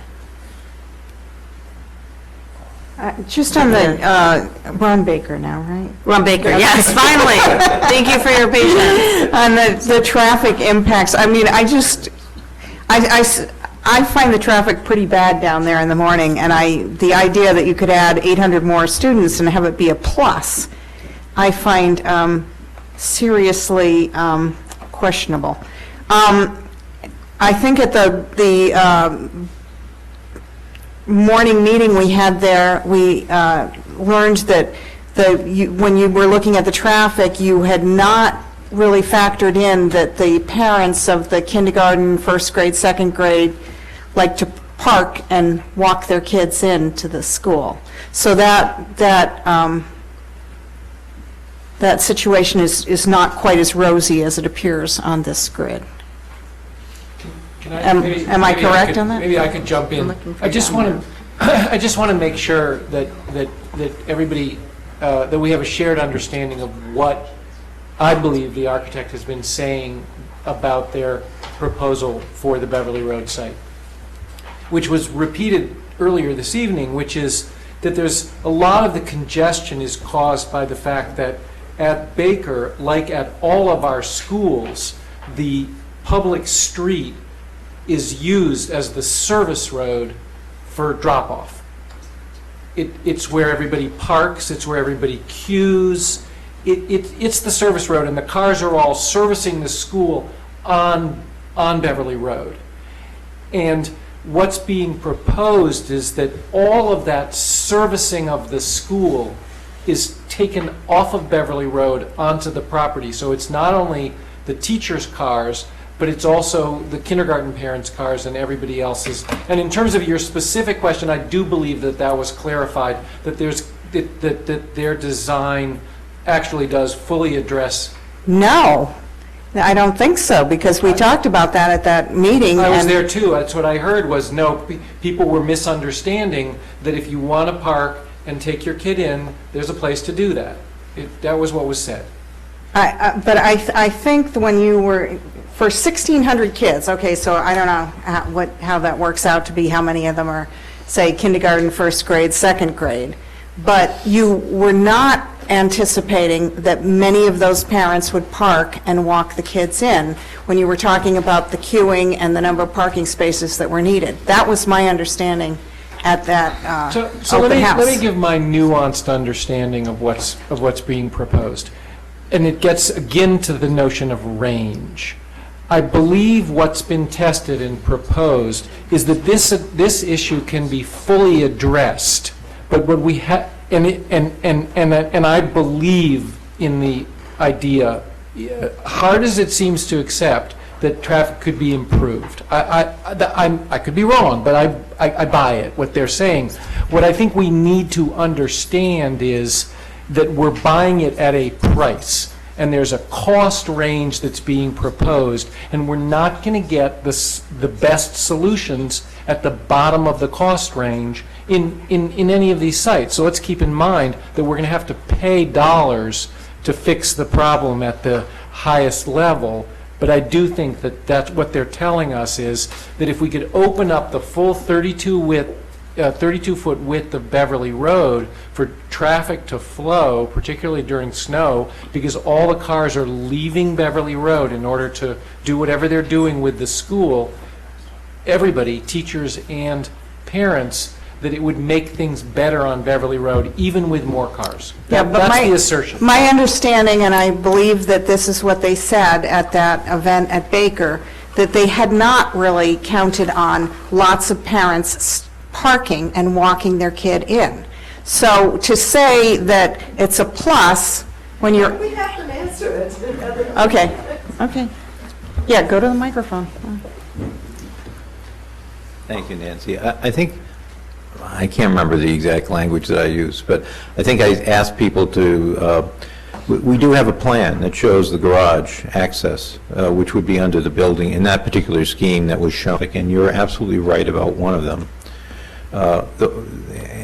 The one issue is getting the queuing off the street and improving the flow on Beverly Road, and I'm with David. I feel, and Giles, but I feel very confident that we can improve the flow on Beverly significantly. The other is the outlying traffic issues, at LaGrange and Independence and these places further afield. And we've revealed to everyone that we haven't really looked at that yet. So you may be right that the additional 800 cars is going to exacerbate the problem, but I think the point that Giles would make, and I should probably make it, let him make it himself, is that we have that problem on all three sites. Yeah, but you're on your chart, you're giving them a plus, and you're giving the others, various degrees to minuses. And I'm saying, I don't quite buy the plus. That's because we believe that the local traffic situation immediately adjacent to the school, including the queuing and so on, is superior on this site to the other two sites. The village ain't bad either, by the way, surprisingly. That was one of the surprises of this, so I'm sorry. Okay. We will agree to leave that where it is. Any other thoughts on location factors for Baker? All right, site size and configuration for Baker. Just on general location factors. I find the Baker site somewhat problematical in that you can certainly address our problems in South Brookline there. It's very difficult to see how you address our overcrowding in North Brookline by building a school that's on the very absolute south edge of Brookline. So just in general on citing it there, I raise that concern. Ms. Stone? That was one of the reasons I suggested early on when we were talking about the village site, that we add to the location factor something about the relative need in terms of school population close to the site as one of the location factors that we should be considering. Yeah, but I would also say, and this certainly, when I'm just thinking about Baker and Baldwin, certainly there's not a lot of kids, right, in the Baldwin area. I think we can all agree on that. But Baldwin is a little better cited to draw off maybe some kids from North Brookline as well as some kids from South Brookline. Well, I think, again, as Susan said earlier about the relative redistricting, building at the ninth school in South Brookline is going to shift everything south. And it's not that, Devo kids would be bused to Baldwin or Baker. It's that some of the kids who are at Devo will become kids who are at Pierce or at Lawrence, who will become kids who are at Lincoln or at Runkle. I mean, that's the way the shift works. And the question is just how many will shift that way, and true in the opposite direction. So I mean, yeah, but there's obviously overcrowding in the Baker area, but there's not enough kids in the Baker area to fill that whole second school. So you would be busing from quite a long distance away. That's what I'm just trying to point out.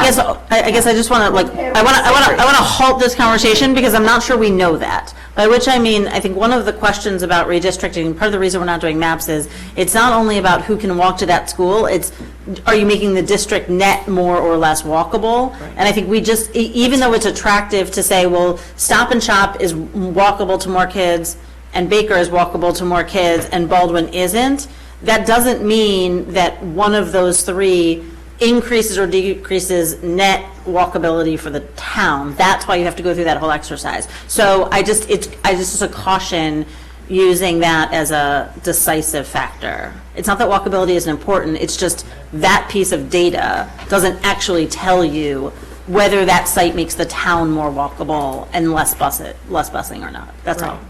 I mean, for me, I've said this now 3 times, I shouldn't say it again, but for me, the issue for the location factor that is most salient and most missing from the matrix right now is where are the kids and how many of the schools that the kids are currently in are proximate to the site so that we have a relative sense of the effect on current districting, the walkability. It affects all of the questions we've been talking about. It affects walkability, it affects, But again, where the kids currently are, we are projected to be with known development, and where they might be. Where the schools are that are overcrowded. Okay. And the relative overcrowding. Okay, so we can talk about this offline again. Anything else on location factors for Baker? Site size and configuration for Baker. I would just, this kind of, it shows up some in both the L's and the S's, and it was addressed by some of the comments of the public today, and it's also fairly obvious, but I just think it bears repeating that that if we build a Baker, I'm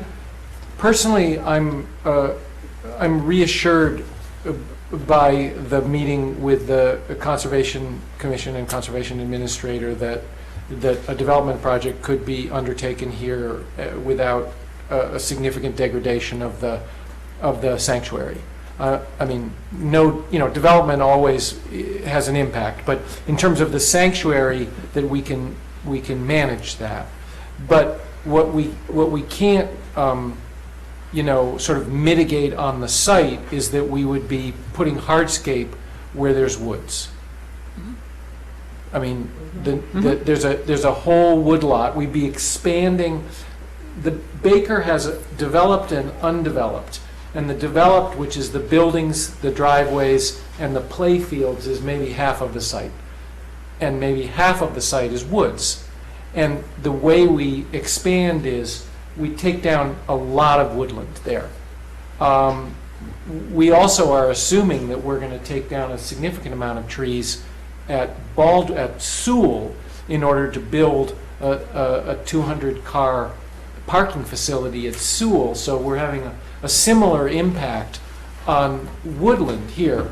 And I stop us here, I know, because it's late, but what we've found through the 9 years of this process is that not all stakeholders show up all the time. And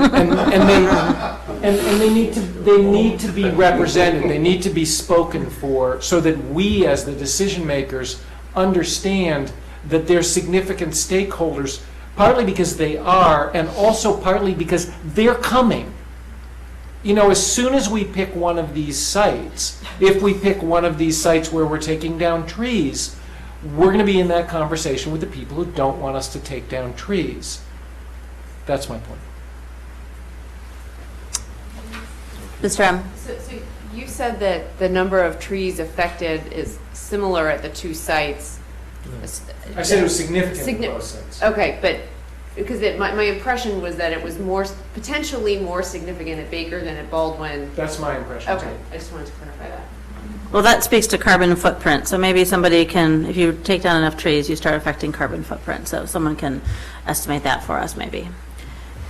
Anything else on site? No, I wasn't kidding. People are laughing because it's late, but I was dead serious. Taking down trees affects carbon footprint. Okay, site size and configuration. Baker? Selectman Green. I assume sustainability daylighting orientation means the ability of the site to take solar panels on the roof of a building? Well, yes. Okay, so It's more about daylight. Meaning the orientation of the building and whether or not you can capture sunlight into the classrooms, given the orientation of the building on the site. So it's not about solar panels. It's about where literally what direction does it face and where are the windows. Okay. Maybe that should be a little clearer. Okay. Someone, I assume, is capturing that. Ms. Stone. I just have a question. I don't actually know what S3 means. It seems to be a category that's there just for the Baker site. And therefore, it's not really, well, maybe it is. It would be comparable to zeros or neutrality in the other three. But what does that mean? Makes right-sizing Baker more efficient? Meaning, I think what it means is that this, right now, Baker is so as a natural 4-section school, it is at 4.5 sections. And so if you were going to do something on that site anyway, then it makes it more, I would assume, cost efficient to right-size Baker because otherwise you to right-size Baker as in build? No, into a 4-section school. Oh, to. Yeah, I think make alterations, I think is. Because you're already on that site doing construction. I see. Why wouldn't you just put the extra kids over in the new school? I mean, why would you? Does that answer your question? Right, no, I think it's a valid point that you could just, if you just took kids out, and which is why we have the E scheme. It's why we have the E scheme, which doesn't make any architectural changes or spend any money on the building, because it is an option to do that. So it gets to the point of down at the bottom, which also it was raised, where it says Baker site 85 to 100 million. But I think we've talked about how maybe that really actually needs to say 85 to 120, because if we're doing ranges, I think that was the top end of our range with all the changes to the Baker building on that site, took us up to the 120. So it doesn't raise the 85, which a public speaker, tried to raise the bottom and the top in a suggestion, which I don't agree with, but I think the top is higher and the bottom isn't at Baker than what's on. That's right. The bottom number does need to be 85 to 120. But Selectman Daley. Well, I will just say in terms of the site size and configuration that I think 1,600 kids, 1,600, when you think about it, the high school was just a little bit larger than that of not too long ago on a much bigger campus than this is going to be. I am very concerned about that number of kids on that playground and supervision of particularly the young kids when there are that that many kids on the site. Ms. Charlowski? Let's go down the road. So I may be jumping ahead, and you can stop me if you want, but I just realized, if we were talking of a 3-section school at Baldwin, and then how much would that be in terms of cost versus the 4-section, I assume that you've estimated here at 85 to 95? Oh, I'm sorry. I should have directed it towards That's all right. Go ahead. Go ahead. Is that a knowable number, just off the top of his head? Sure. We weren't asked to study a 600 students school, so I don't have any cost information for that. Ms. Gunn. I just want to point out the proximity to neighbors, which is S14 for Baker School. There are people who live directly across the street from the school. There are people right next to the school parking lot. And I'm sure that the neighbors who live right next door to those trees that are going to be cut down on Beverly Road, right, are going to feel that the proximity to neighbors is quite close. So I don't think that should be agreeing with the plus. Mr. Glover, do you have something? Okay, Ms. Dunn?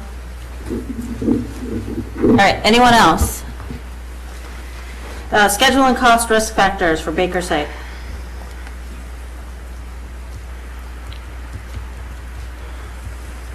We're good with those? Anyone want to say anything?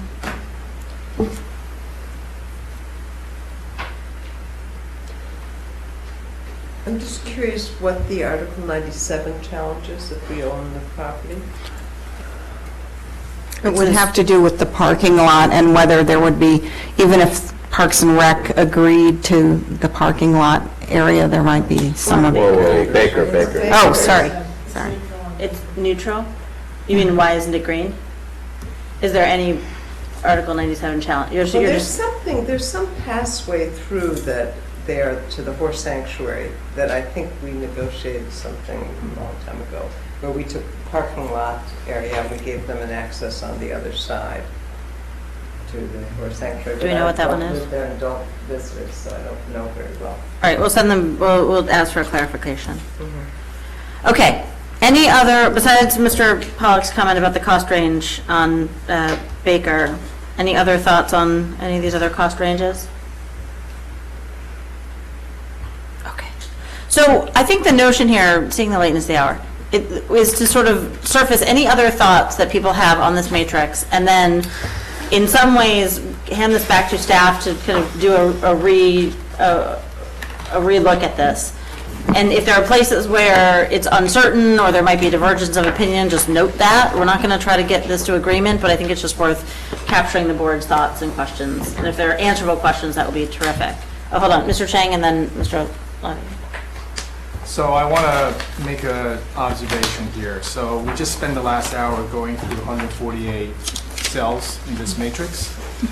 And we have exactly 3 weeks before October 13th.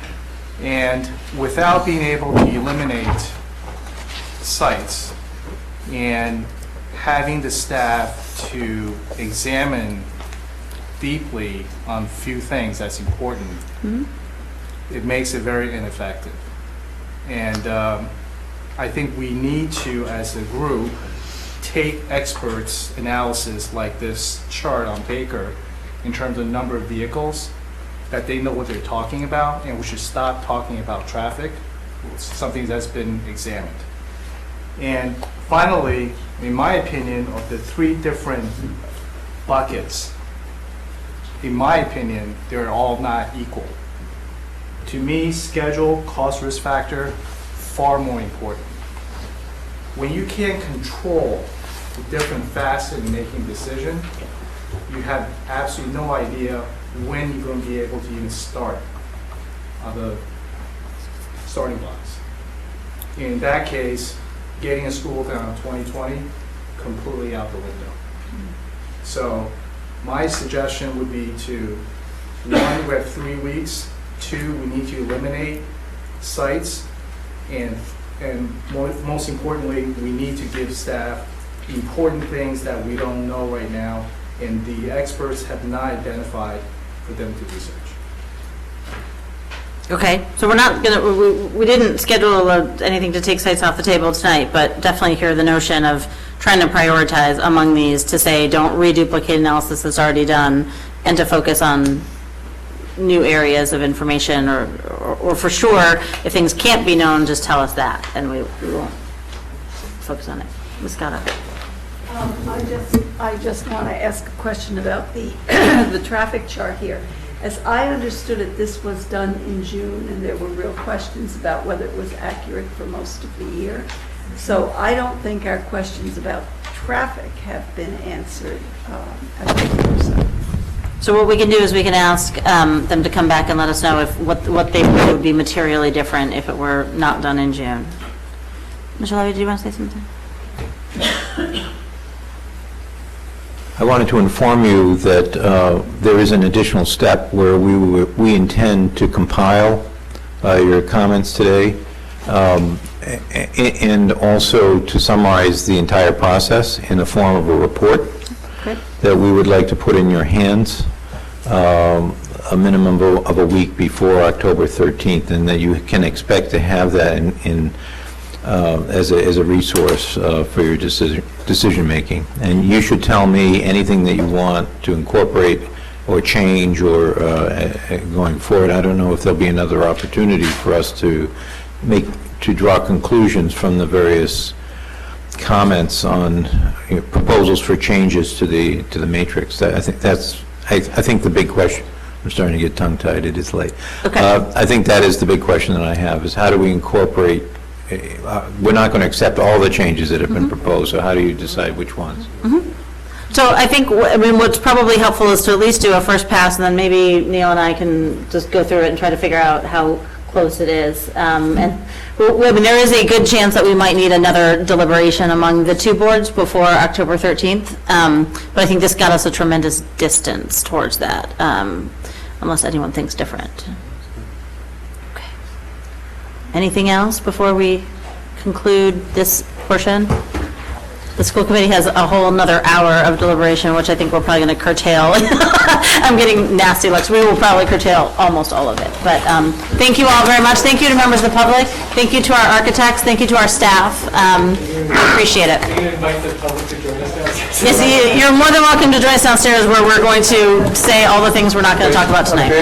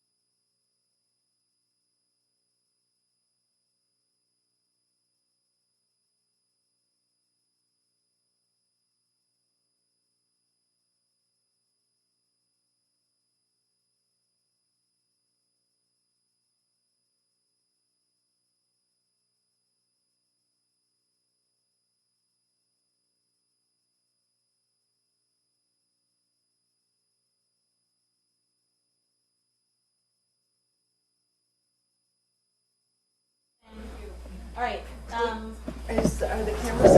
can we just pull the